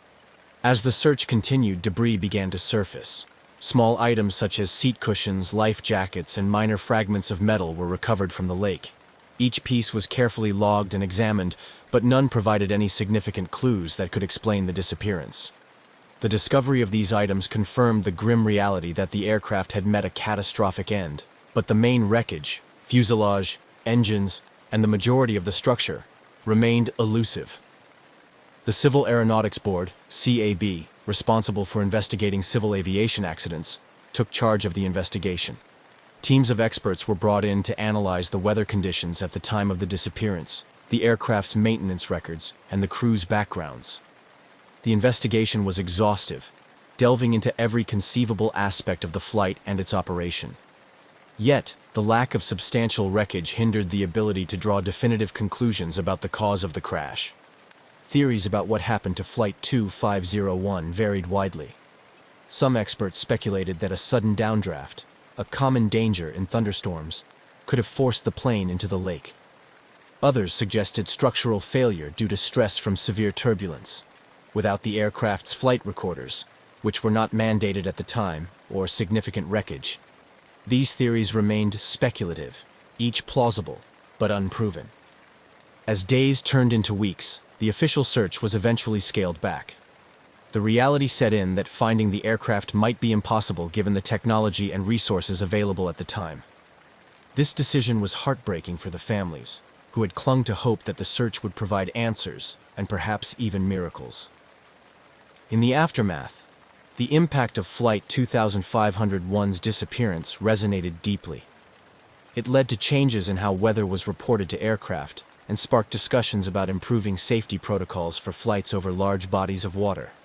It also highlighted the need for more robust search and rescue capabilities, including the eventual requirement for flight recorders, which would become known as black boxes, on commercial aircraft.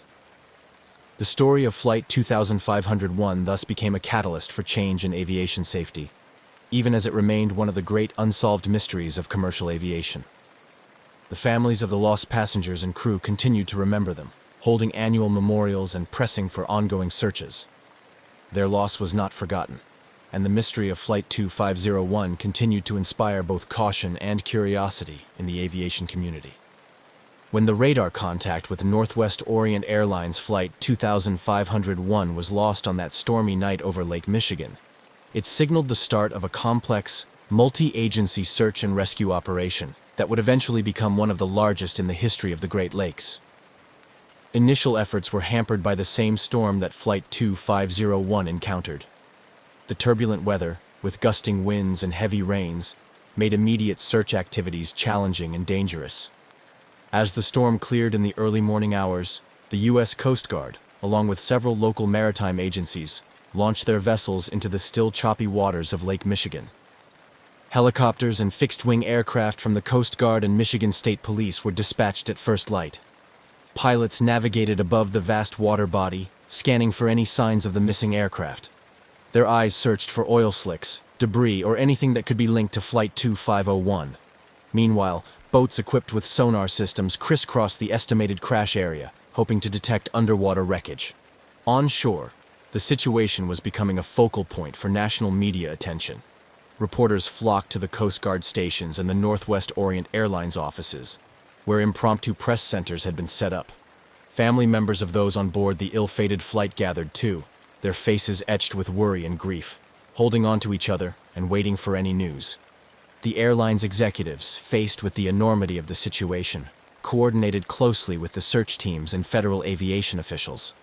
They provided detailed information about the aircraft and its passengers, hoping it might aid the search efforts. Northwest Orient Airlines also set up support services for the families, offering counseling and regular updates about the search operation. As the search entered its second and third days, the scope expanded. The U.S. Navy joined the operation, bringing in additional ships and aircraft equipped with more advanced search technology. These military assets were used to cover larger areas of the lake more quickly than the smaller Coast Guard vessels and civilian boats could manage. Despite these extensive efforts, the search teams found frustratingly little. Small pieces of debris began to surface, items that were confirmed to be from Flight 2501, bits of upholstery, shards of window glass, and personal effects floating among the waves. Each discovery was meticulously catalogued and analyzed, providing grim evidence of the plane's disintegration, but little information on the cause. By the end of the first week, the lack of significant wreckage intensified the mystery. Divers were called in to explore areas where sonar hits suggested there could be larger pieces of debris on the lakebed. These dives were difficult and risky, given the depth and the unpredictable currents of Lake Michigan. The divers worked in challenging conditions, sometimes battling poor visibility and strong underwater currents that made each dive a potentially perilous endeavor.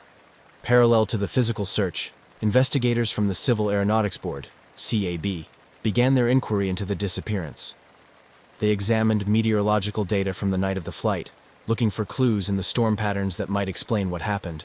Interviews with other pilots flying similar routes that night provided additional context on the weather conditions and how they might have affected Flight 2501. The investigators also delved into maintenance records and the operational history of the DC-4 aircraft. They explored every possible angle, from mechanical failure and pilot error to structural deficiencies and potential overloading. Each hypothesis was systematically tested against the known facts of the flight's last hours, but without the main wreckage or flight recorders, conclusive answers were elusive. As weeks turned into months, the intensity of the search diminished. The daily briefings to the press and families became less frequent, and the flotilla of search vessels thinned out. Yet, for the families of those aboard Flight 2501, the need for closure never waned. They continued to push for continued efforts, holding on to hope that the lake might yet yield its secrets. The CAB eventually released a report that was inconclusive in determining the exact cause of the crash. It cited the severe weather and the possibility of structural failure induced by stress from the storm, but noted the lack of physical evidence made it impossible to pinpoint a definitive cause. The report did, however, lead to recommendations for improving storm tracking and weather reporting to aircraft, hoping to prevent similar tragedies in the future.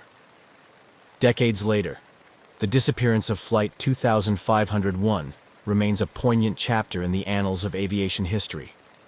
It stands as a reminder of nature's power and the limits of human technology, a story that continues to evoke both sorrow and fascination.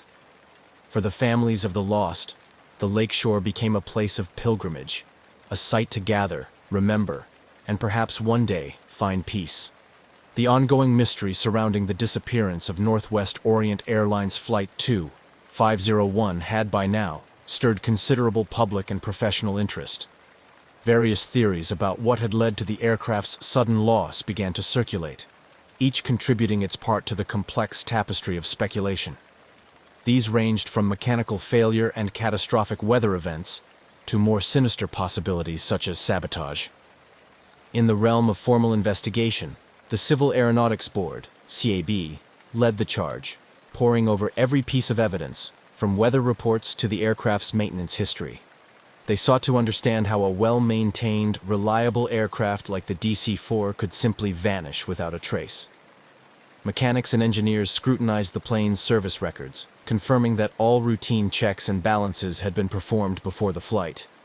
Meanwhile, meteorologists provided in-depth analyses of the storm that Flight 2501 had encountered, noting that while severe, such weather conditions were not typically beyond the capability of the aircraft to withstand. Parallel to these professional inquiries, amateur sleuths and conspiracy theorists also took a keen interest in the disappearance. Some suggested that the aircraft might have been brought down by a bomb, theorizing that the lack of debris was consistent with a mid-air explosion that could have dispersed wreckage over a wider area, thus eluding search efforts. Others speculated about a possible collision with another aircraft, perhaps military, which was not reported due to the secretive nature of Cold War operations. Amid these swirling theories, one of the more grounded speculations involved a sudden structural failure caused by stress from the storm. Aviation experts pointed out that while the DC-4 was robust, unexpected weaknesses could emerge under extreme conditions. The possibility that the aircraft had suffered a critical failure at a high altitude could explain the minimal debris and the lack of a distress signal if the breakup had been swift and total. As the investigation continued without definitive conclusions, the families of the passengers and crew found themselves in a painful limbo. The lack of closure weighed heavily, their grief compounded by the swirling uncertainty and speculation. They rallied for continued investigation, pressing for new searches and reaching out to anyone who might shed light on the fate of their loved ones. In response to these family advocacies, annual memorials were organized, both as a way to honor those lost and to keep the public's attention on the unresolved case. These events often featured moments of poignant remembrance alongside calls for action, with speeches that melded personal loss with broader appeals for aviation safety improvements. The emotional toll of the tragedy and the ongoing mystery also reverberated through the broader aviation community. Airlines and regulatory bodies, spurred by the tragic loss of Flight 2501, began to reconsider and revise their safety protocols. This led to increased investments in weather tracking technologies and improvements in aircraft design, especially concerning structural integrity and storm resistance. These changes reflected a growing acknowledgement within the industry that safety must evolve with the increasing complexity of air travel. The lessons drawn from the Flight 2501 tragedy and similar incidents began to shape a new era of aviation safety protocols, focusing on preventing recurrence by understanding the failures of the past. Meanwhile, as technology advanced, new efforts were made to locate the wreckage of Flight 2501. Innovations in sonar and underwater exploration offered hope that the main crash site might finally be discovered. These modern searches, often led by volunteer groups or funded by grants, were driven by a blend of historical interest and a commitment to providing answers to the families who had waited for decades. Each new search brought a flurry of media attention, rekindling public and professional interest in the case. Documentaries and news specials delved into the story, interviewing aging relatives of the passengers, retired investigators, and experts in aviation archaeology. These programs often concluded with a note of hope that somewhere beneath the waters of Lake Michigan, the answers to the mystery of Flight 2501 waited to be discovered. Through these continued efforts, the story of Northwest Orient Airlines Flight 2501 remained alive, a somber reminder of nature's unpredictability and the relentless pursuit of closure in the face of unfathomable loss. Each chapter in the ongoing saga added layers to the legacy of the flight, intertwining threads of technological progress, human resilience, and the enduring quest for understanding. The ongoing quest to understand the disappearance of Northwest Orient Airlines Flight 2501 had significant repercussions across the aviation industry, highlighting critical areas for improvement in both technology and regulatory practices. The tragedy, unresolved and haunting as it was, catalyzed a series of changes designed to enhance the safety and reliability of air travel. In the wake of the disappearance, there was a concerted effort to improve weather forecasting and its integration into pilot briefings. The severe storm that Flight 2501 encountered was known to air traffic controllers and the Meteorological Service. Yet the existing protocols for communicating such critical information to aircraft were deemed insufficient. This led to more stringent requirements for real-time weather updates and mandatory weather briefings for flights traversing known problematic routes. Simultaneously, this incident underscored the vulnerability of aircraft to severe weather conditions and prompted research into better structural designs and materials that could withstand extreme turbulence. Aircraft manufacturers began collaborating more closely with meteorologists to understand how aircraft could be designed or modified to survive unexpected severe weather encounters. Moreover, the lack of debris and difficulty in locating the wreckage highlighted the limitations in search and rescue operations at the time. This realization pushed for advancements in emergency location technology. The push for equipping aircraft with more reliable emergency locator transmitters (ELTs) gained momentum.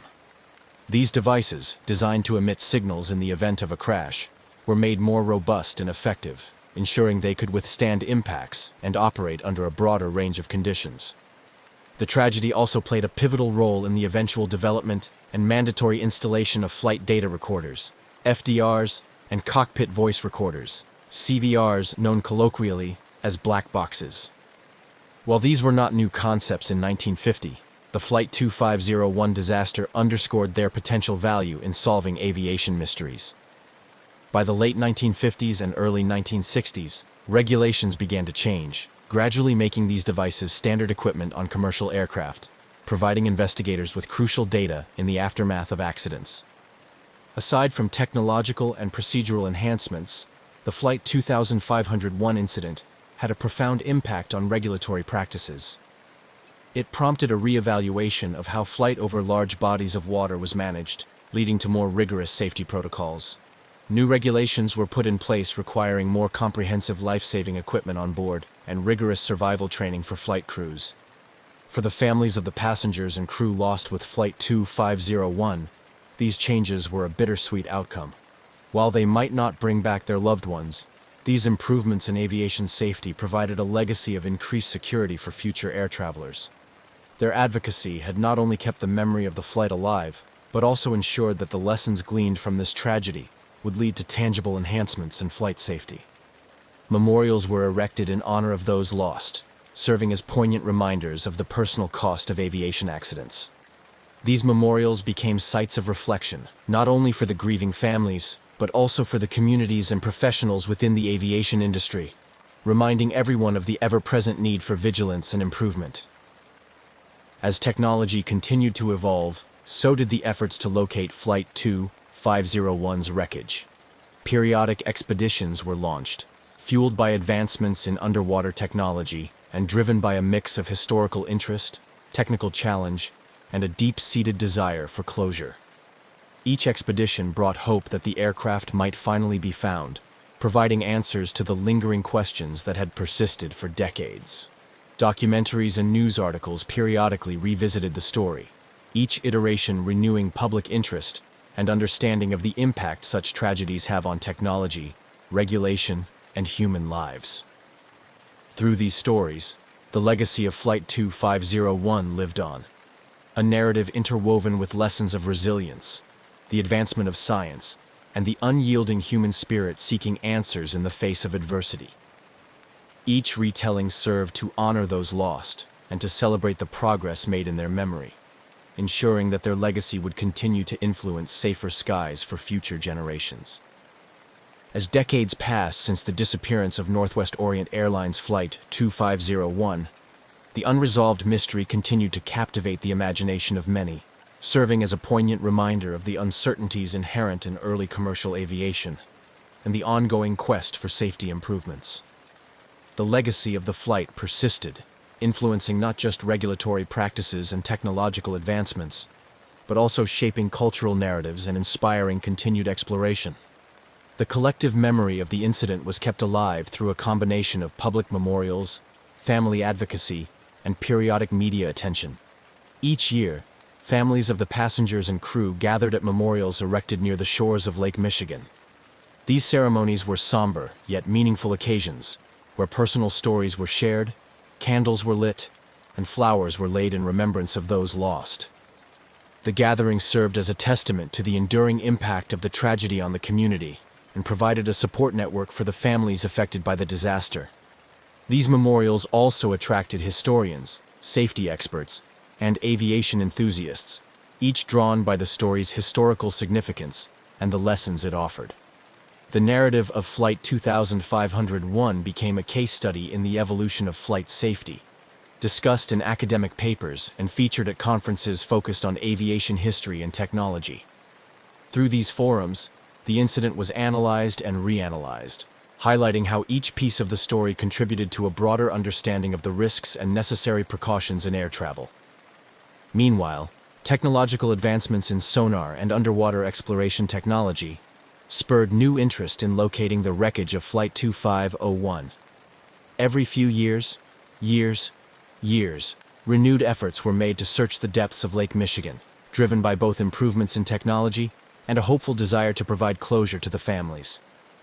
These searches were often collaborative efforts involving local historical societies, volunteer groups, and occasionally government agencies. The search teams used advanced side-scan sonar equipment capable of creating detailed images of the lakebed, a far cry from the technology available at the time of the disappearance. Documentaries and investigative reports played a significant role in maintaining public interest in the flight. Filmmakers and journalists delved into the archives, interviewing surviving family members, former investigators, and aviation experts. They pieced together the story with a mix of historical footage, dramatic reconstructions, and expert analyses, presenting the tale to new audiences and ensuring that the lessons learned from the tragedy continued to resonate. The narrative of Flight 2501 also found its way into popular culture, inspiring episodes of television shows, novels, and even theatrical productions. These portrayals varied from highly factual retellings to more speculative interpretations, exploring themes of fate, tragedy, and the human spirit's resilience. Through these stories, the broader public engaged with the mystery and the profound impact it had on the lives of those involved. In the realm of policy and regulation, the influence of Flight 2501 was significant. The incident had been a catalyst for change, pushing the aviation industry to adopt stricter safety protocols and better emergency response strategies. These changes were continually updated as new technologies and methodologies emerged, part of the industry's ongoing commitment to learning from past tragedies. The introduction of global positioning systems, GPS, and automatic dependent surveillance broadcast, ADS-B, technologies in aviation marked significant milestones in the industry's evolution. These systems provided real-time tracking of aircraft anywhere in the world, a far leap from the radar and communication technologies of 1950. Flight 2501 had underscored the critical need for such advancements, and as these systems became standard, they significantly enhanced the safety and management of flight operations. The continued interest in Flight 2501 also encouraged regulatory bodies to maintain rigorous oversight of aircraft maintenance and crew training programs. The aviation industry's growth was tempered with caution, with each new technological advancement or operational procedure tested against the backdrop of incidents like Flight 2501. The tragedy became a yardstick by which safety measures were evaluated and improved. Educational institutions used the story of Flight 2501 to teach new generations of aviation professionals about the importance of safety protocols, crisis management, and ethical considerations in aviation. Universities and training academies incorporated the case into their curricula, using it as a foundation for discussions on everything from engineering solutions to psychological preparedness for emergencies. As technology continued to advance, The possibility of one day locating Flight 2501 remained an achievable goal. The development of autonomous underwater vehicles, AUVs, and remotely operated vehicles, ROVs, equipped with high-definition cameras offered promising new tools in the search for submerged wreckage. These technologies, coupled with more sophisticated data analysis techniques, provided hope that the lake might yet yield its secrets. Meanwhile, the families and communities connected to the tragedy remained engaged, their resolve undiminished by the passage of time. They continued to advocate for ongoing searches, support technological advancements, and participate in public discussions about aviation safety. Their involvement ensured that the memory of those lost on Flight 2501 was honored not just as a past event, but as a continuing influence on the present and future of aviation. In conclusion, the story of Northwest Orient Airlines, Flight 2501, is a profound narrative about loss, discovery, and the unending quest for answers. It serves as a reminder of the vulnerabilities once faced in air travel and the strides taken to overcome them. The legacy of Flight 2501 endures, woven into the fabric of aviation history and continuing to inspire efforts that aim to make air travel safer for all. There's something eerie about a plane with no passengers, a machine meant to carry hundreds of people, now sitting idle, its engines silent, its cabin empty. The Boeing 727-223 at 4 de Fevereiro Airport in Luanda, Angola, had been sitting there for over a year. Unpaid airport fees kept it grounded. No flight attendants bustled through its aisles. No captains checked their instruments.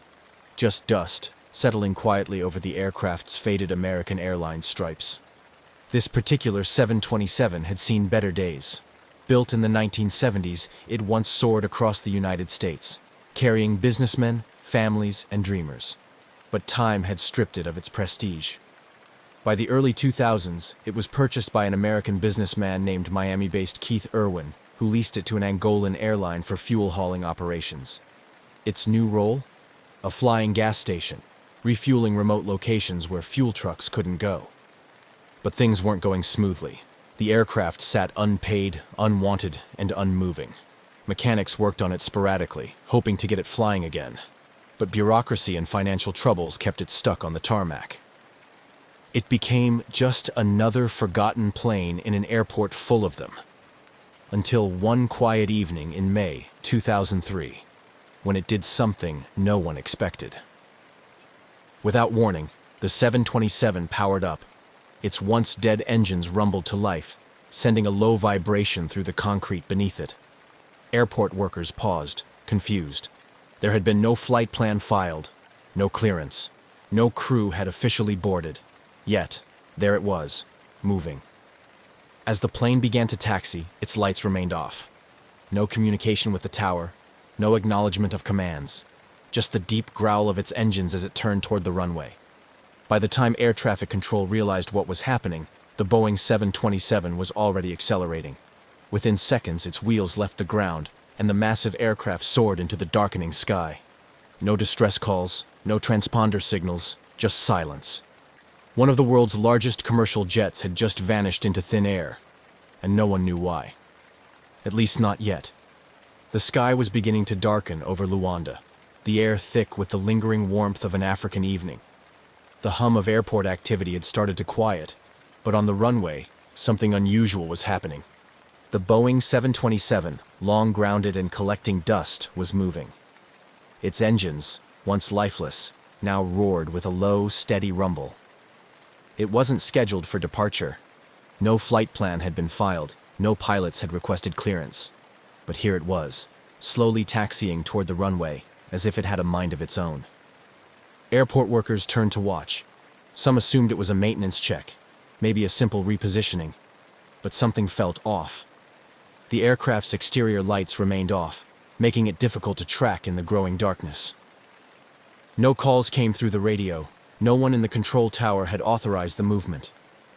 Inside, if there was a pilot at all, they were flying blind.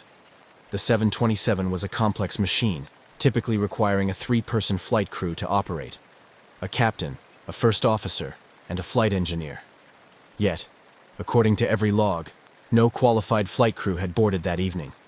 The only two people suspected of being on the aircraft were Ben Charles Padilla, an American aircraft mechanic with some piloting experience, and John Mutantu, a Congolese aviation technician. Neither was licensed to fly a 727 solo, yet somehow the plane accelerated down the runway. Then, in a rush of displaced air and roaring engines, the massive jet lifted off the ground. Control tower operators scrambled to make contact. "Unidentified aircraft, please respond." Silence. "State your flight number and intentions." Nothing. The aircraft climbed westward, heading toward the Atlantic Ocean. It passed over the coastline, growing smaller and smaller, fading into the horizon. Then, it was gone. No distress calls, no emergency transponder signals, no radar track beyond a certain point.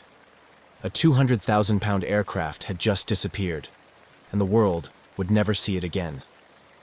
The night air over Luanda settled into a thick, humid stillness. The Boeing 727 had disappeared beyond the horizon, swallowed by the vast Atlantic. Yet inside the control tower, the confusion lingered like a fog. Officials scrambled to make sense of what had just happened. A commercial airliner had taken off with no clearance, no lights, and no communication. That alone was an aviation nightmare. But worse, no one could confirm who had been at the controls. The last known individuals connected to the aircraft were Ben Charles Padilla and John Mutantu, but neither had been scheduled to fly. Padilla was a skilled mechanic and a licensed pilot for small aircraft, but he wasn't qualified to operate a 727 alone. The aircraft required a flight crew trained in complex systems, someone with experience in a large multi-engine commercial jet. So how did it take off so smoothly? Some in the airport speculated that Padilla and Mutantu were not alone. Had a third person, perhaps a skilled pilot, been secretly involved? If so, who were they, and where had they gone? Immediately, officials in Angola reported the missing aircraft. But there was little they could do. The plane had left national airspace. Once it flew over the ocean, it became a ghost. In the following days, the U.S. government took an interest. It was 2003, and in the post-9/11 world, an unidentified commercial jet suddenly going off the grid set off alarms. The FBI, CIA, and even the National Security Agency, NSA, started monitoring possible sightings. Had the plane been hijacked? Was it being repurposed for something sinister? A Boeing 727 wasn't exactly easy to hide. It was nearly 50 meters long and weighed over 100 tons when fully fueled. Yet, as the days passed, there were no sightings, no distress signals, no reports of a crash. It was as if the plane had never existed. Authorities issued international alerts. Air traffic controllers around the world were told to be on the lookout for any unidentified Boeing 727s. Security was tightened at airports in Africa, South America, and the Middle East. But the missing aircraft never turned up. It had vanished without a trace. The disappearance of the Boeing 727 quickly escalated beyond a local aviation mystery. Within hours, intelligence agencies around the world were paying attention. A fully loaded commercial airliner, capable of carrying 10,000 gallons of fuel, had taken off without authorization, without communication, and without a clear destination. In the post-9/11 era, this was more than just a missing aircraft. It was a potential security threat. If the plane had been stolen, what was its purpose? Was it being repurposed for smuggling? A terrorist attack? A military operation? The questions mounted, but the answers were nowhere to be found. The U.S. government immediately launched an investigation. The CIA, FBI, and NSA began tracking any possible sightings, while the Federal Aviation Administration, FAA, issued an international alert. Any Boeing 727 matching the stolen aircraft's description had to be stopped and searched. But stopping an aircraft that didn't want to be found was no easy task. Unlike modern jets, the 727 didn't rely on satellite-based tracking systems. Instead, it used older transponder technology, which meant whoever was flying, it could turn it off at any time, and that's exactly what had happened. With no transponder signal, the plane had disappeared from radar almost immediately after takeoff. That meant tracking it would rely on human eyes, pilots, airport workers, or intelligent sources who might spot an unfamiliar aircraft landing somewhere unexpected. Rumors began spreading. Some believed the 727 had landed at a remote airstrip in Africa, repainted and repurposed for illegal activity. Others suspected it had flown to South America, where criminal organizations could use it for smuggling. A few even speculated that it had been taken to a Middle Eastern country to be outfitted for a terrorist attack. But despite weeks of searching, no confirmed sightings ever surfaced. There were no satellite images, no recorded landings, just silence. For intelligence agencies used to tracking the world's most advanced military jets, the idea that a massive commercial aircraft could simply vanish was unthinkable. Yet somehow it had. The search for the missing Boeing 727 took a new turn as investigators focused on the why behind its disappearance. A plane this size doesn't just vanish, it has to go somewhere. But where? And more importantly, for what purpose? Authorities quickly latched onto the most alarming theory. The plane had been stolen for a future attack. In a world still on edge from 9/11, an untracked commercial jet loaded with thousands of gallons of fuel was more than a curiosity. It was a potential weapon. The FBI and CIA scoured international intelligence reports for any sign of the missing aircraft. Could it have landed at an unregistered airstrip in Africa? Had it been smuggled into a conflict zone for use in illicit operations? Or worse, had it been modified for an attack? U.S. officials issued a global security alert, warning that the missing 727 could be repainted and disguised as a commercial jet before being used in a terrorist plot. Every airport from South America to the Middle East was ordered to report any unusual, unregistered Boeing 727s. But there was another possibility, one less dramatic but just as puzzling. What if the plane had been stolen for profit? In the early 2000s, Africa's aviation industry was riddled with corruption. Stolen aircraft weren't uncommon, especially in regions where planes were used for illegal operations. Diamond smuggling, arms dealing, and even drug running. A Boeing 727, if properly hidden and repainted, could become an untraceable aircraft. Smugglers could use it for years, operating out of remote airstrips beyond the reach of law enforcement. Intelligence agencies turned their focus toward known criminal networks in Angola, the Democratic Republic of Congo, and South America. Was the plane hidden in a jungle airstrip, making illicit runs between continents? Or had it been dismantled for parts, piece by piece? Leads came in, but none led to the missing plane. No verified sightings, no satellite images, no answers. The idea that a massive, fuel-hungry commercial aircraft could operate in secrecy for this long seemed impossible. Yet, months passed, and still, nothing. It was as if the Boeing had simply ceased to exist. The deeper investigators looked, the stranger the case became. The theories about terrorism or smuggling made sense, but something wasn't adding up. How do you keep a Boeing 727, a plane nearly 50 meters long, hidden for so long? Some believed the aircraft had crashed into the Atlantic shortly after takeoff, possibly due to fuel mismanagement or pilot error. After all, neither Padilla nor Mutantu were certified to fly a 727 alone. If they had tried, the flight could have gone horribly wrong. But if the plane had crashed, where was the wreckage? In aviation history, even deep-sea crashes leave behind something. Floating debris, an oil slick, radio transmissions, something. But in this case, there was nothing. No emergency beacons, no reports of wreckage washing up along the coast. Just silence. Then there was the idea that the plane had been dismantled for parts. A Boeing 727 was valuable, even if it wasn't in prime condition. Its engines alone were worth millions on the black market. If criminals wanted to strip it down and sell it piece by piece, they could. But where? Investigators searched for a hidden airstrip or facility where a 727 could be disassembled. Remote airports in Africa, illegal smuggling hubs in South America, anywhere a plane could be secretly torn apart. But again, nothing. No missing aircraft parts matching the plane's serial numbers ever surfaced. Then came the most bizarre theory. The plane was still flying. Some experts believed the 727 had been repainted and given a fake identity, allowing it to blend into international air traffic. In less regulated parts of the world, paperwork could be forged, flight plans fabricated, and an aircraft's past erased. Reports surfaced of suspicious Boeing 727s spotted in Guinea, Colombia, and even the Middle East. But every lead hit a dead end.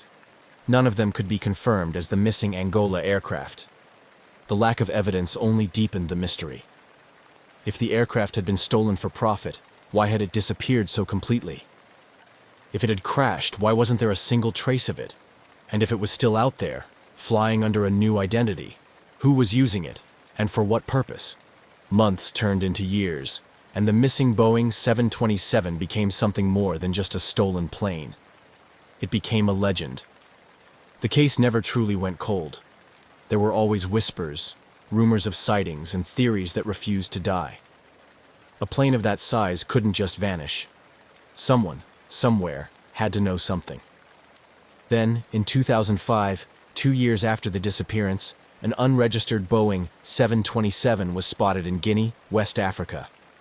The sighting came from a private intelligence source, someone who had been tracking illegal aircraft movements in the region. The plane matched the description of the missing Angola jet. Same model, same modifications, but there was no way to confirm if it was the same aircraft. By the time authorities arrived, the plane was gone. Not long after, a second suspicious 727 was reported, this time in Colombia, a known hub for drug cartels and smuggling operations. Again, the details were vague. The aircraft had no verifiable records, and its ownership was a mystery. Could the missing plane have been repurposed for illegal operations? If so, who was flying it? Some former intelligence officers suggested that criminal networks had rebranded the 727, changing its tail number, repainting it, and using it for untraceable flights. A plane that didn't officially exist could be used to move drugs, weapons, or even people without detection. But these theories were just that, theories. No concrete evidence ever surfaced. No serial numbers were confirmed. And despite the occasional sighting, no government agency was ever able to intercept or identify the missing plane. At one point, aviation enthusiasts, conspiracy theorists, and even former pilots started forming their own networks, trying to track the aircraft. Online forums buzzed with speculation. Had the plane been hidden in a hangar, waiting to be used? Was it flying in a war zone, running supplies or weapons? Or had it been quietly destroyed, its parts scattered beyond recognition? Every time a new sighting emerged, hope flickered, but just as quickly, it faded. The Boeing remained a ghost, appearing and disappearing in whispers, but never in reality. The missing Boeing 727 wasn't just a plane anymore.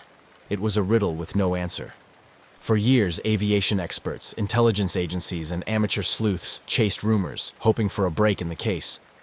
But despite fleeting sightings and scattered theories, the real question remained. What happened to the two men suspected to be on board? The last known individuals connected to the stolen aircraft were Ben Charles Padilla, an American aircraft mechanic, and John Mutantu, a Congolese aviation technician. Neither was an experienced commercial pilot, and certainly neither was qualified to fly a 100-ton jet alone. So where did they go? Ben Padilla, the man at the center of the mystery. Of the two men, Ben Charles Padilla was the bigger mystery. A Florida-based aircraft mechanic, Padilla had been in Angola working on the Boeing 727 for months. He was hired to help restore the aircraft to flying condition, which meant he had intimate knowledge of its systems. He wasn't just a mechanic, though. He had some flight experience, though far below what was needed to operate the 727 safely. Padilla's family refused to believe he had stolen the plane on his own. His sister, Benita Padilla Kirkland, insisted that he was not a criminal and had no reason to steal the aircraft. In her eyes, something had gone terribly wrong. Ben had either been forced to take off or had been taken against his will. She believed he was dead. According to Padilla's family, the most plausible scenario was that someone else hijacked the plane, forcing Padilla to fly it before eventually disposing of him. But if that was the case, where was the wreckage? Where was the aircraft? The Mutantu enigma.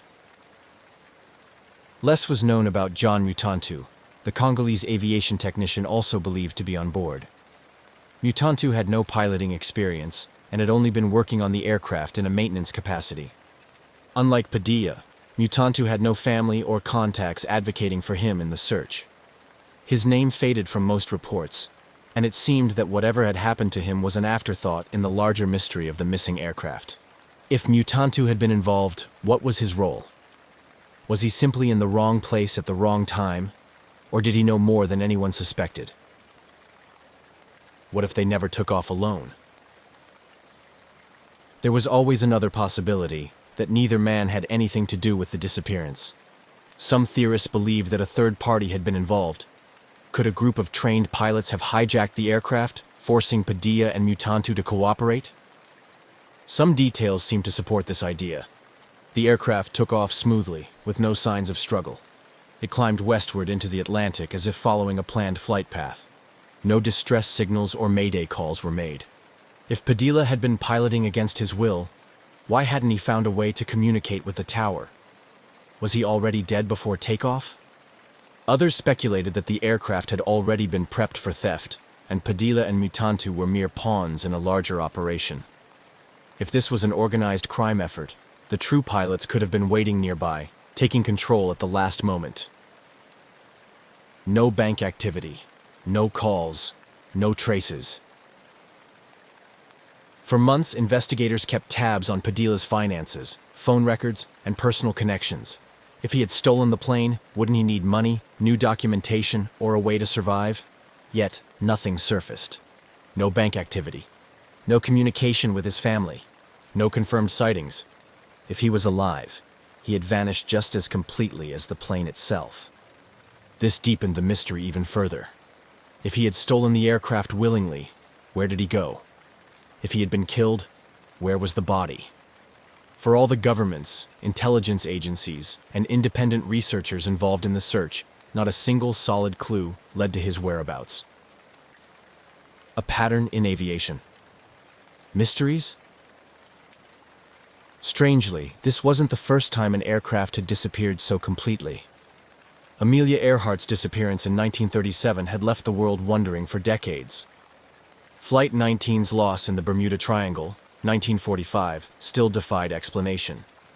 Even Malaysia Airlines Flight MH370, 2014, which vanished in modern times with all the world's tracking technology, still had major unanswered questions.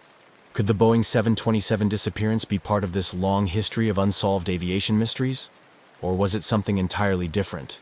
A theft or hijacking that simply succeeded? A final dead end. By 2004, the case had all but stalled. No governments reported the 727 landing in their jurisdiction. No wreckage surfaced. No black market parts were linked back to the missing aircraft. And most unsettling of all, Padilla and Mutantu were never heard from again. Their families never received closure. No remains were found. No records indicated they had started new lives under different identities. It was as if they had been erased. Even today, aviation experts still debate what happened that night in Angola. Was this a carefully planned operation, an accident that spiraled out of control, or something even stranger? No one knows for sure. And until someone, somewhere, finds that missing Boeing 727, the mystery will remain unsolved. On a humid morning in late June 1937, Amelia Earhart, already a celebrated aviator and symbol of pioneering spirit, prepared for what was to be the most challenging leg of her ambitious quest to circumnavigate the globe. Alongside her was navigator Fred Noonan, whose skills would be crucial in navigating the vast and treacherous expanse of the Pacific Ocean. Their aircraft, a modified Lockheed Electra, was equipped with additional fuel tanks, transforming the cabin into a cramped space filled with just enough room for the pilots and essential navigation equipment. This setup underscored the gravity and daring nature of their journey. Amelia Earhart was not just a pilot. She was a visionary who had already broken numerous records and established herself as a formidable figure in the rapidly evolving field of aviation. Her goal to fly around the world was more than a personal challenge. It was a statement about the possibilities of air travel and the role of women in its future. As the Lockheed Electra took off from Lae, New Guinea, the weight of this ambition was palpable. The flight to Howland Island, a tiny sliver of land in the vast Pacific, was one of the most critical phases of her journey. The island would serve as a crucial refueling stop, without which the completion of the circumnavigation would be impossible. The preparation for this leg of the flight had been meticulous. Earhart and Noonan had spent countless hours poring over maps and flight charts, calculating and recalculating their planned route to account for the myriad of challenges they faced, including unpredictable weather patterns and potential navigational errors. The Lockheed Electra itself had undergone numerous modifications to maximize its range and reliability, tweaks that were tested and retested to meet the exacting demands of their journey.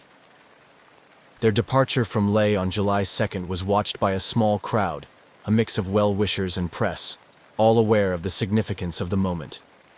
Earhart, ever the emblem of confidence and calm, waved from the cockpit, her expression one of determined focus. As the engines roared to life and the plane lumbered down the runway, there was a collective holding of breath among those watching. Once the aircraft lifted into the sky, it disappeared into the clouds, leaving behind an air of hopeful anticipation. As Earhart and Noonan settled into the flight, their path took them over some of the most remote areas of the Pacific. Communication during this leg was limited to scheduled transmissions with the Coast Guard ship Itasca, which was stationed near Howland Island to provide radio guidance and weather updates. The vastness of the ocean around them was a constant reminder of the isolation and risks inherent in their undertaking. The last communication with the Itasca was both routine and ominous. Earhart reported cloudy weather, some rain, and rough seas below. She mentioned they were flying on a line of position noted on their maps that should have brought them directly over Howland Island. However, as time passed, further attempts to establish radio contact proved fruitless. Noonan's expertise as a navigator, crucial for their success, was up against the daunting challenge of finding a minute target in the immense Pacific. The realization that the aircraft might be lost began to dawn on those waiting on Howland Island and aboard the Itasca. The scheduled radio checks came and went without a word from the Electra. Anxiety turned to alarm as hours passed with no sign of Earhart or Noonan. The Itasca began broadcasting a constant stream of messages, hoping to guide the Electra in by radio if they were close enough to hear but unable to respond. When the full scope of the situation became apparent, a massive search operation was quickly mobilized. The U.S. Navy and Coast Guard, along with other available Pacific military resources, launched one of the most extensive search and rescue missions of the time. Planes and ships scoured thousands of square miles of ocean, retracing Earhart's planned route and exploring other areas where she might have gone down. Despite these efforts, no trace of Amelia Earhart, Fred Noonan, or the Lockheed Electra was ever found. The disappearance became one of the greatest aviation mysteries of the 20th century, prompting a myriad of theories and continuing explorations that spanned decades. Amelia Earhart's legacy, fueled by her daring and her mysterious fate, continued to inspire adventurers and aviators, ensuring that her story, emblematic of the era's bold strides in aviation and the lingering risks of uncharted territories, would not be forgotten. As Amelia Earhart's Lockheed Electra soared across the Pacific Ocean towards Howland Island, her voice crackled over the radio in what would become the last transmissions ever received from the famed aviator. These brief communications conveyed a mix of routine flight updates and growing concern. The weather was worsening, and despite the Electra being equipped for long distances, navigating to such a minuscule target in the vast Pacific was proving more challenging than anticipated. On the morning of July 2, 1937, as Earhart and her navigator, Fred Noonan, approached the vicinity of Howland Island, the tension aboard the Itasca, a U.S. Coast Guard cutter stationed nearby to support the flight, was palpable. The ship served as Earhart's lifeline to landing safely, equipped to guide her in with radio bearings. Earhart's transmissions, however, indicated she was having difficulty finding the island and receiving the radio signals meant to guide her approach. Earhart's last known transmission, fraught with static, indicated that she believed they were on course but could not see the island. She mentioned running low on fuel and requested that the Itasca take bearings on her signal. Despite the urgency in her voice, the specifics of her position remained unclear, complicating the Coast Guard's ability to provide effective assistance. The gravity of the situation deepened with each unproductive exchange. The plane was somewhere close, yet invisible, hidden by vast oceanic expanses. This final phase of Earhart's flight was marked by a series of critical decisions and unfortunate miscommunications. Earhart and Noonan were navigating largely by dead reckoning, having to rely on their calculations and the plane's instruments, as their radio equipment lacked the sophistication to effectively pinpoint their location relative to Howland Island. The challenges were compounded by environmental factors. The weather conditions included overcast skies and sporadic rain showers, reducing visibility and further complicating their efforts to visually locate the island. Meanwhile, on Howland Island, personnel waited anxiously. Equipped with binoculars and ears tuned to the radio, they scanned the horizon for any sign of the Electra. Time ticked by with growing dread as the reality set in. Earhart and Noonan might have missed the island entirely, or worse, run out of fuel and been forced to ditch in the shark-infested waters. Back on the Itasca, operators attempted to re-establish contact, broadcasting a steady stream of messages in hopes that Earhart would pick them up and use them to find her way. Unfortunately, technical limitations and a critical misunderstanding about the frequencies used for transmission hindered these efforts. The Itasca was equipped to transmit strong signals, but without confirmation that Earhart was receiving them, their utility was severely compromised. As hours passed without further contact, the situation escalated into a full-blown crisis. The initial search efforts were frantic, with the Itasca deploying its resources to scour the possible areas where the Electra might have gone down. Aircraft from the island joined in, expanding the search grid and covering larger areas in desperate hope of spotting debris, an oil slick, or any sign of life. This period of uncertainty marked the beginning of one of the most enduring mysteries in the annals of aviation. The disappearance of Amelia Earhart and Fred Noonan prompted a massive response, not just from the immediate search teams, but from the international community. Their fate captured the world's imagination and triggered widespread speculation. Theories abounded, each trying to make sense of how such a well-equipped and well-planned mission could end so abruptly and without a trace. The search for Earhart and Noonan continued for weeks, becoming one of the most extensive and costly in history. Ships and planes combed thousands of square miles of ocean, but the Pacific, vast and inscrutable, offered no clues. As the search efforts proved fruitless, the hope of finding them alive dwindled, leaving behind a haunting legacy of mystery and a poignant narrative of ambition and courage that continues to inspire and intrigue to this day. As the realization dawned that Amelia Earhart and Fred Noonan might indeed be lost at sea, the scale of the search operation intensified dramatically. The United States government, spurred by public interest and the significance of Earhart's international stature, mounted an unprecedented rescue effort. This initiative quickly became one of the largest and most expensive search and rescue operations in history, emphasizing the urgency and desperation to find the missing aviators.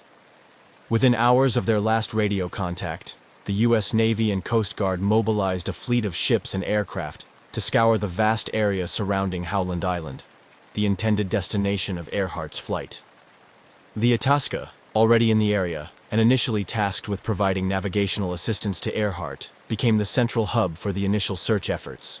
It was joined by other U.S. naval vessels and aircraft, including the battleship Colorado, which launched its float planes to cover an even broader area. The search strategy was multi-pronged and exhaustive.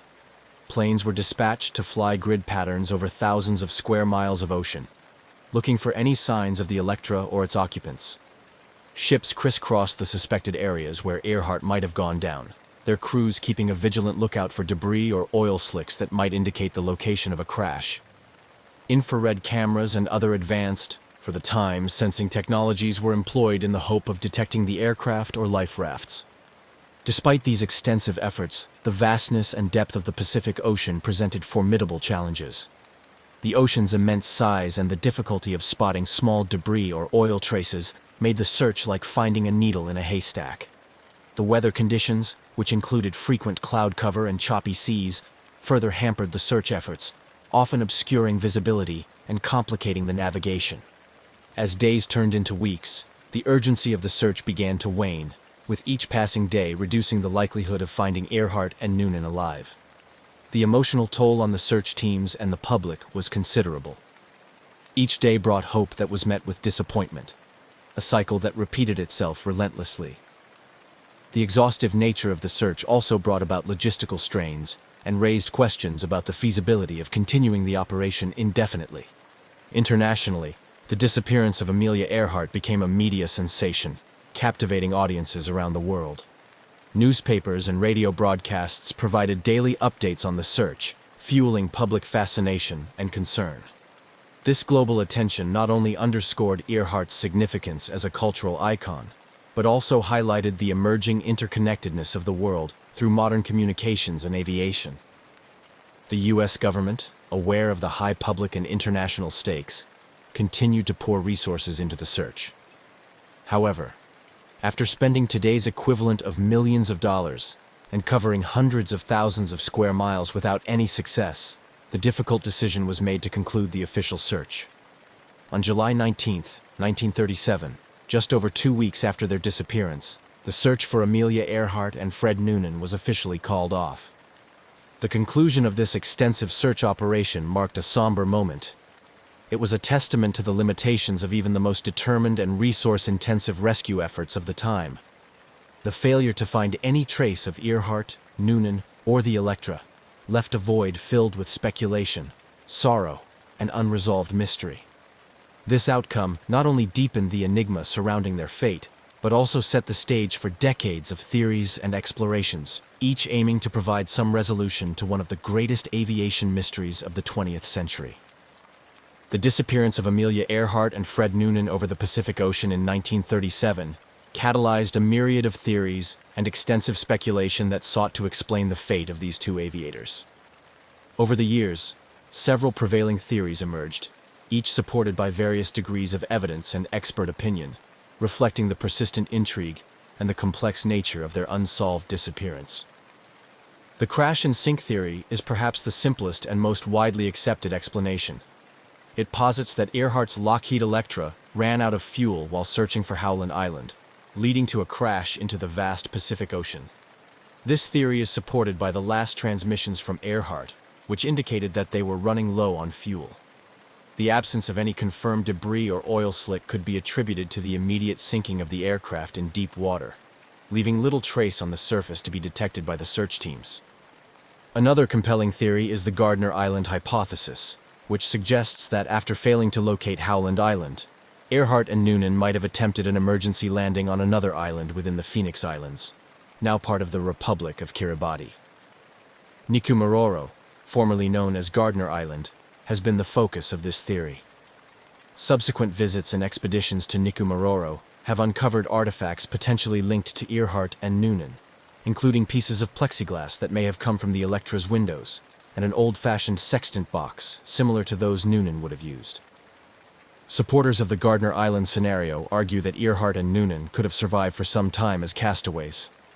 This theory gained traction with the discovery of human bones on the island in 1940, although initial examinations in the early days were inconclusive, and later analyses led to more questions than answers. Modern forensic techniques continue to examine these findings, adding layers of scientific inquiry to the historical mystery. A more controversial theory involves speculation of capture by Japanese forces, suggesting that Earhart and Noonan might have landed or crashed in the Japanese-controlled Marshall Islands. Some proponents of this theory argue that they were taken as prisoners under the suspicion of being American spies, and that their ultimate fate was covered up amidst the geopolitical tensions leading up to World War II. However, this theory is based largely on anecdotal evidence and has been met with skepticism by mainstream historians due to the lack of concrete archival proof from U.S. or Japanese sources. Each of these theories has been the subject of books, documentaries, and continued research, reflecting the global fascination with Earhart's story and the human desire for resolution. Expeditions to the South Pacific, particularly to Nikumaroro, have utilized modern technology such as satellite imagery, sophisticated sonar, and cadaver dogs to search for any trace of Earhart, Noonan, or their aircraft.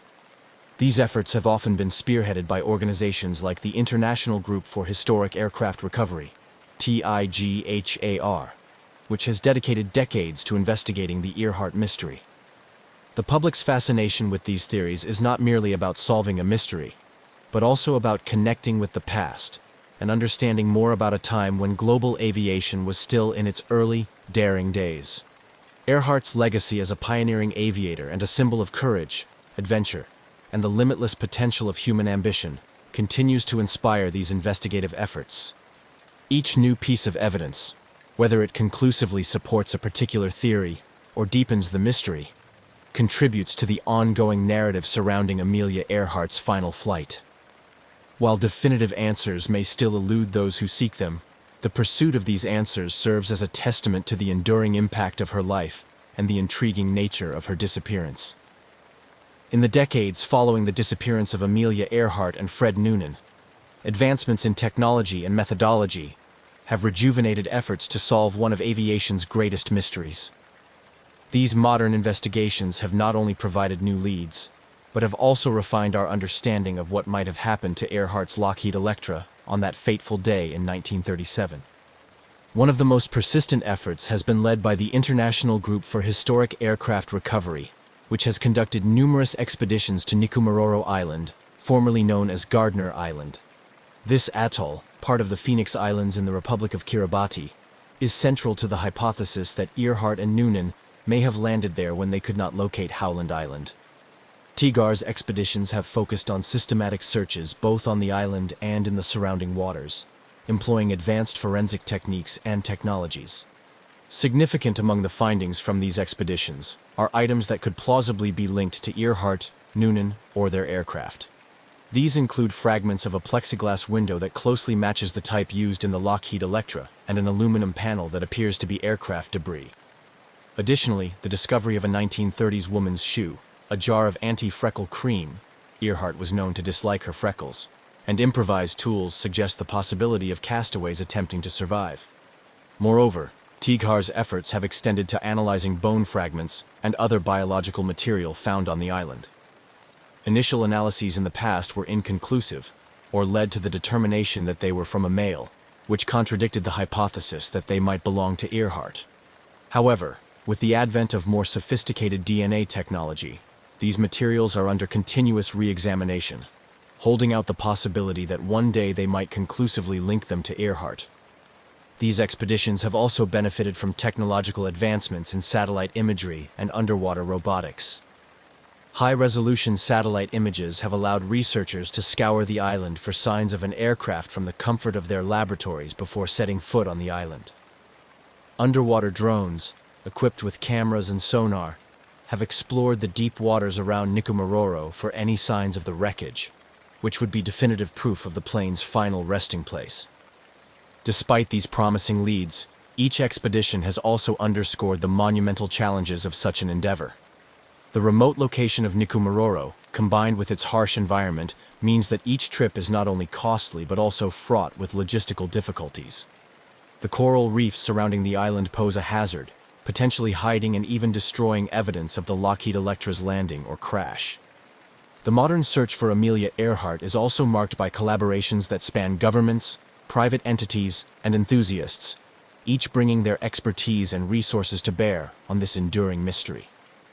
These collaborative efforts reflect a larger trend in the field of historical and archaeological research, where multidisciplinary approaches are increasingly seen as vital to solving complex puzzles. Parallel to TIGAR's efforts, other groups and individuals have pursued different leads. Some have focused on analyzing historical records and personal accounts from individuals in the Marshall Islands, where some locals have long claimed that Earhart and Noonan were captured by the Japanese. These investigations often involve combing through Japanese and American archives for any overlooked clues that might shed light on the aviator's fate. The renewed interest in Amelia Earhart's disappearance and the application of new technologies to the search have not only brought us closer to potentially solving this mystery, but have also had broader implications for aviation archaeology. Techniques developed and refined during these searches, such as deep-sea sonar imaging and DNA analysis from old remains, have applications in other investigations, expanding our capabilities to explore and solve historical enigmas. Moreover, these efforts underscore the changing nature of historical inquiry in the age of technology. With each new tool and each expedition, the public's fascination with Earhart's story is rekindled, ensuring that her legacy continues to inspire and that the quest for answers remains alive. Whether or not these modern investigations will ever conclusively solve the mystery of what happened to Amelia Earhart, they stand as a testament to the enduring human spirit to seek answers, no matter how elusive they may be. Amelia Earhart's disappearance in 1937 transcended the realm of a mere aviation mystery to become a powerful symbol of courage, adventure, and the endless quest for equality. Her legacy has profoundly impacted not only aviation, but also the role of women in STEM and broader societal contexts, inspiring countless individuals and shaping cultural narratives across decades. Earhart was more than an aviator. She was a pioneering spirit of her time, breaking numerous records and challenging societal norms that restricted women's roles both on the ground and in the skies.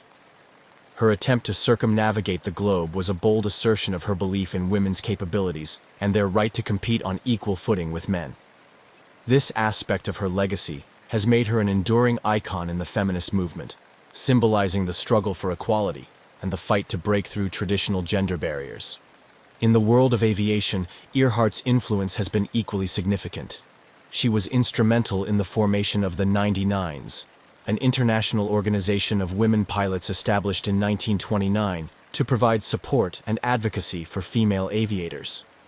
Her leadership and vision set the stage for future generations of women in aviation, encouraging them to pursue careers as pilots, engineers, and space explorers. The organization continues to thrive, supporting women in aviation through scholarships, education, and mutual support, perpetuating Earhart's legacy of empowerment and involvement in the field. Moreover, Earhart's story has been a persistent presence in media and popular culture, serving as a rich source of inspiration for films, books, and plays. Each portrayal explores different facets of her life and disappearance, reflecting the public's enduring fascination with her story.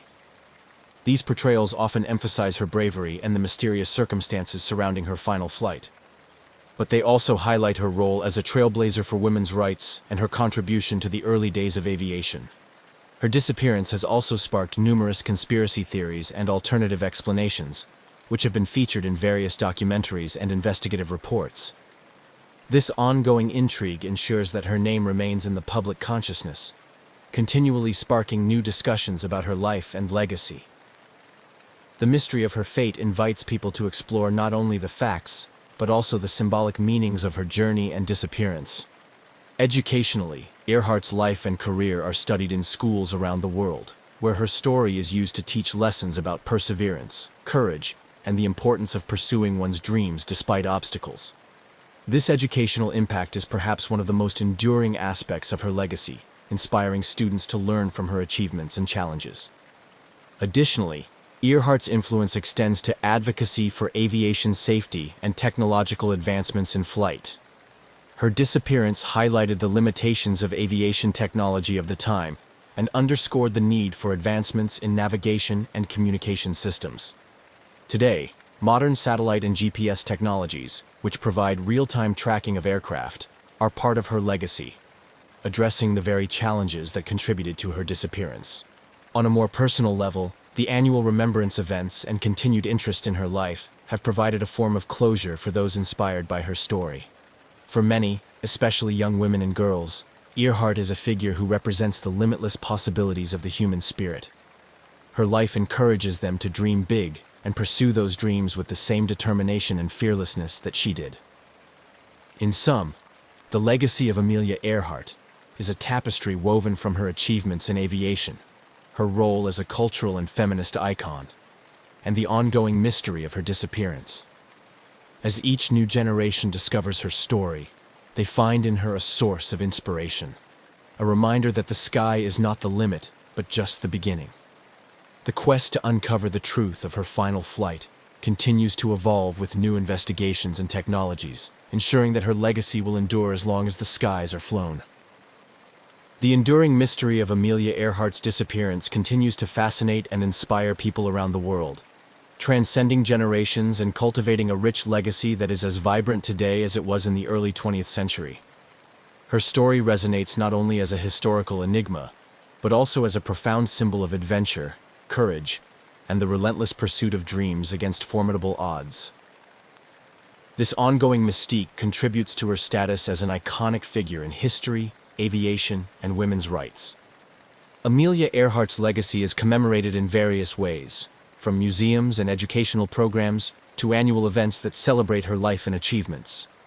Institutions like the Amelia Earhart Birthplace Museum in Atchison, Kansas, which was her childhood home, serve as custodians of her legacy, offering insights into her life and the era she influenced so deeply. These venues play a crucial role in educating the public and preserving the memory of Earhart's pioneering spirit. Moreover, Earhart's attempt to circumnavigate the globe and her subsequent disappearance have become a powerful narrative used in educational curricula across various disciplines. Schools and universities leverage her story to teach about early aviation history, the challenges of global navigation, and the societal context of the 1930s, particularly regarding gender roles and expectations. Educators also use her story to instill values of perseverance and resilience, highlighting how her life was a testament to overcoming obstacles and breaking barriers. In the broader cultural context, Amelia Earhart is a perennial subject in media and popular culture, her story having inspired numerous films, documentaries, books, and articles.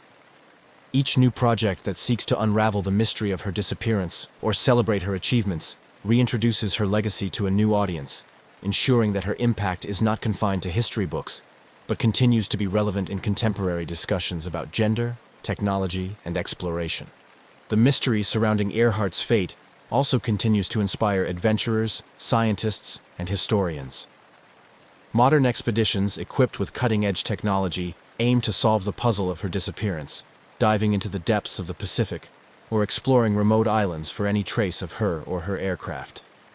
Each effort, whether successful or not, keeps her story in the public eye and fuels an ongoing dialogue about historical investigation and technological advancement in exploration. Furthermore, Earhart's influence extends into advocacy for women's rights and empowerment in fields traditionally dominated by men. Her legacy is often cited in discussions about gender equality in STEM fields, encouraging a new generation of young women to pursue careers in science, technology, engineering, and mathematics.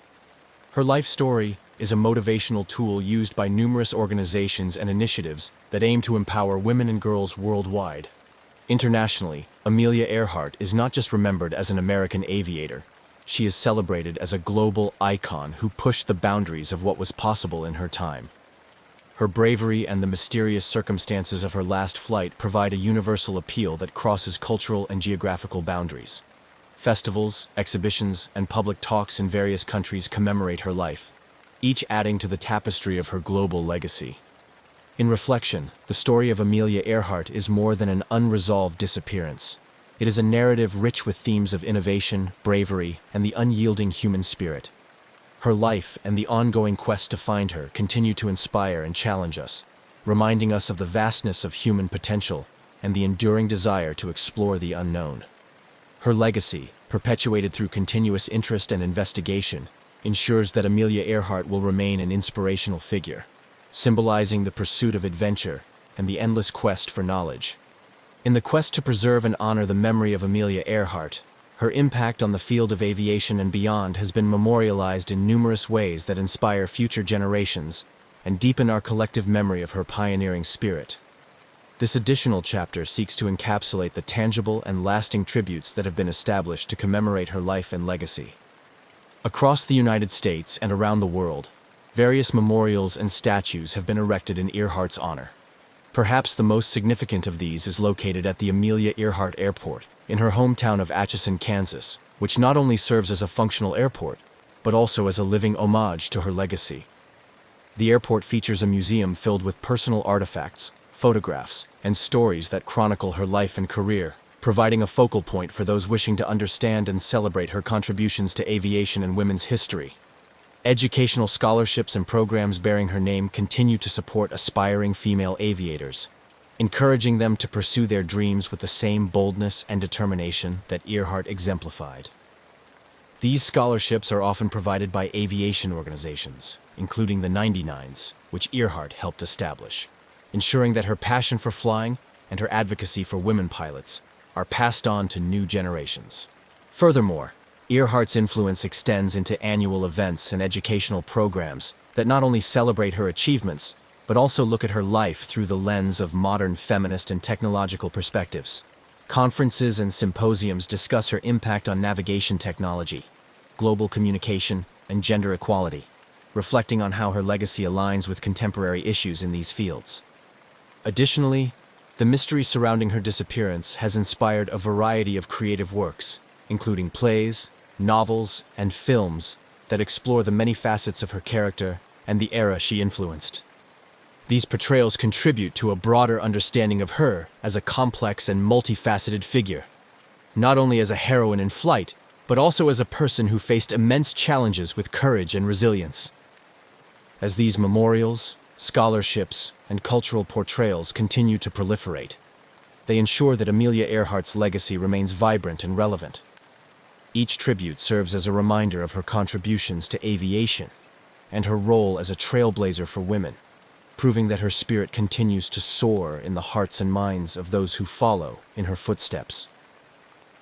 Through these enduring symbols and initiatives, Amelia Earhart's life and legacy continue to inspire awe and admiration, securing her place as an eternal icon of bravery and innovation.